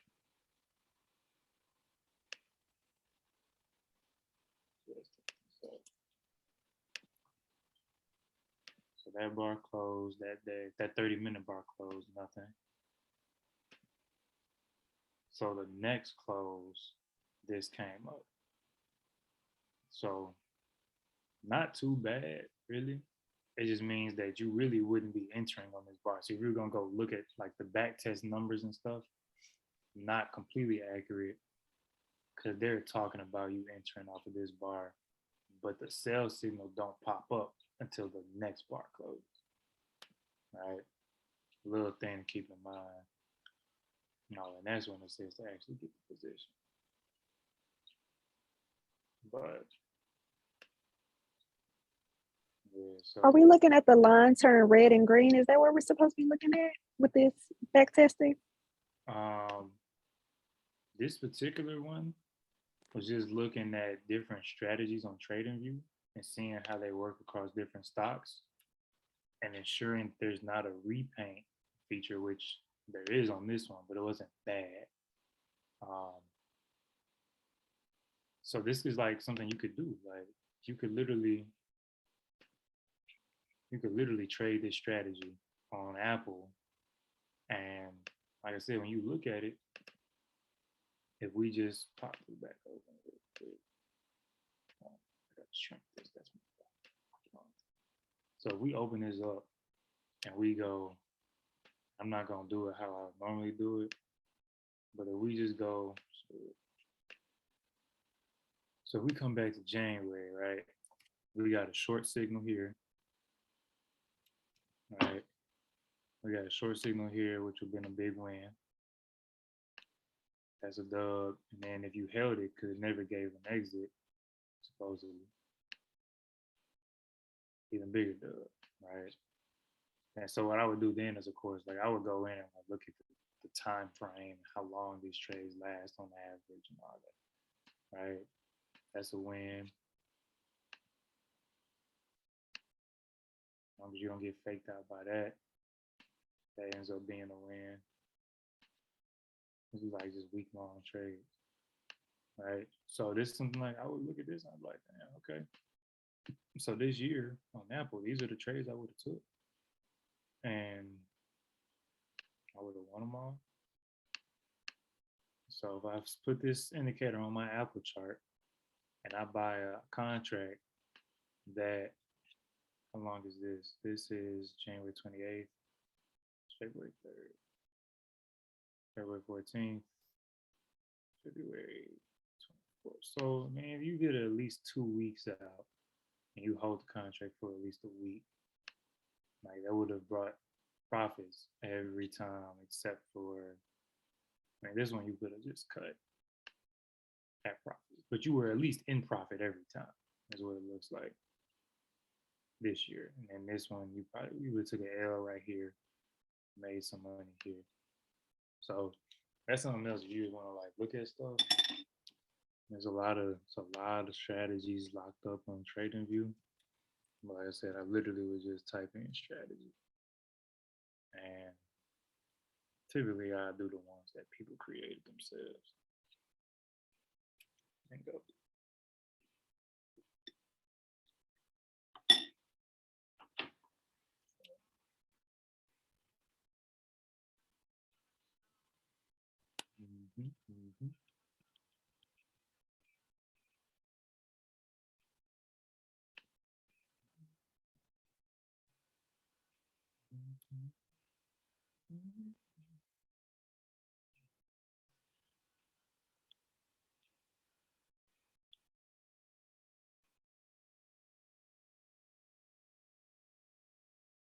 I'm just over here popping the drink.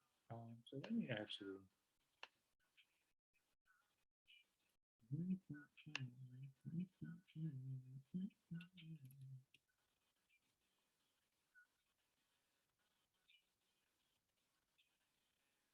Hey, what y'all got? What other questions y'all got? What other questions y'all got? Although somebody in the chat probably can go to sleep. Sleepy time. I got you, Bethany. I knew it. Thanks for having on.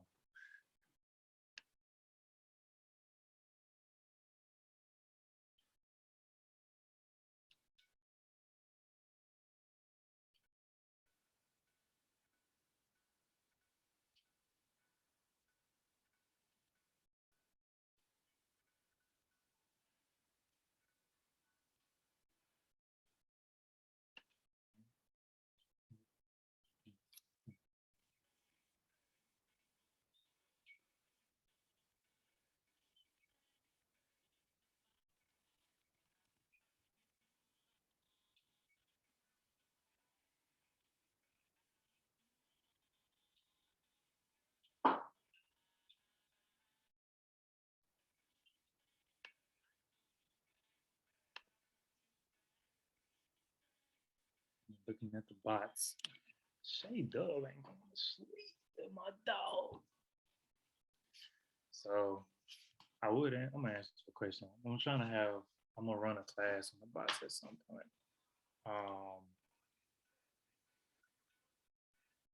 So the insider bot basically is just telling you what insiders are doing. Right?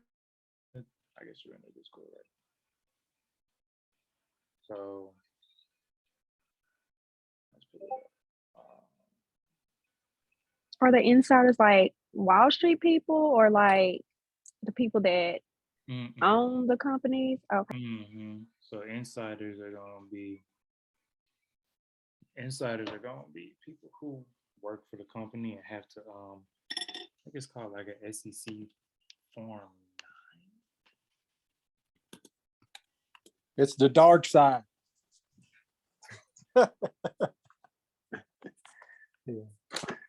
Do they like influence and will manipulate the stock prices?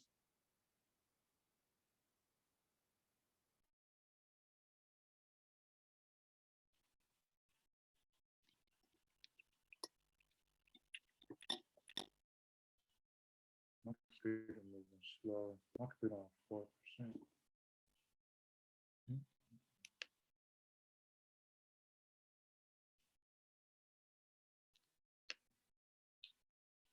I wonder how many people fell asleep on this call. But yeah, the insiders are people who work at the company, like higher position.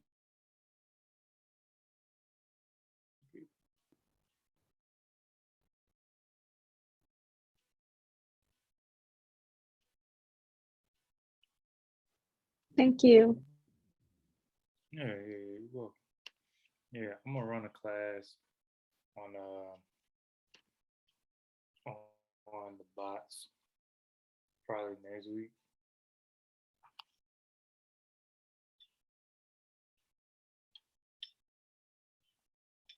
So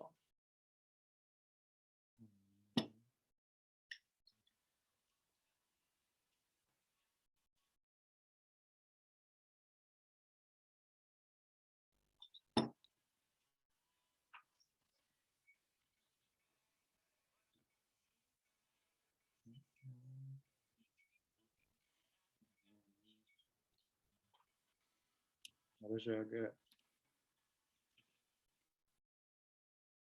Holla at your boy. Do this all night, all day. Yeah, we might as well do a live crypto trading session or something.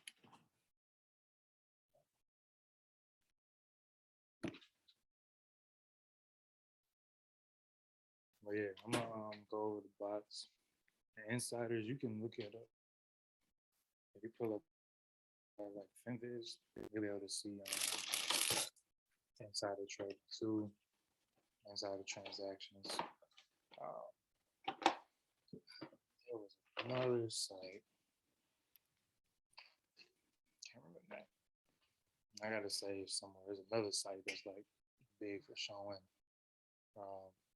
what insiders are buying. You can look at like what people inside companies are doing. You can look at what like government officials are doing. So like senators and stuff. Like they gotta report all that stuff. So it's all. Oh yeah. Yeah. Oh yeah. Hey, Jordan, question there. Are you doing your trades on TradingView as well then? Am I executing them on TradingView? Yeah. Yeah. Now you using a different platform? You're just using it for your research, basically? Okay.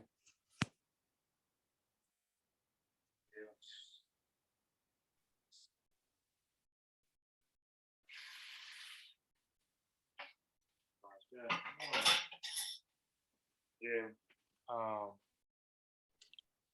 It would be cool. I thought about switching to TV for that purpose, but TV's got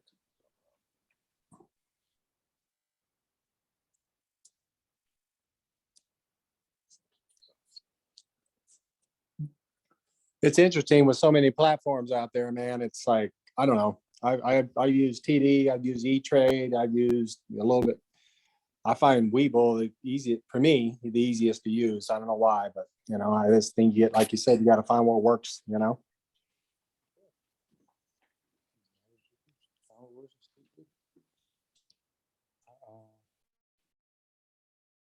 Tasty Works is what I use a lot. Tasty Works and Google.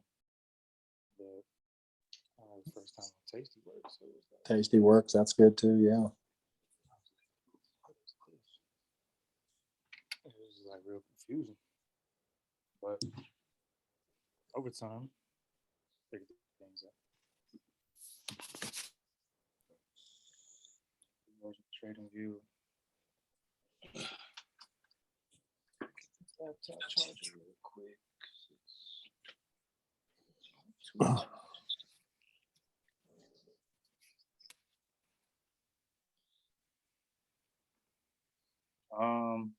Jay James, which version of Trading View would suffice? Pro Plus or Premium? That's why I say like you just got to look at what you're looking to get out of it. Like I'm on Premium, but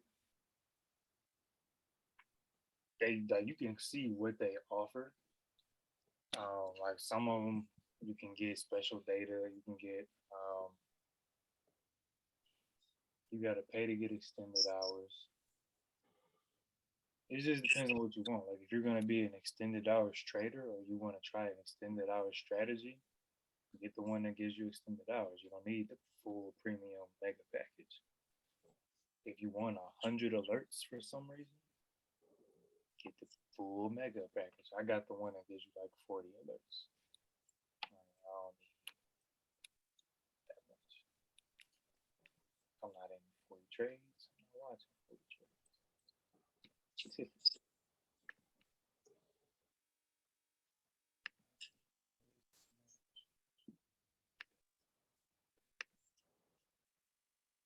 But so much screen.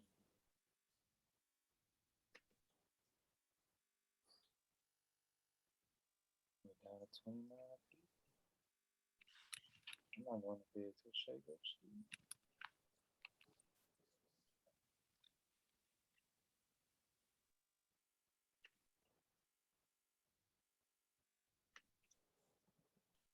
So yeah, this is basically like I said, like I was flipping through and it's trying to pull all this stuff.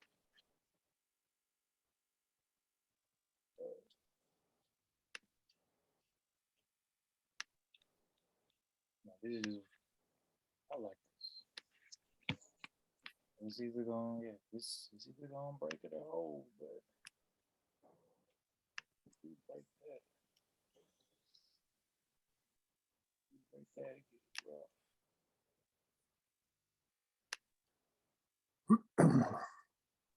This boy on here charting. Let's go. Oh, what's happening, Mike? It's popping, bro. You don't woke me up for real, for real. I wasn't sleeping, but I'm trading now. God, this monthly candle from April. What is this? Look at that stuff. Oh, this monthly candle made me want to get puts on its own. Oh. Look at this gap right here. I'm gonna get puts.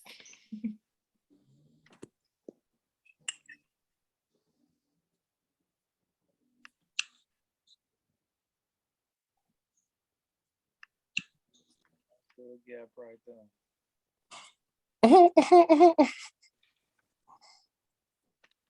Real talk though. Yeah, they crazy in this chat. Oh snap, Bumblebee up. Late night. Second shift. Yeah, Moody. I'm gonna go ahead and go to bed. Moody Nah. is gonna carry y'all from 2 a.m. to about 6 a.m. Man, listen, I don't know Jordan a lot, but that just fine today. Nah, But hey, man, we could always get on charge for another night. But yeah. You know, it ain't nothing to it but to do it. You know what I'm saying? We do what we do. Y'all really want to learn who these 31 people that's on here? Bro, I'm saying, bro. Okay, I have like a random question. And when you guys first started trading, Jordan and Moody, like those closest to you, so like partners, friends, like was it really hard for them to understand like your level of like dedication to it? And like did that ever deter you away from the process? I mean, clearly you guys are like very successful doing it, but like in the earlier stages. Nah. A lot of my people I've taught how to trade. So like, it was a couple people on the Zoom earlier who I've known for years and I've taught them how to trade. And now they send me ideas or they send me like profit screens of stuff they did. From the jump, I don't have a high tolerance for being around people who aren't interested in taking themselves to the next level. And people know that about me. You know, from the jump, you kind of understand that that's how I am. And yeah, nah. Somebody was trying to tell me like, no, like trying to deter me. They probably would have got cut off, honestly. Shit, like, I don't got time for that. You know what I'm saying? In my experience, I'm married, so and I'm really close to like my mom, my wife. When I first was learning it, she when I first like started learning it, I was already saying I was gonna quit my job, and I was like, oh, I'm gonna learn this. I'm about to quit my job. I already had stuff in place for myself, but nobody close to me was like deterring me from it. Even when like I had quit, I didn't even tell anybody that I had quit because I didn't want to hear nobody's insecurities like, oh no, you know, a job insecurity and stuff of that nature. I always take risks, so I was encouraged to do it. I'm trying to think if I got any like kind of negativity from it. I kind of kept it to myself a lot. Posting, like when I first started and a little last year, I was posting a lot about it and just trying to get people attention to it. But now I can't say that nobody was negative. Like what Jordan said, if you was negative towards me or something or said something, I most likely would have cut you off or just would have stopped talking to you. And I could also relate to like what Jordan said with me. I have a passion to teach this and help people, but if you asking me the same questions, that's okay. Like I'm gonna just find out another way to ask you that. But if like 2-3 months come by and you just keep asking me the same thing, I'm not gonna leave you on red. I'm not disrespectful, but I know you don't want it. I don't like surrounding myself by energies that don't like to execute. I like to execute. I like to think about something and then go do it. I'm like a big manifester. So yeah. Thank you. I appreciate that, y'all. Yeah, no problem. And you know, at the end of the day, it ain't their life. It is my life. Is you finna make this money for me? Is you finna pay me? Is you finna pay for my trips and stuff I want? Oh, you not? Okay, well, let me go ahead and let the stock market pay for my stuff. Appreciate you. And look, I'm gonna say this. Sometimes I hold my tongue not to say this,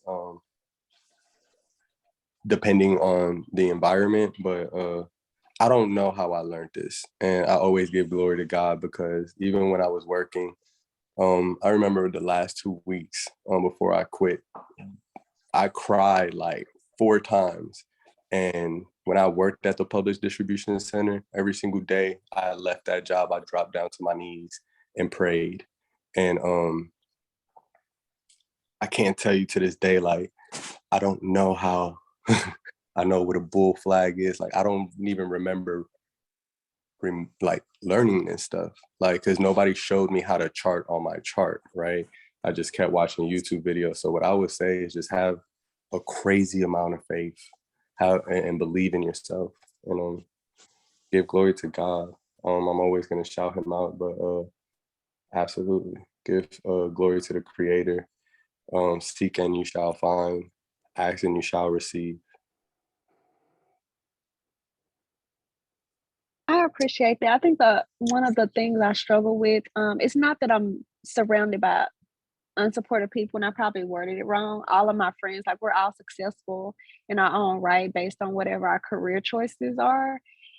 It's just a lot of them don't understand it. So like Wednesday, when I lost like $250 because I held on to SPY, like I call and I vent, and they're just like, oh, like they really don't know how to, I guess, respond. Now my fiance, he gets it because he's now trying to learn it, and like my sister, she wants to learn it, but she's like busy with like her own entrepreneurial other like adventures. But like a lot of people don't understand, and it's like I don't feel like I'm at a place to where I can be like, hey, like I can explain it. Like I've been sharing the Discord with some people. I'm like, hey, y'all, like if y'all don't understand, go ahead and jump in. It's free until X, Y, and Z date.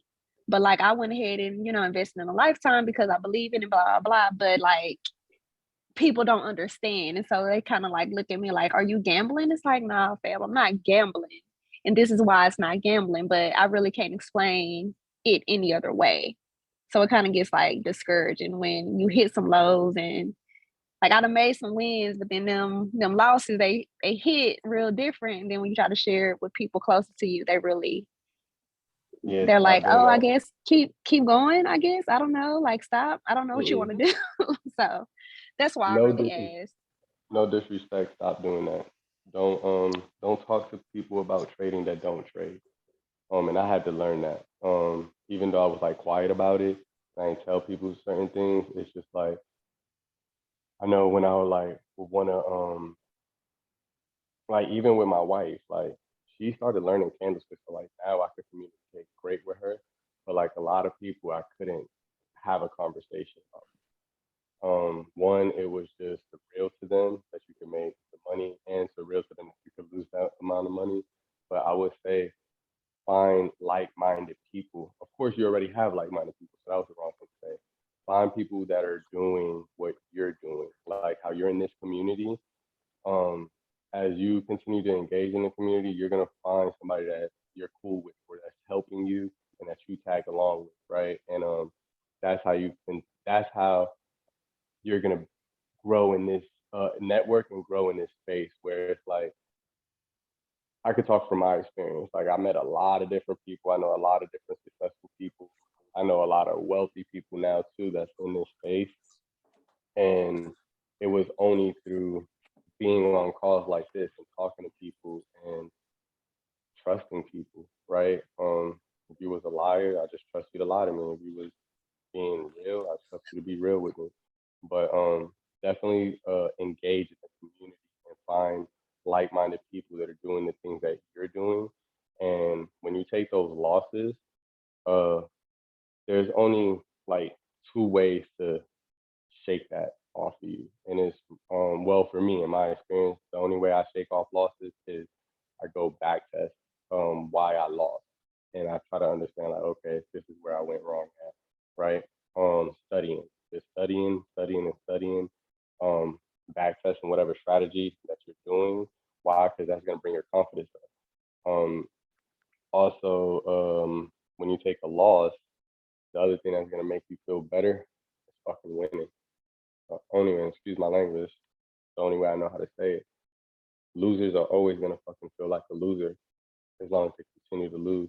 Once you want to level the hell up, that's when all those emotions go out. So it's like say like working out or anything you want to do in life. It's like you procrastinate and then well I'm talking in general, not you, right? An individual may procrastinate and then say, okay, let me go ahead and do this, and then still don't do it. Say, you know what, I'm gonna do it tomorrow.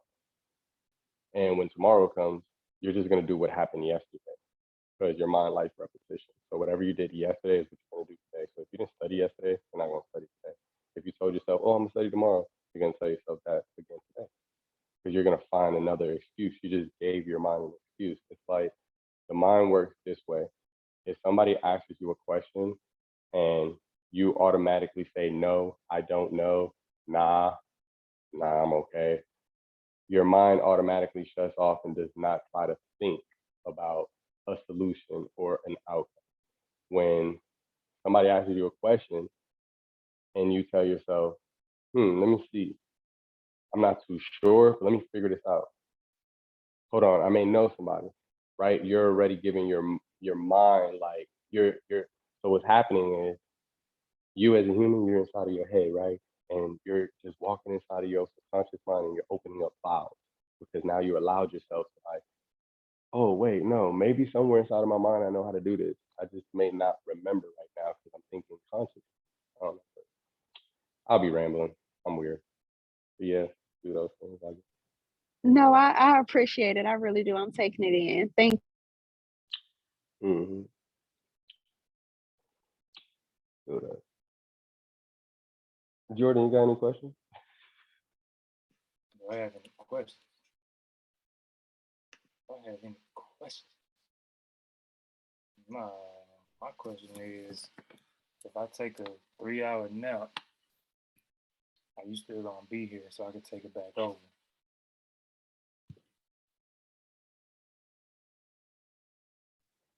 Say if you take a 3-hour nap, what? Take a 2-hour nap, bro. Moody, like what? Bruh, I woke up on the other side of the country today. I feel you, bro. I ain't ate nothing but cereal since I've been back home. We'll do that, bro. Reward yourself. Yeah, I should probably go eat a real. Is Shay going to bed? If Shay going to bed, I'm going to bed. Yeah, my fiance, he done got in bed and he just done left me on this. So my dog sleep, everybody sleep with me. I got up charts and everything. There you go.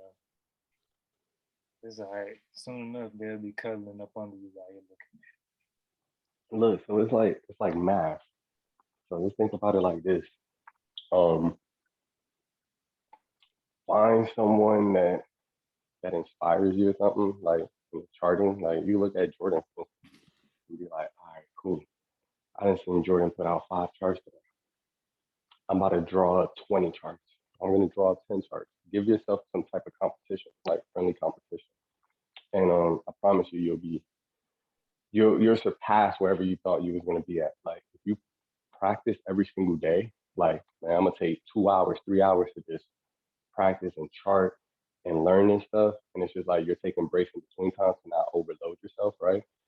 I promise you do that for like 3 months, you're gonna kill the person that's working or not working that's like trading, but he's studying once a week, right? You're gonna kill him. You're gonna understand the patterns and everything because you're consistently doing it. So it's just consistency and repetition. Even if you're not motivated to do it, if you do it every single day, it's impossible not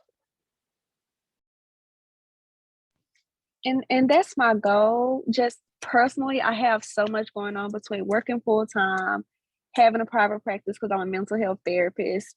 I'm in school working on my PhD and I'm planning a wedding and I'm learning to trade. So it's like finding time. It's like I have to find those pockets where I like dedicate, okay, granted, I've been on this call for like 4 hours, but like let me find that time. So it's like I feel like I'm even cheating myself. I'm not even reaching my full potential because everything else on my plate. And not to like make excuses, but like I be tired, like I be tired, but I'm like, okay, this is something I still do every day. But before my classes started, like this quarter, I had more time to focus on trading. But then when like all these assignments came up, it's like I found myself like studying trading less and less because I got assignments to turn in, because I got clients to counsel, because I got crisis to respond to at work. So yeah, it's a lot, but I'm not gonna give up, but it's a lot.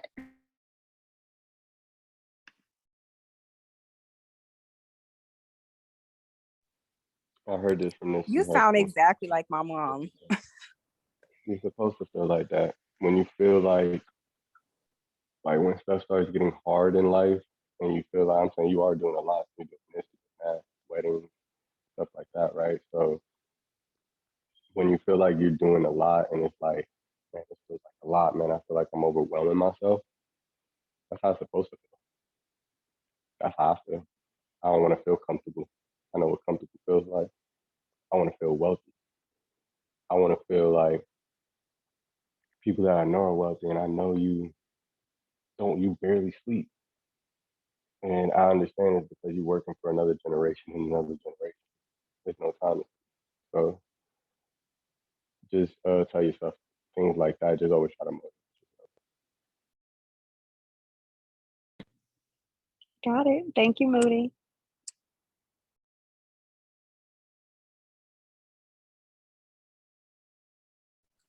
Yeah, I remember telling Moody I was slacking one day, and I feel exactly how you feel because it's like, when because I've been so used to like having a routine and then moving to like, you know, basically setting a routine for myself because, I don't have a 9 to 5 anymore. So how do you practice discipline?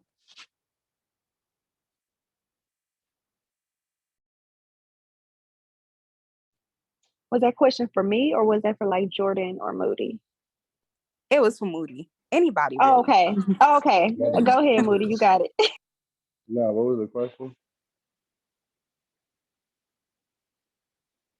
I I heard like discipline. My bad. I was doing something, but that's all I heard was you trying to find some discipline. What was the Yeah, what was just just basically like practicing discipline, like Moody, for example, you don't have a 9 to 5 anymore. How did you transition? um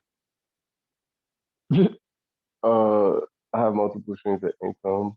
So like when I did that, I still had a safety net.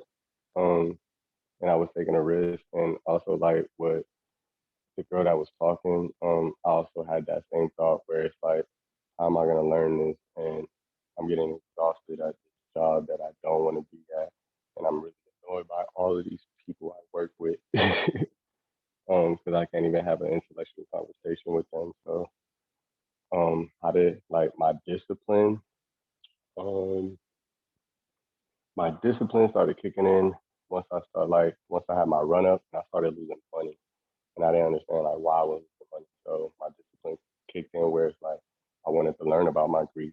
I wanted to learn everything I needed to know about day trading, swing trading, or lead trading. Discipline started also kicking in when I understood I had to create trading rules for myself. Because I will cut sometimes at 90%, 80%. Um, and not understand uh why am I doing this? Like I understood why I was doing it like after I gained my discipline, and it was because it didn't have to do with FOMO or anything. It was more so trading with my emotions and hoping that the trade was gonna go back up. Um then another thing I started doing was getting out of my trade. Like I got into a rhythm where I would have green trades like 20, 30, 40, 100%. And I'll be greedy wanting to get more. And I will watch it lose profit. And then I started noticing like, bro, I didn't sell at 100%. And I definitely didn't sell at 5%. And now I want to sell, not even at break even, but at a -5, at a -20, I want to sell. So then I started understanding, oh, okay, cool. That's the psychological part where whenever you feel greed, whenever you want more money, take your money always, right? And you're up, you're supposed to always do that. And what made me realize and understand that was even if I had $20 million and I dropped $5 million in a play, I will not move that stock. That's when I understood. Okay, I have to play with them with like the algos. I have to play with smart money, the institutional, not institutional traders, but the man, I can't even think of the word. Right. I don't want to tell you what I'm doing, but big money, smart money, right? Um, you want to trade with them, and you want to make sure that you're following the trend. And that's when I also started like understanding charts and understanding, okay, cool, I could see an uptrend on a daily chart, but that doesn't mean it's going to be an uptrend on a 15-minute chart. And I don't know, I'm trying to think like my discipline just started really kicking in like as well when I started blowing accounts that I were creating. Like I would take money out of my big account and start a new account and I will blow them. And then I started understanding, okay, I'm starting too small at $500, and I'm okay at $1,000, but I do better with more because it gives me more wiggle room. And then that's when I started understanding, oh snap, listening to Sarah Sniper is, oh okay, trading is personal. Why? Because if I start like, and I'm talking from like personal experience, if I start an account with $500, I'm already nervous, and I never like I didn't understand why. I knew my setup, I knew this and that, but I was nervous. And then also me doing it from trial and error, it takes way too long for me, right? Because with $500, I'm gonna be very conservative. I'm gonna try to use only $50 to like $70 of my portfolio. Um, and then that's when I started noticing like my emotions, like, okay, when I dropped 3K and I traded with 3K, I didn't care about anything. I didn't even care about putting $1,000 to a trade because I understood that I could trade the next day, even if I blew that $1,000. And yeah, I just started watching a lot of YouTube videos, listening to audiobooks like Trading in the Zone. Um, and I didn't even finish that book. Um, I just kept trading because what I told myself is like, okay, even when I was reading Trading in the Zone, I was just understanding like all this stuff is psychological. I'm already someone that thinks deep and understand like psychology a little bit. So I was like, okay, I just gotta control my emotions. And also with me controlling my emotions, I gotta understand that I cannot trade every single day because I'm learning. I can learn and earn, but I'm gonna continue to blow back. And that's when I started like really growing my account when I chose not to trade every single day. And I'll be like, oh snap, I only traded 3 times today. Well, 3 times this week, maybe 5 trades or something like that. And I won 4 and I lost 1, and then sometimes I learn to stop trading when I win. Like, okay, I don't want 5 trades, I'm done. Like I'm okay, I'm done. And that's what helped me as well because I would just study the market afterwards, and then I would like tell myself like, okay, I'm gonna make this trade. I'm gonna jump in on this inside bar, and I'm gonna try to. I think it's gonna give me a 2-1-2 continuation to the upside, and I started seeing like, oh snap, I was wrong, and then I started looking at the other candles to the left. I started understanding, oh, this is resistance. It's this candle because the person that I was learning from and the group that I was learning from, I would ask a lot of questions, but when I started understanding that I'm nice at this, that I'm like, oh snap, I'm only like 2 months in, and people are trying to learn from me.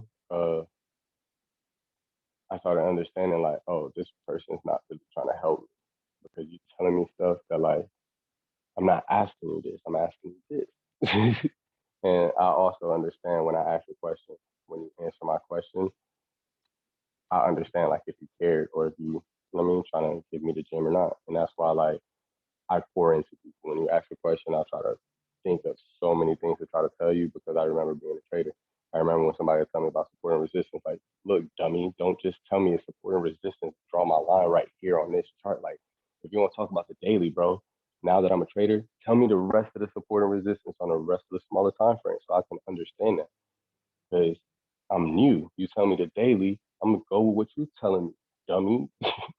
And I'm gonna do that, and I'm gonna keep losing money, not understanding that this is the high of previous day, and it can reject right there. You know what I'm saying? And it's just like just trial and error, a lot of trial and and that's what gave me discipline. And then I just started being confident. To be honest, just started Right. being confident. And even if I was on a live, I'll pick myself up like, yeah, I'm a beast on this. I don't care. And some people didn't like it, some people did. And that's when I also met D'Angelo, and D'Angelo will always encourage me. He's like, bro, I don't care what nobody's saying. Like, you doing? Like the way D'Angelo you is were. a beast, man. He's a Yeah, beast. Like, yeah. I love him for real. Too. Like, he cool. He up right now. Trust me. D'Angelo's probably researching. Me and D'Angelo normally be talking around this time for a few hours, researching, looking at stuff. Moody, did y'all start in the same group? Actually, so the way I met D'Angelo, I joined a group called Capital Gains, and that's the first group I ever joined. And I didn't meet him there, but his name was Wizard there. And any group that I join, I go all the way to the top. I don't care how long it takes me in the general chat and in any channel I go to, I go all the way to the top and start from the top and start reading all the way down, even the conversations to get a feel of people, to get a feel of the energy and things of that nature. So I understood like, oh my God, this dude is like a beast. It was him and this woman named Susie and Annie. I'm gonna find out that they were sisters anyways. But long story short, the way I ended up meeting D'Angelo is when that group went down. That group went down literally 3 days after I quit my job. And I'm like, what are y'all doing? What? And I'm like, what the hell? I'm still learning. And long story short, I ended up going into a group called Unbroken Mindset and another group called Successes Marathon with Kwame Stover. And I don't care to tell y'all, his name is Mo Bennett and Elise. And this is when I knew I'm gonna tell you about D'Angelo, but this is when I knew I was fire. That's when this is only the second and then the third Discord I've ever been in, and they both chose to make me a moderator. I was like, what the heck? I don't want to be a moderator. And then that's when I met D'Angelo and Unbroken Mindset, because they made him a moderator. They just called him over, and like me and D'Angelo, we would like try to like do whatever we can to scale that Discord and to help them and just to help people. And he was like my biggest encouragement as well. Like being in that Discord, just telling me to keep going. He's like, bro, look, you quit your job. That's your success story, bro. Like keep going, and like he'll just call me and just motivate me, tell me to keep looking at charts, and to keep trading. And then he just he seen something in me, and he just started telling me more about cryptocurrency, even though I was already invested into it. And then he started telling me more about like options, even though I understood it. And he was like, look, these options, just trade crypto, Moody. I'm trying to tell you, you're gonna make so much more money. And I'm like, I don't understand what you're trying to tell me. He's like, you're dealing with the Greeks, you're dealing with all of that time decay. We're not dealing with that in crypto. And I'm saying you're just dealing with the candlestick. Look how you kill these candlesticks. And I'm like, oh, okay, cool. So I still didn't listen to him. So like a month later or 3 weeks later, I ended up doing it, and he changed my life. But that's how I met D'Angelo, and then after that, we just been super cool. And he just taught me how to research. Like I was teaching myself all this, but I didn't know. I would still ask questions like, "How do you research?" And people ask, like, "How do you research?" The way you research is Google, YouTube. YouTube is the best way to research. The other way you research as well is being in other Discord, following other people that trade, and that's how you research. Why? Because now you find other people that do what they're doing, and it's not about, oh, I'm gonna pay money and join that Discord. I'm gonna join this Discord. No, you don't want to be on life support and take signals. What you want to do is look at teaching. How do people teach people? How do people engage with people and things of that nature? So that's what I did, and I made a lot of connections that way, and yeah, that's how I met the intro.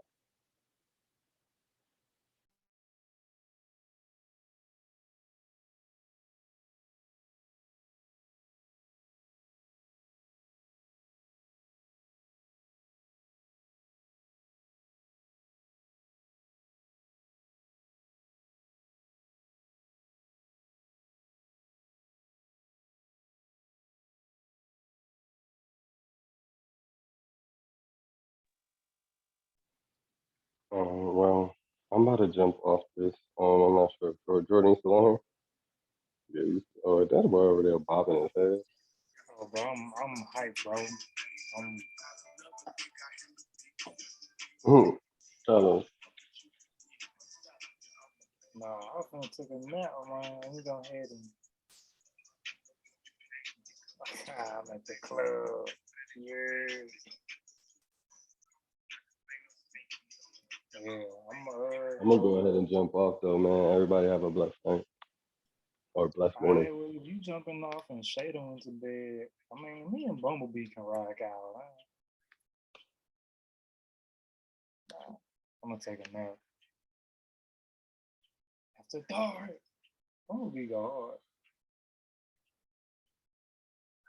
But it's what y'all want, like, y'all got more questions? Y'all want to learn something?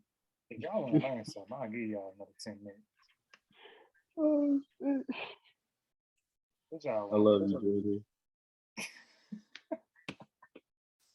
Man, bro. I'm serious. Somebody speak up. Say something. Say something. Hey, I'm gonna say this. Like I said, I told you I had trading view 3 weeks ago.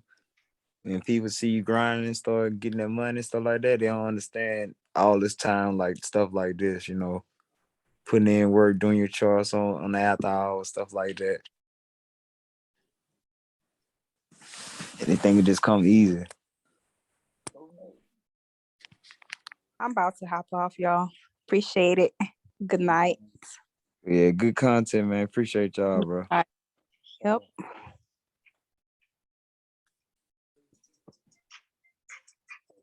It's too easy. Start an account with like $3,000 or $4,000 and just So you choose trying one to trade. you just did what? Sure. Choose one trade, and if you got 3,000 or 4,000 in your account, choose one trade and trade with $300, $400. Well, if it's 4,000, you could do like 400 to like 600. 600 being a little more risky, but still, and take like a 20% stop loss on them. You'll see the difference.